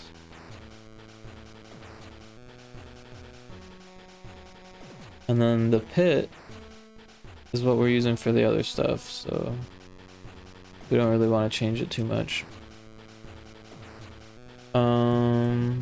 This needs to be rough. Rough. And less specular.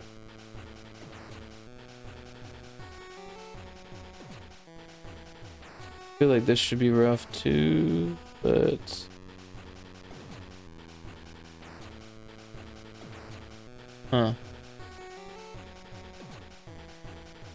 it does kind of look better rough.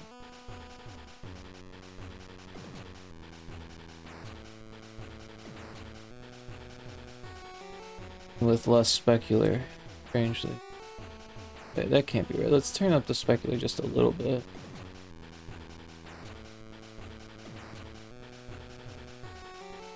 I think part of it's because of the angle. Because it's standing upright. But this is looking pretty good. I think we got most of everything. We didn't do the starfruit. Starfruit's got like a waxy outer thing. Let's give that some less roughness and more specular. I guess a little bit of...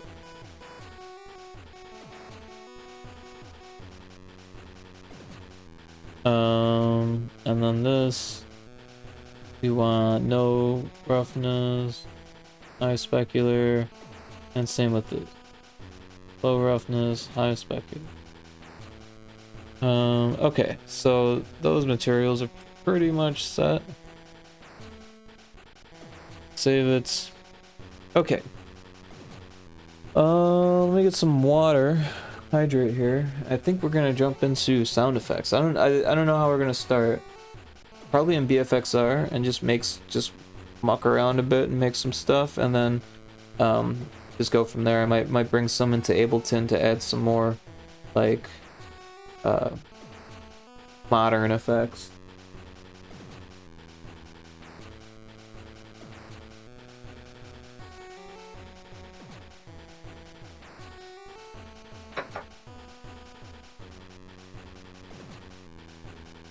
Alright. So BFXR. Oh, I've got it right here. So there's a lot of old stuff on here. I just kind of keep adding to it and saving to it and change and just overwriting stuff. But we'll create a new sound, so we'll turn that on. I think we're gonna start with some hit sounds. So that was kind of digitally, so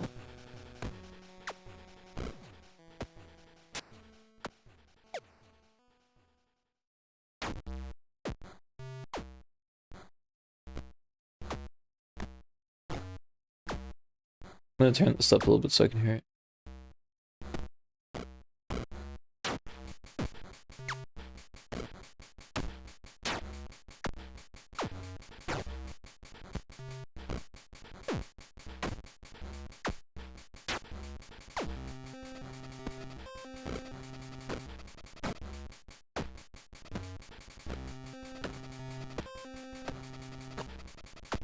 I don't think we're gonna get a good one this way.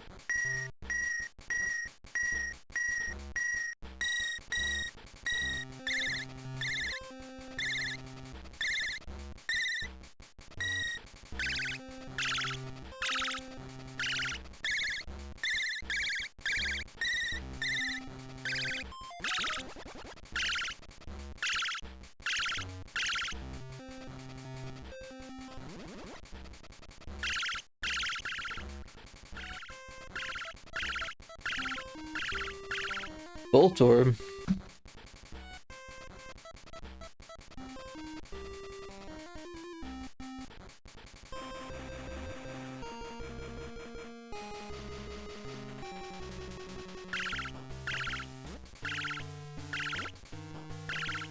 I like it, but I don't know what it is.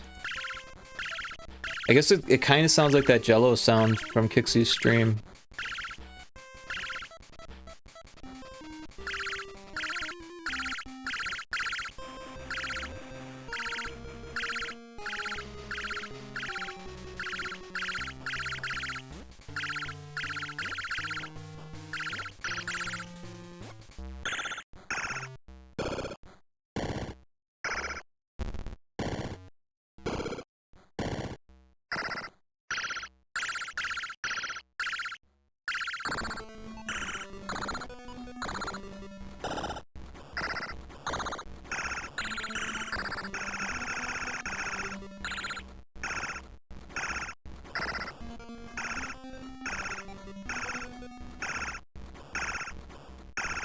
Sounds like Jingle Bells.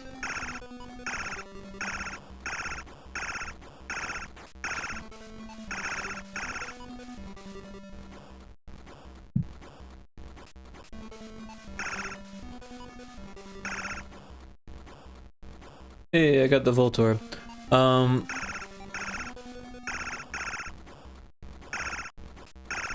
Maybe I can make it sound less digital.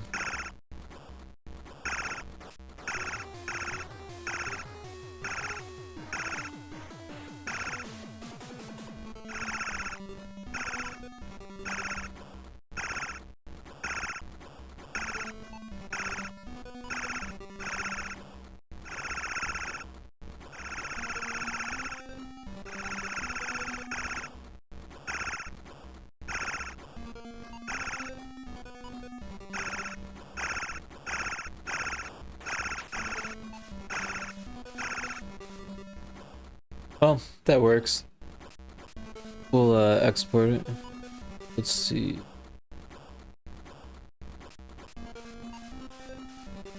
Where are we? Hit dropper. Make a new folder. We'll call this hits.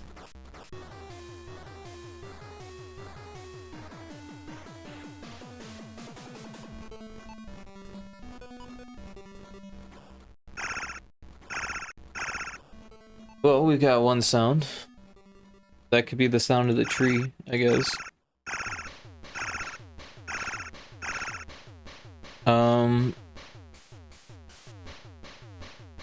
Let's make a new sound.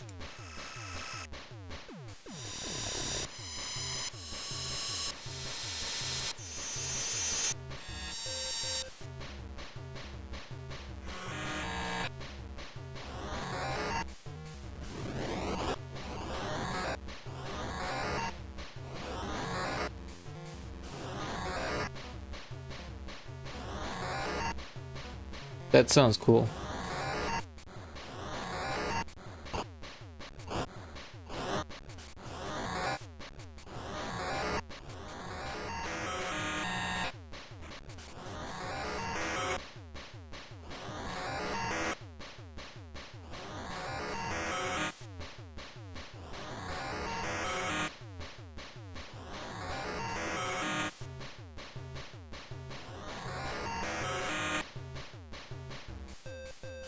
I don't know what this is, but I'm gonna save it. We'll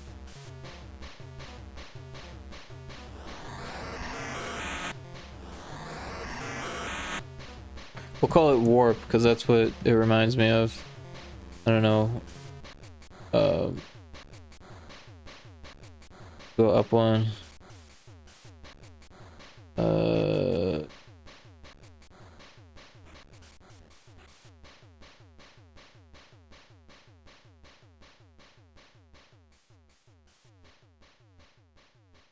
We'll make a new folder. We'll call it 12/8/24 random.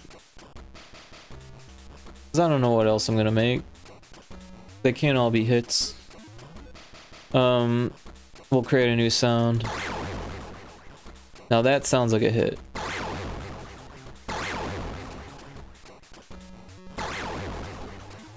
Of course, it's like kind of digital here. What's going on? Is that harmonics?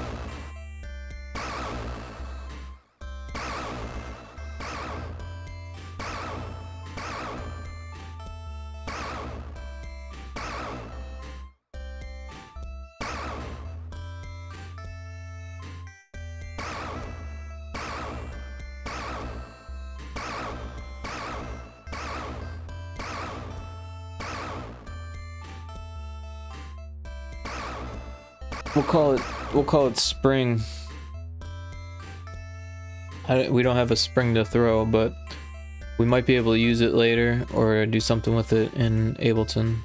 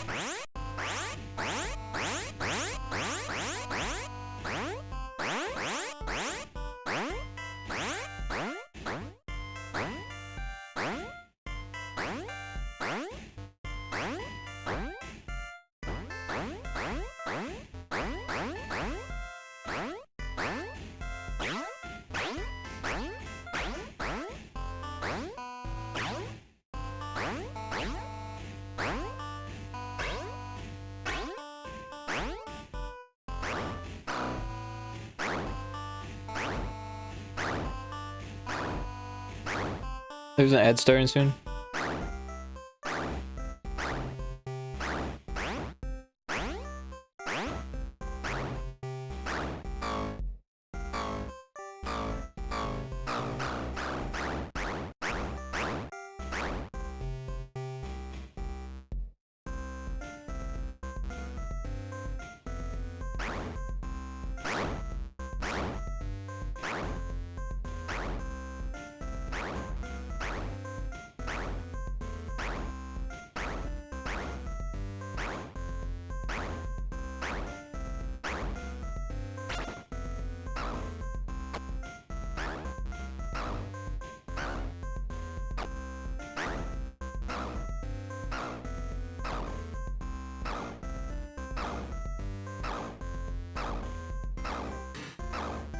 It's like another spring, huh? But it's fun. Fun spring? Fun spring.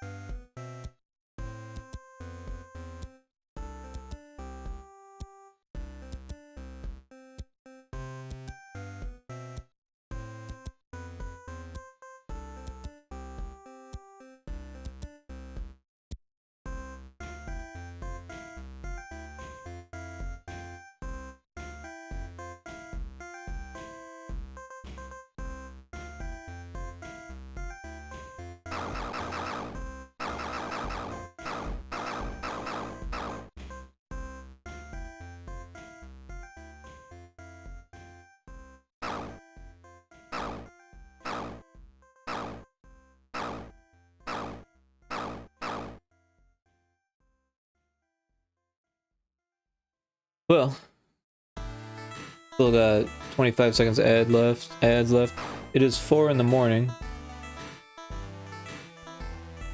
I didn't do very many sound effects. I did more fruit than I was thinking I was gonna do. And I have not done any pixel art.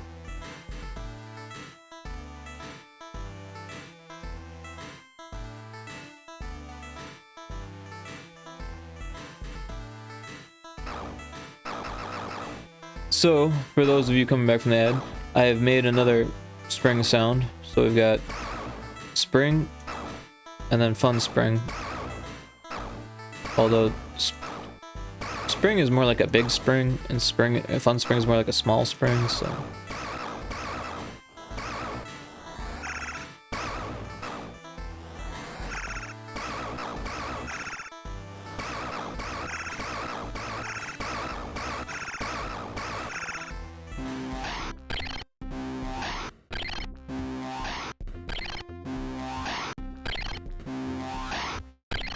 So a trick that I use is I listen to music while I make sound effects. It doesn't really matter what the music is. In fact, I'll listen to a variety of music, so that way there's like different keys. But I want to make sure that I use notes that typically sound good, no matter what key there is. And of course, it's not always going to sound good, but most of the soundtrack to my game is in C. So most of the sound effects that I use sound good played against audio in C. Maybe they're F, maybe they're G, but they sound good with C. And that's just the way that well, the way that I planned it, but also how it worked out.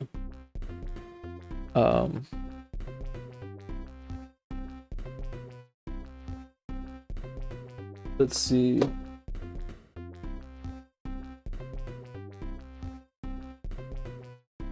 I lost the pop-out check.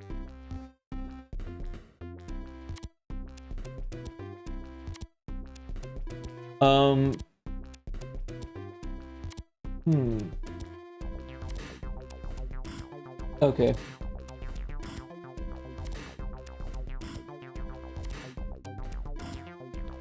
Well, this is what I've made from the fruit, and now I'm on to sound effects.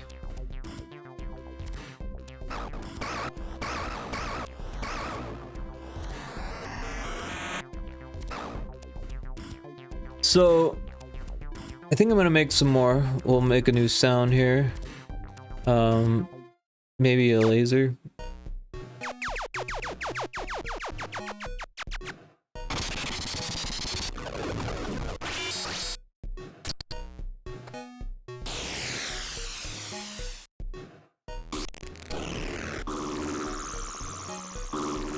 That sounds kind of cool. It's another spring.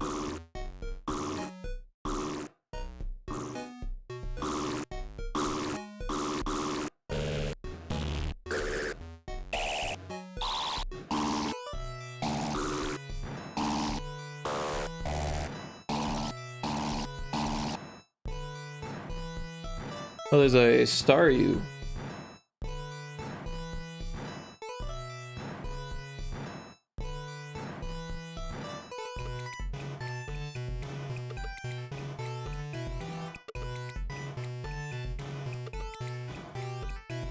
Alright, so what happened there?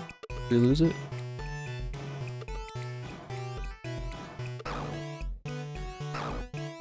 Thought it was making sound.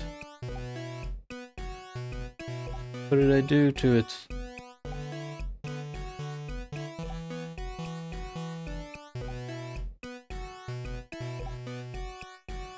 It was making sound.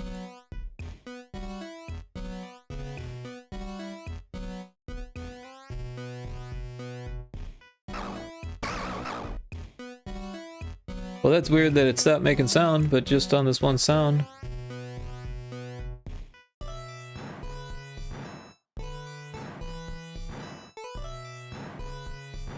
That's very strange. Something happened?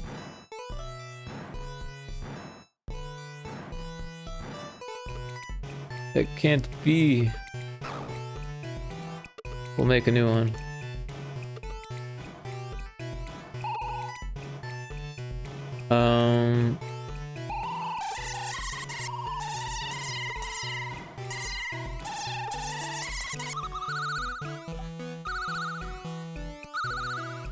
Like a whistle, a bird whistle.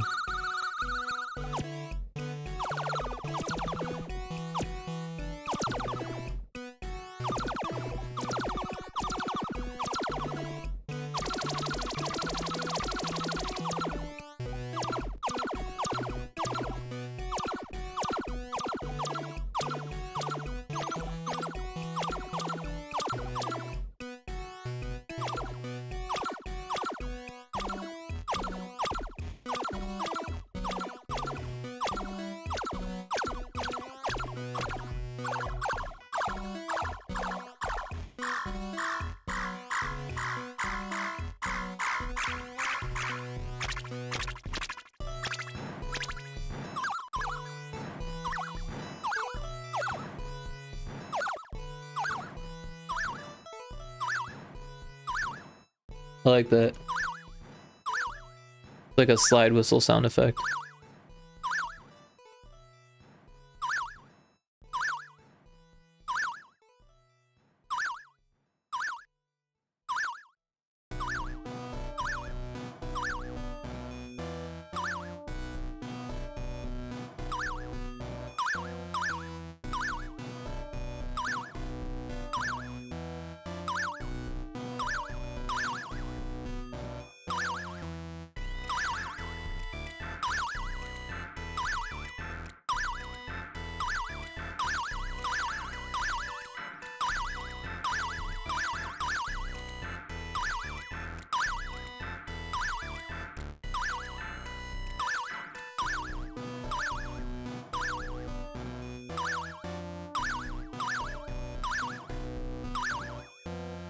All right.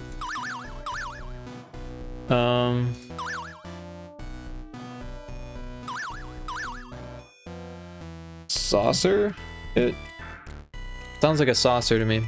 One time I saw this person, and I cannot remember his name, but he was like, who was he playing with? He was playing with this other person who I can't remember his name. Anyways, he was like the coolest washboard player ever. And he had like this saucer like wired onto the corner of his washboard. His washboard had like all types of stuff on it, so it wasn't that weird to see like a piece of like a small dish on him, like a ceramic dish, and he like hit it just like once, and it sounded like that. Kind of didn't sound as wet, but yeah, so we've got the saucer hit. We'll save that. We're in hits. Party time.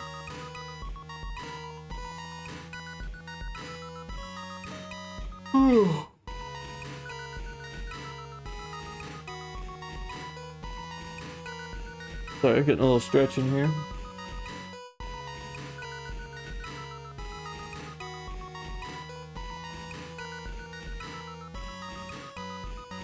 Yeah, I think I'm gonna take a little break here. And oh wow, we're almost at 5 hours already. Alright, so maybe a medium-sized break is in order. I think so. Alright, I'll be back shortly.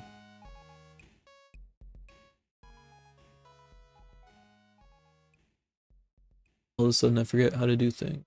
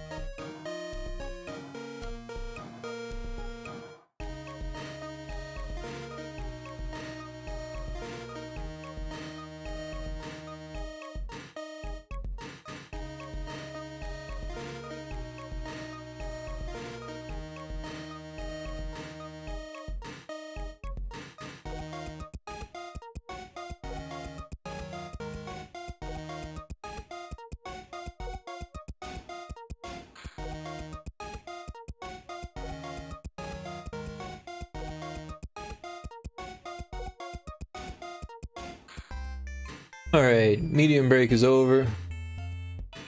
We got some sounds. I think I want to make some generic sounds. That way I can mess with them later in Ableton, maybe another time, maybe now, I don't know. Anyways, just gonna keep trying that until I get something that I like.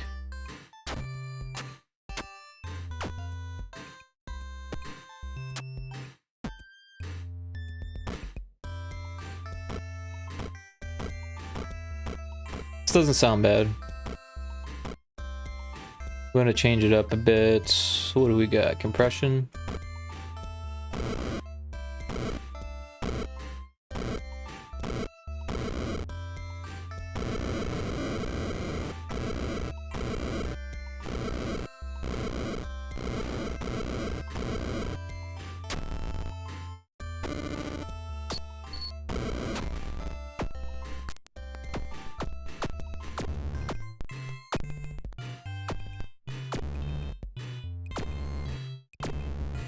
That actually sounds really cool. Let's see where this rabbit hole takes us. So that high is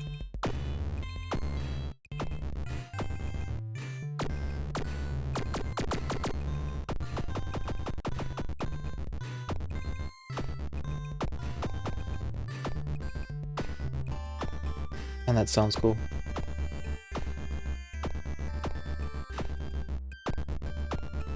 It's because it's like in tune with itself.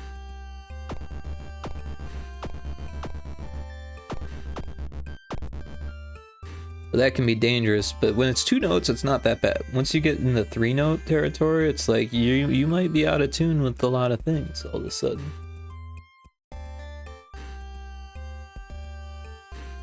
That's kind of the beauty of doing one-shots that are in tune with like something like C major, is that it's probably going to be in tune with like a lot of things.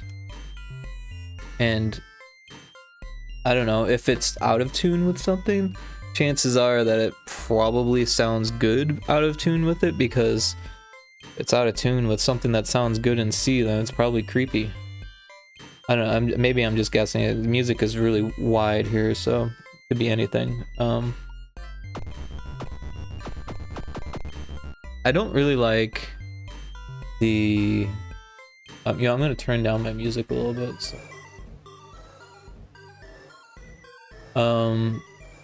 so that way I can hear it a little bit better.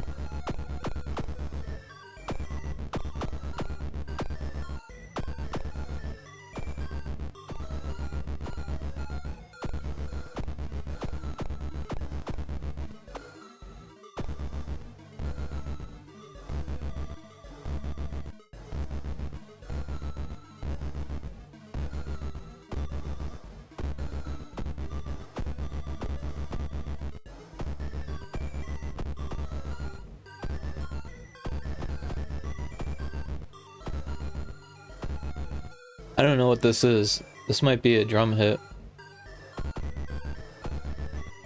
Call it bass hit. And we'll throw that in that folder that I just made that is dated with random.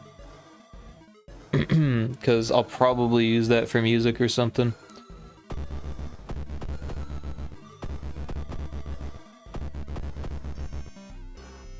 Alright, so we're gonna make a new hit. That's actually pretty much what I was looking for before.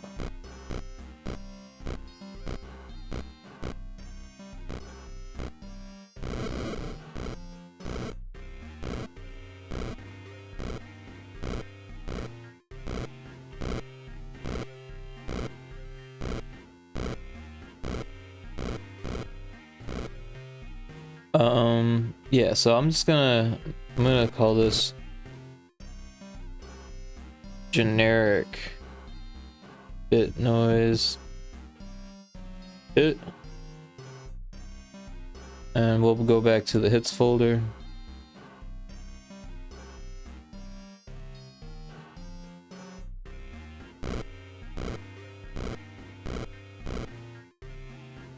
Let's make a jump sound. And then we'll play with it.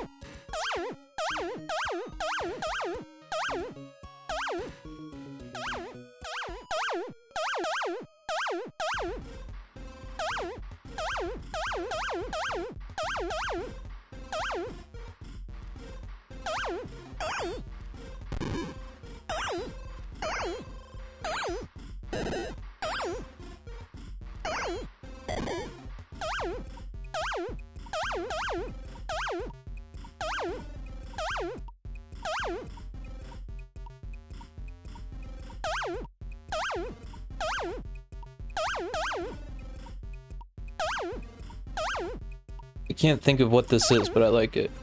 I don't know what to call it.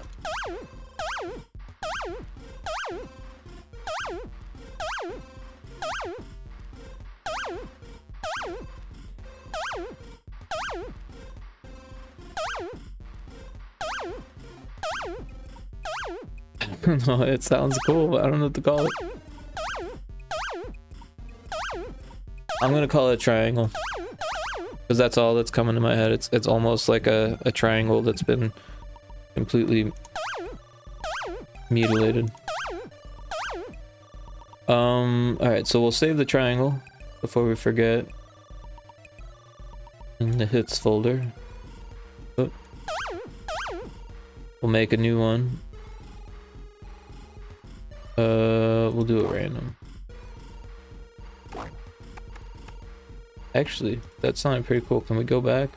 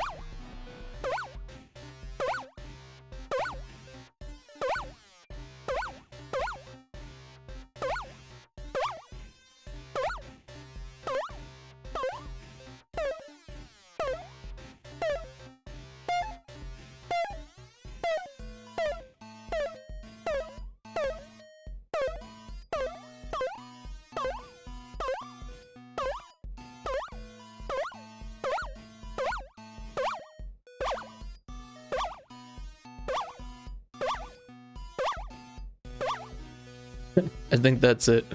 Again, I don't know. This is more like a water drop.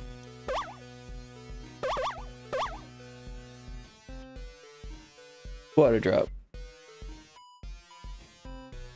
Yeah, I don't know if you noticed, but I just kind of name it whatever comes to my head first, which kind of like reinforces that, and then every time I read it reinforces it. So like, I don't know, it's just easier for me to remember than like sound effects 5 with a date after it, you know. Like I'll date the folder and like I'll just go from name after that, and I'll try to save it here usually so that way I can go back to it and make changes.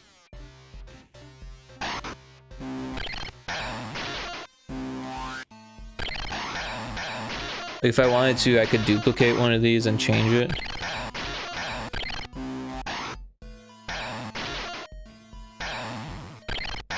Like maybe RoboBird would be a good one. So if we go duplicate, now we got RoboBird 2. Let's make some changes to RoboBird. We could do it randomly, or we could do it by hand. These ones are nice because they don't really change anything, as long as you remember where you started.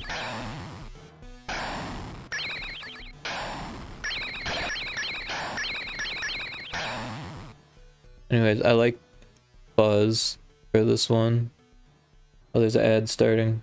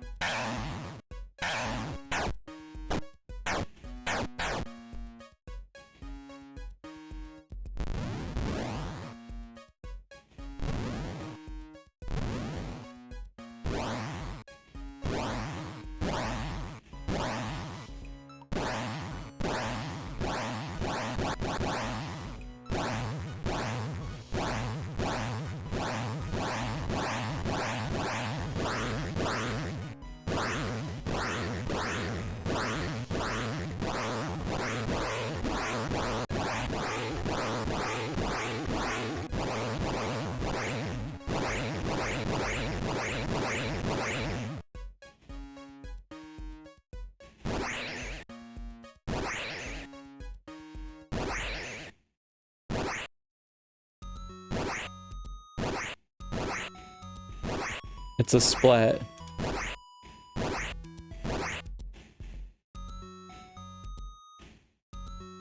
Alright.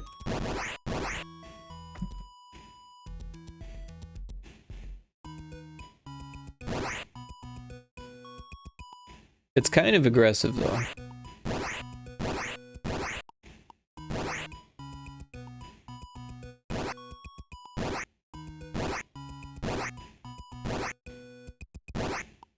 It's a little bit better. Alright,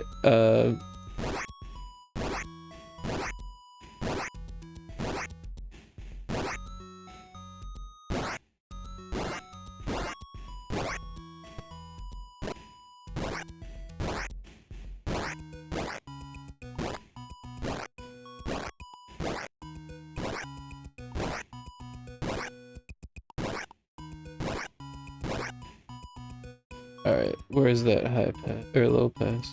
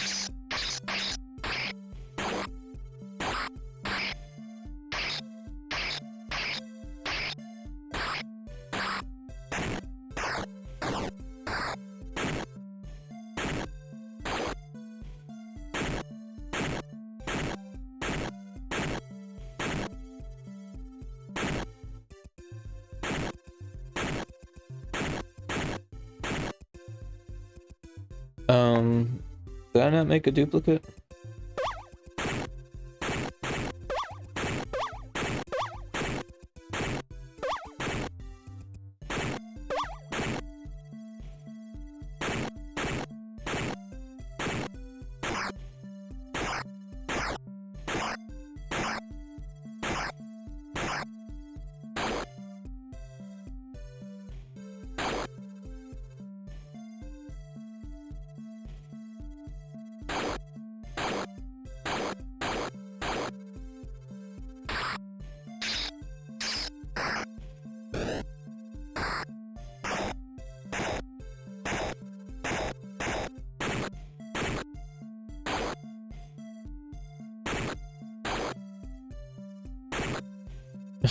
Sorry, that took a second. Big hit? I don't know. The big hit. I kind of like came across that when I was digging with this.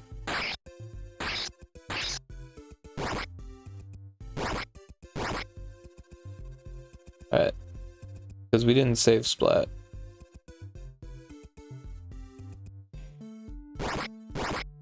Alright, now we've got some sound effects. I kind of want just a few more just generic hits. Something like that might be a good starting point.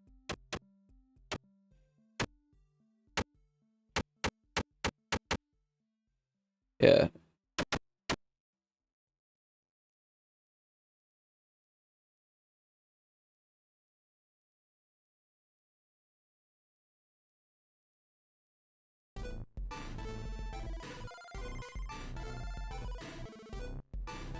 There's a Cascoon.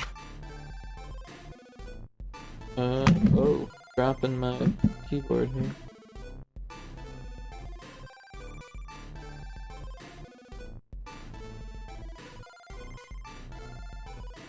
Let's see.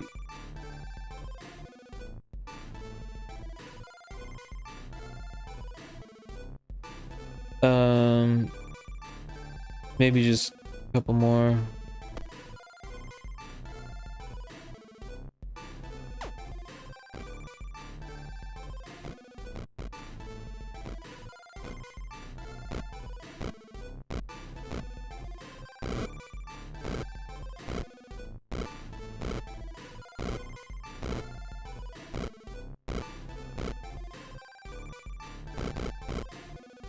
Call it quick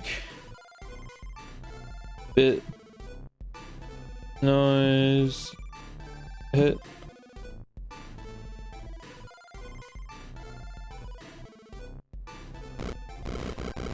Yeah, sometimes I like to explain what it is so that way I can easily go back to it if I need to, or kind of hear it from reading it.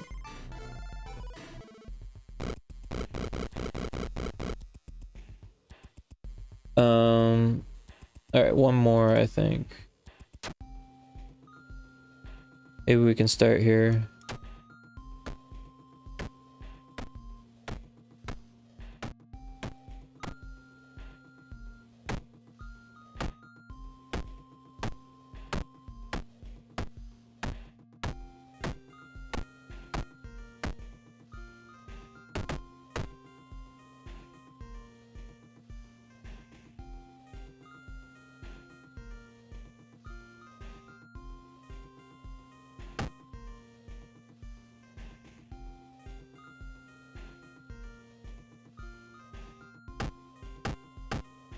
So that's at least some starting points.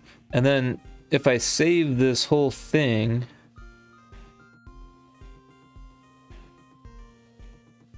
as a library, I'll call it hit sound effects library. So that way, if I need to, I can go back to it and load up all of them. And that way, if there's one that I like, or if I want more of that same thing, then I can go in, say, to the water droplet and just dial in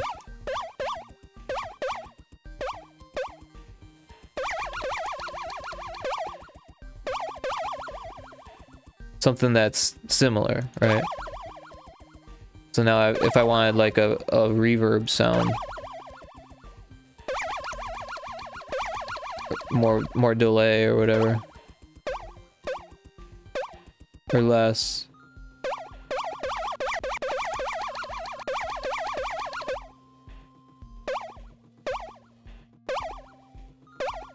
I think it was about there. Then I can do that.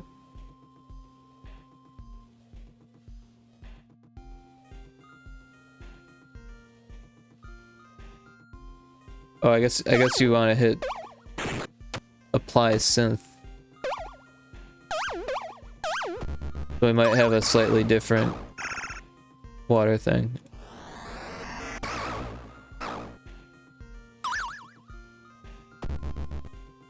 Forgot about that part.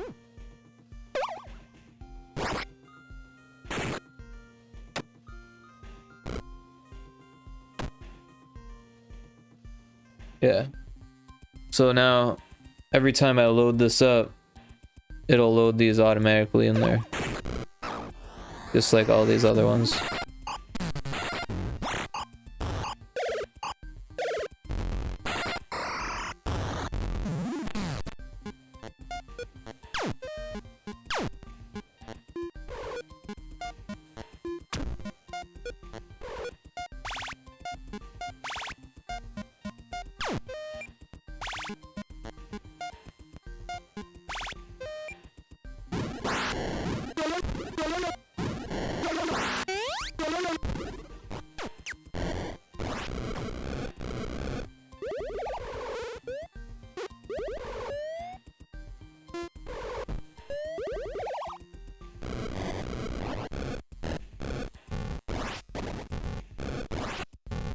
I did make a lot of explosions at one point.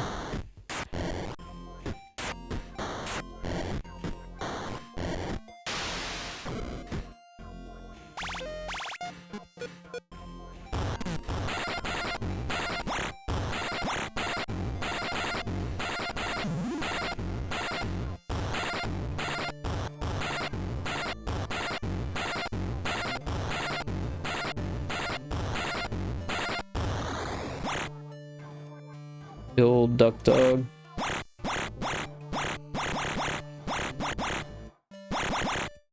Could be a duck, could be a dog.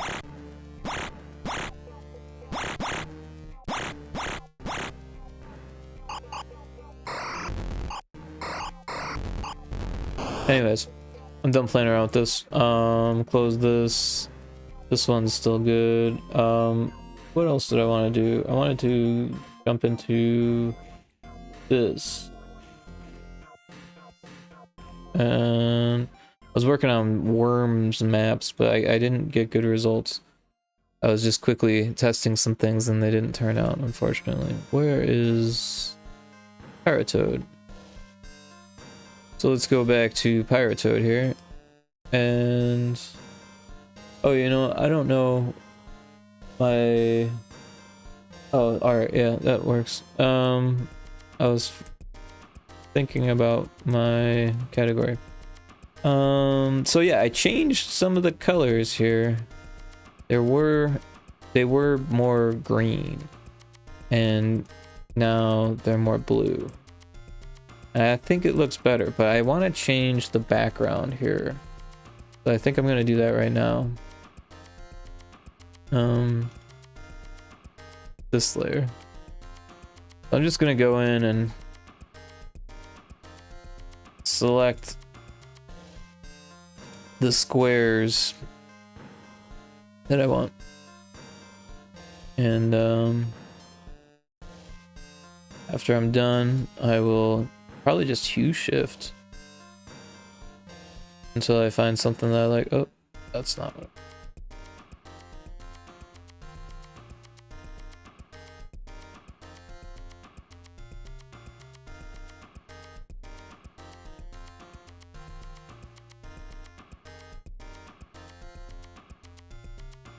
Although this will make things will be more tiles because each color is a different tile.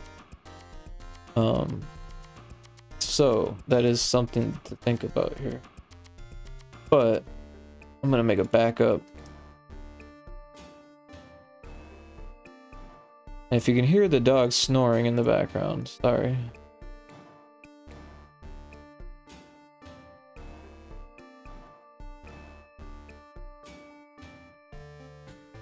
I think she stopped as soon as I said something. Start again.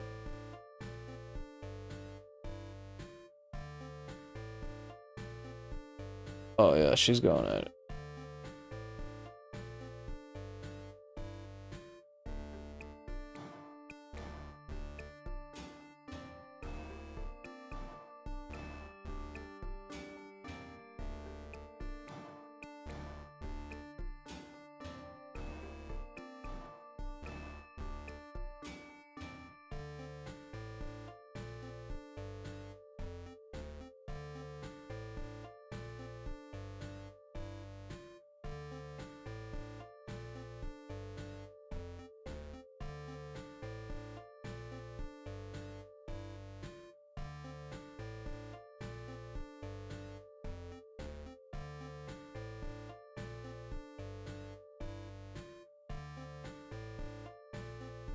Oh, I'm going too far, aren't I?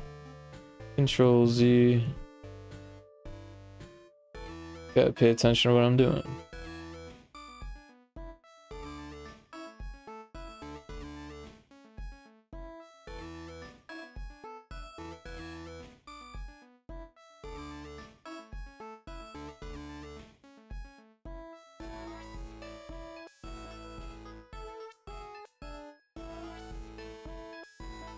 What?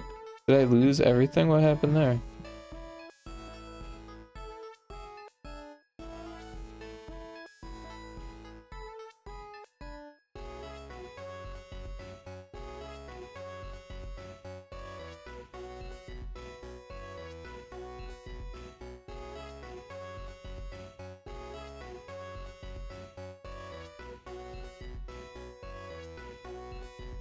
Okay. I've got all that selected. Control U to hue shift. Interesting. There's a second color in there? How is that possible? It looks cool though. I have to admit it.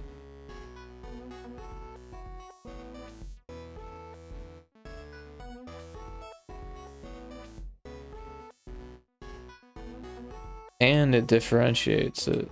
I think we're gonna keep that. Let's see here. We'll save this as underscore edit. We'll do color. BG color edit. That way I'm not confused if I look at it later. I'm interested to know why it worked out like that though, right? Because are there two different colors? Why are there two colors here?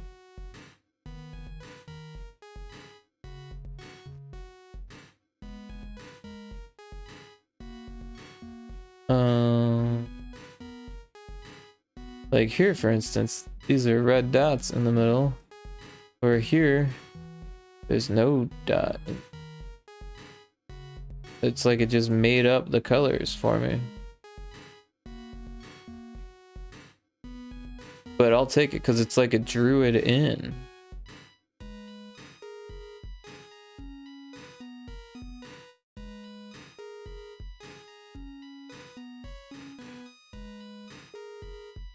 Or something. Yeah, I don't know what happened there.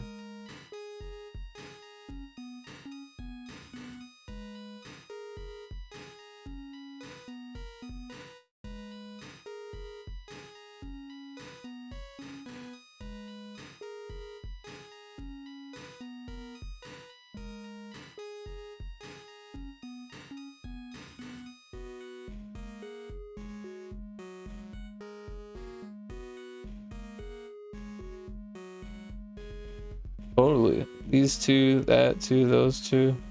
They're not here. There's no difference.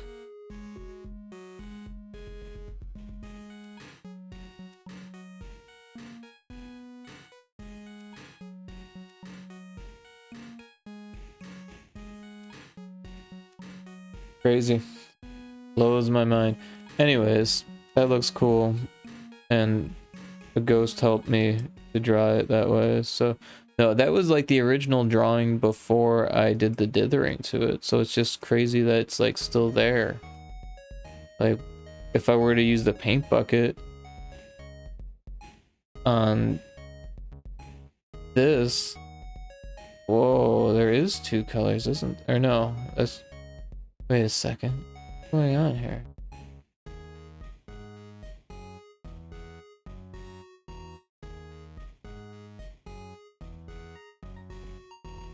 I see what's going on.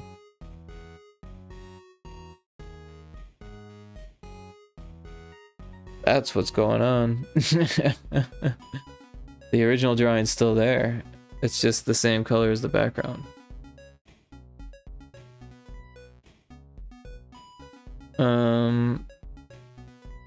So yeah, that's why that happened. So if I wanted to, I could make this dual color also.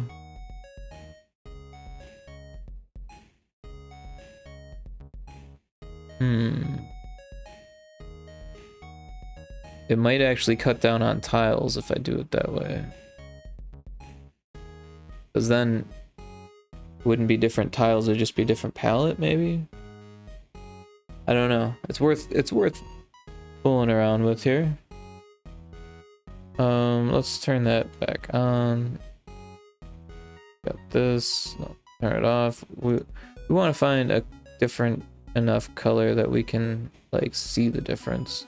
So let's just start with this red. We'll turn up the, no, we'll go down to this level of saturation, but red. There we go. That's what we want.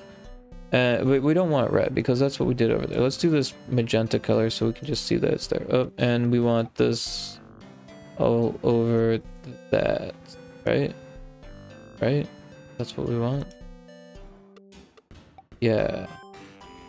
Now we put the background on. So yeah, you can see it's got this magenta thing, but that's kind of close to what that's going on there. What that's got going on there. So let's do this where we select all of it and then Control U, and we'll just play with the colors a bit.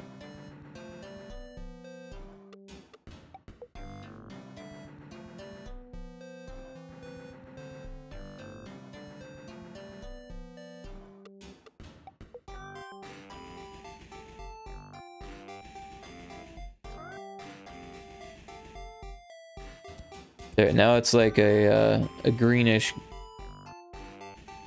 brown.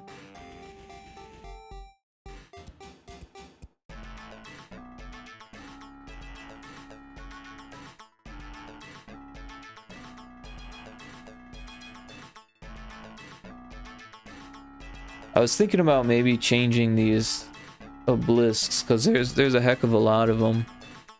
Also, this kind of area is kind of empty, huh?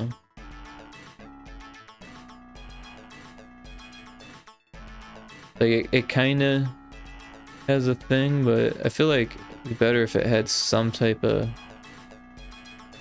dithering.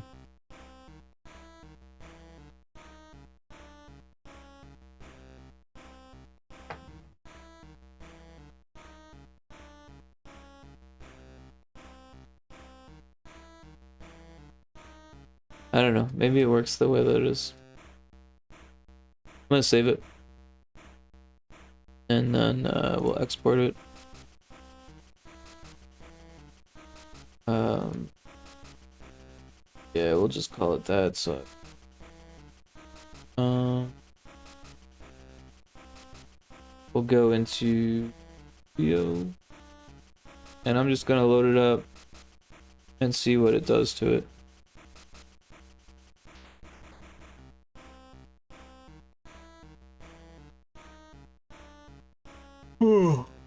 Excuse me, I think I'm getting tired. I woke up, I didn't get as much sleep as I normally do. 9G? Is that what we're messing with? 9G, that's it. So let's go ahead and drop 9G in there.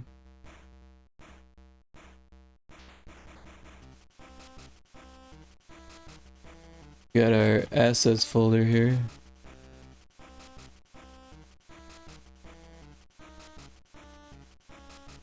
And then, what am I looking for? Oh, the file that I just made.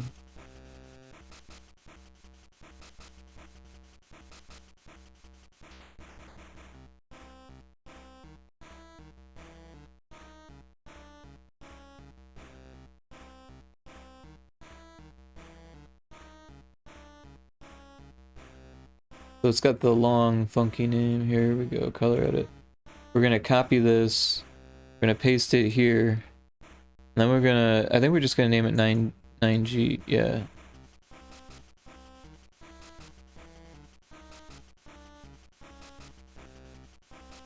So it's a copy of, oh wait, that's the Aseprite file. We don't even want that. We want the export. Oh, doggo's awake. Copy. We're gonna paste it here. Now we're gonna delete that. Doggo's back asleep. Okay, we're gonna throw this in the backgrounds folder and we're gonna replace the file. And we're gonna take a look at what happened. Oh, we need to go into color mode. Are we on there? Okay. There we go. And let's see what it says. 19 tiles? What does that mean? How is it only 9? Oh, there we go. 158. That was weird. It was like 19 tiles. Like, what? This one's 18. So that makes sense. It was what it used to be. So yeah, 158 tiles. That's actually pretty good for Game Boy Color. That means we've got a whole lot left over. For GB Studio. Oh, but it did something here, didn't it?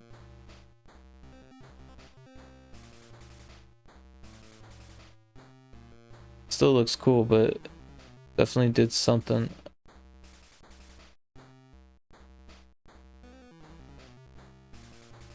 Doing something funky.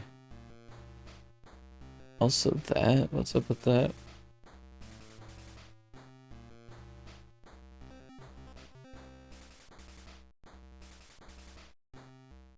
The hieroglyph things disappeared. It's got some issues, that's for sure. Let's take a closer look at what's going on here.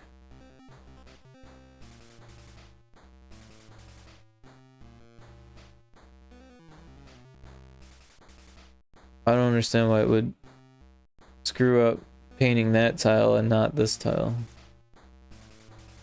Oh, it did screw up on that tile.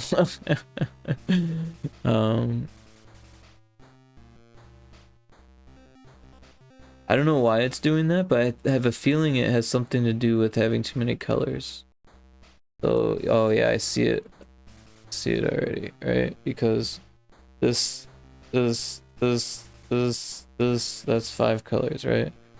1, 2, 3, 4, 5. Yep. So got too many colors on this tile. Shrink this down. Go small. There's that. This one too.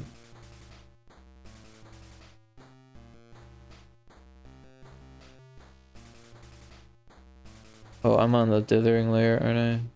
Whoops. Let's see, where were there other errors? Oh, these tiles. Let's take a look at that. Why are the hieroglyphs not working? There are too many colors? 1, 2, 3.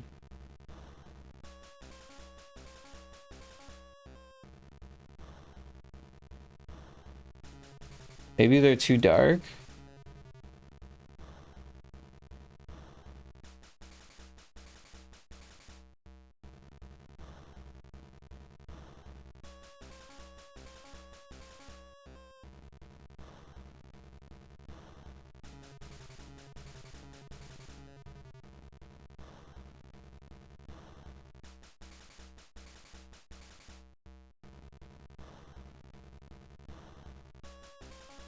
Maybe there's too many. No, because it wouldn't tell me there's.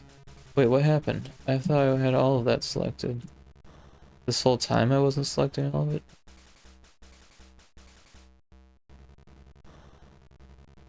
Because it would tell me that I'm over tiles if that was the error.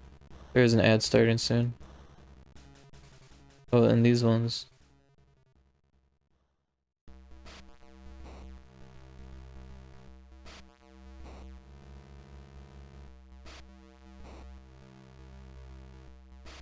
Alright, Operation Hieroglyph.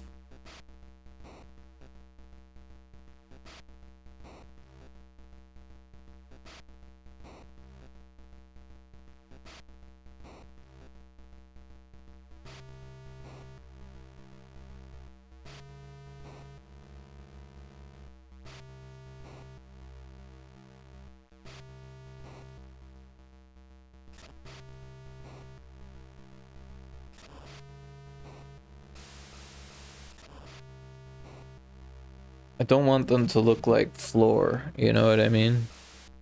But I don't think it'll be too much of an issue like this. Assuming that this even works. Alright, what other issues were there? Wow. Oh, oh, I see the issue already. We've got some cross dithering here.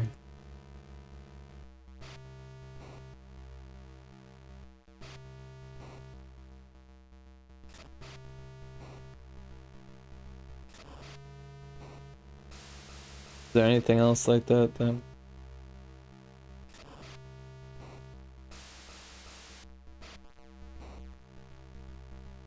Got that.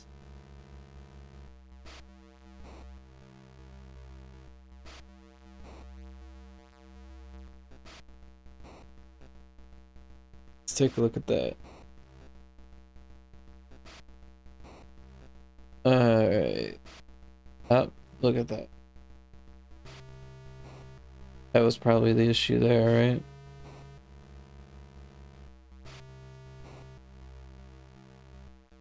It's weird that it would like not show those two dots, but then adjust the color palettes. That's what it chose to do. When it was just these two dots that was causing the issue. But yeah, we could probably remove those dots, huh?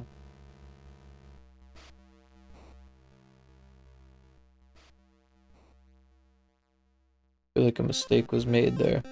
Alright, but this yellow color for whatever reason isn't working like that, so maybe it needs to be more. Whoa.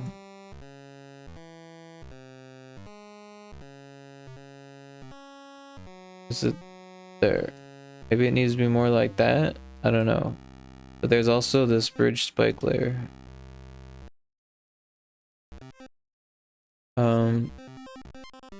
So maybe that fixes it? I don't know. It looks pretty broken here, like this purple color. And then that it turned that blue? Like, whoa. Or like dark green. The blue is from the. Yeah, but it like killed one of the colors. Oh, is it too many colors? I bet it's too many colors. Oh yeah, look at that. 1, 2, 3. So if we just on these bridge ones, if we just change this, although it would be on that one too, then we'd have enough.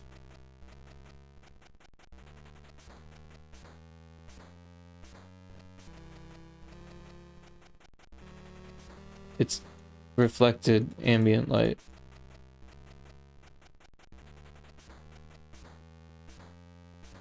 Right, because 1, 2, 3, 4. That's 4 colors.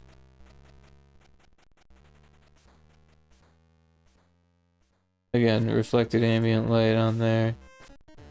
That actually looks pretty good like that.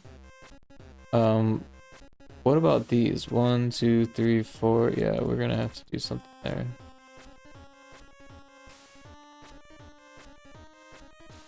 Right, because those were broken. Or were they?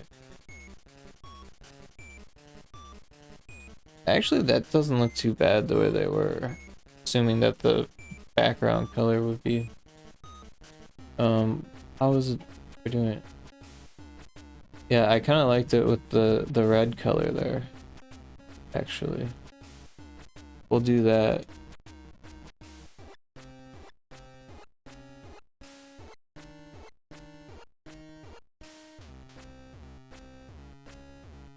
What am I doing? Just give me the...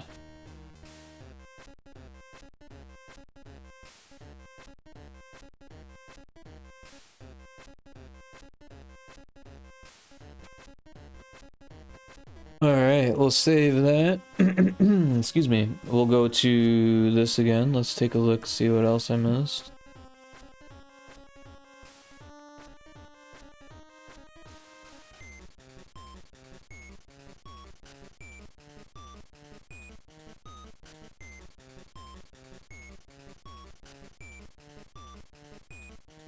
Everything else looks pretty good, I think. Let's see how the new test goes. Let's see. Save. Export. Will I hydrate?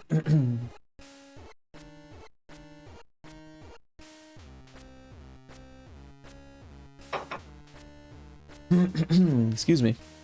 Okay. We want this one. Okay, now we're gonna go back to Iritode, grab this one again. Now we'll go here, we'll paste it here again.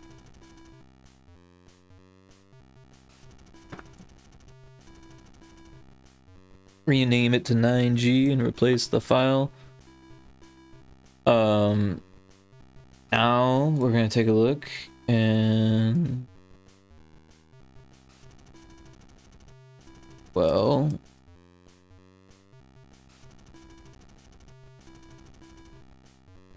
some things are fixed.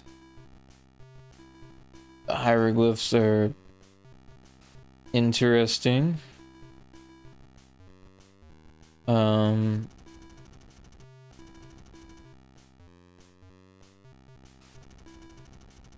Got some weird things going on with the floor things. I think it's some rogue dithering. This stuff still looks terrible. Not sure what's going on with that.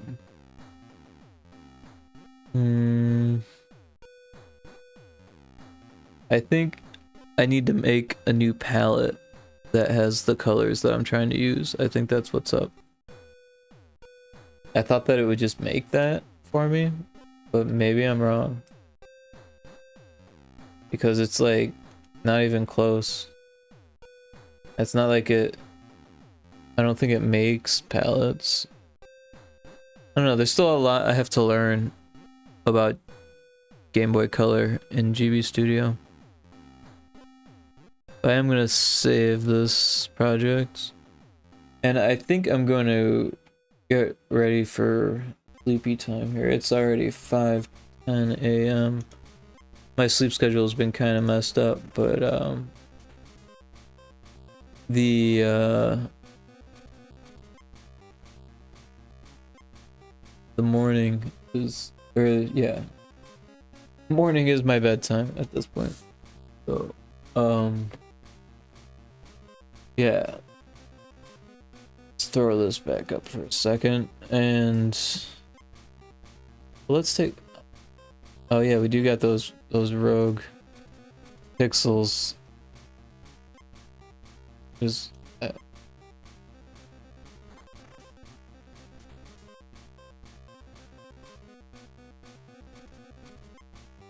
don't want to forget about them, but I am super sleepy. Oh, there's some more rogue pixels.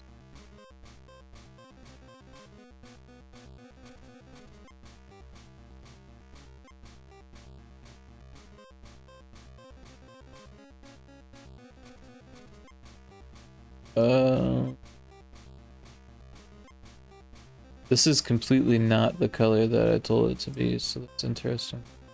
Also, same with this, so I think we'll have to go back to this for those. But I did fix the these things, so that's good. All right, yeah, I think I'm gonna look for someone to raid, and call it a night. Let's see here.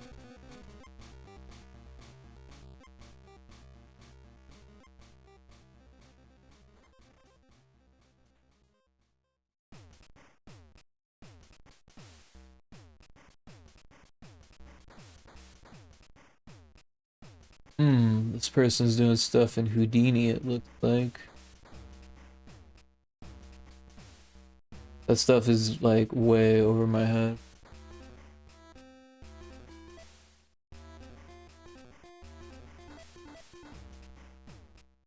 Never got a chance to mess with that. Let me see who else is on.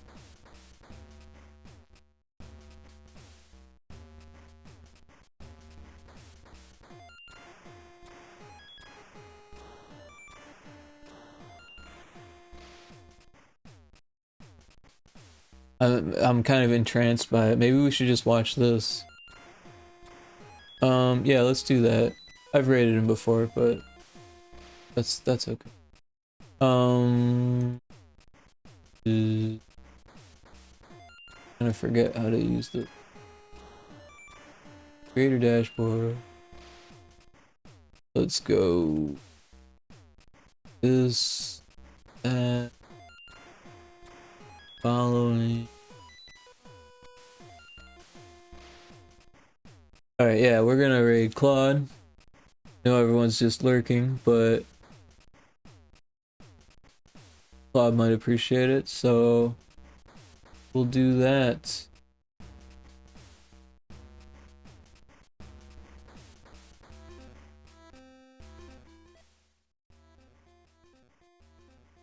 Alright, well, we got a raid message now, I think.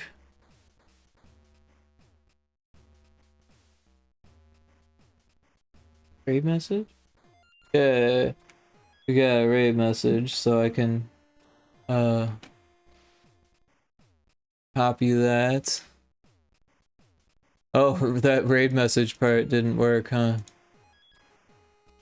Interesting.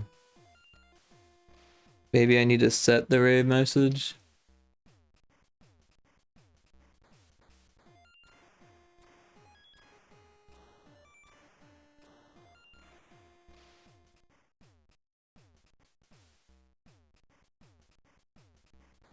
Oh, I didn't set it to anything.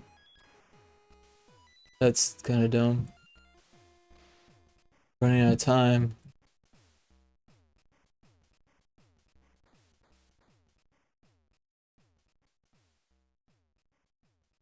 Alright, and now we do raid message. There we go. Figured it out, I'm learning. Alright, I've copied it, so that's good. 10, 9, 8, alright. Thanks for watching the stream, everyone, I really appreciate it. Have a great night.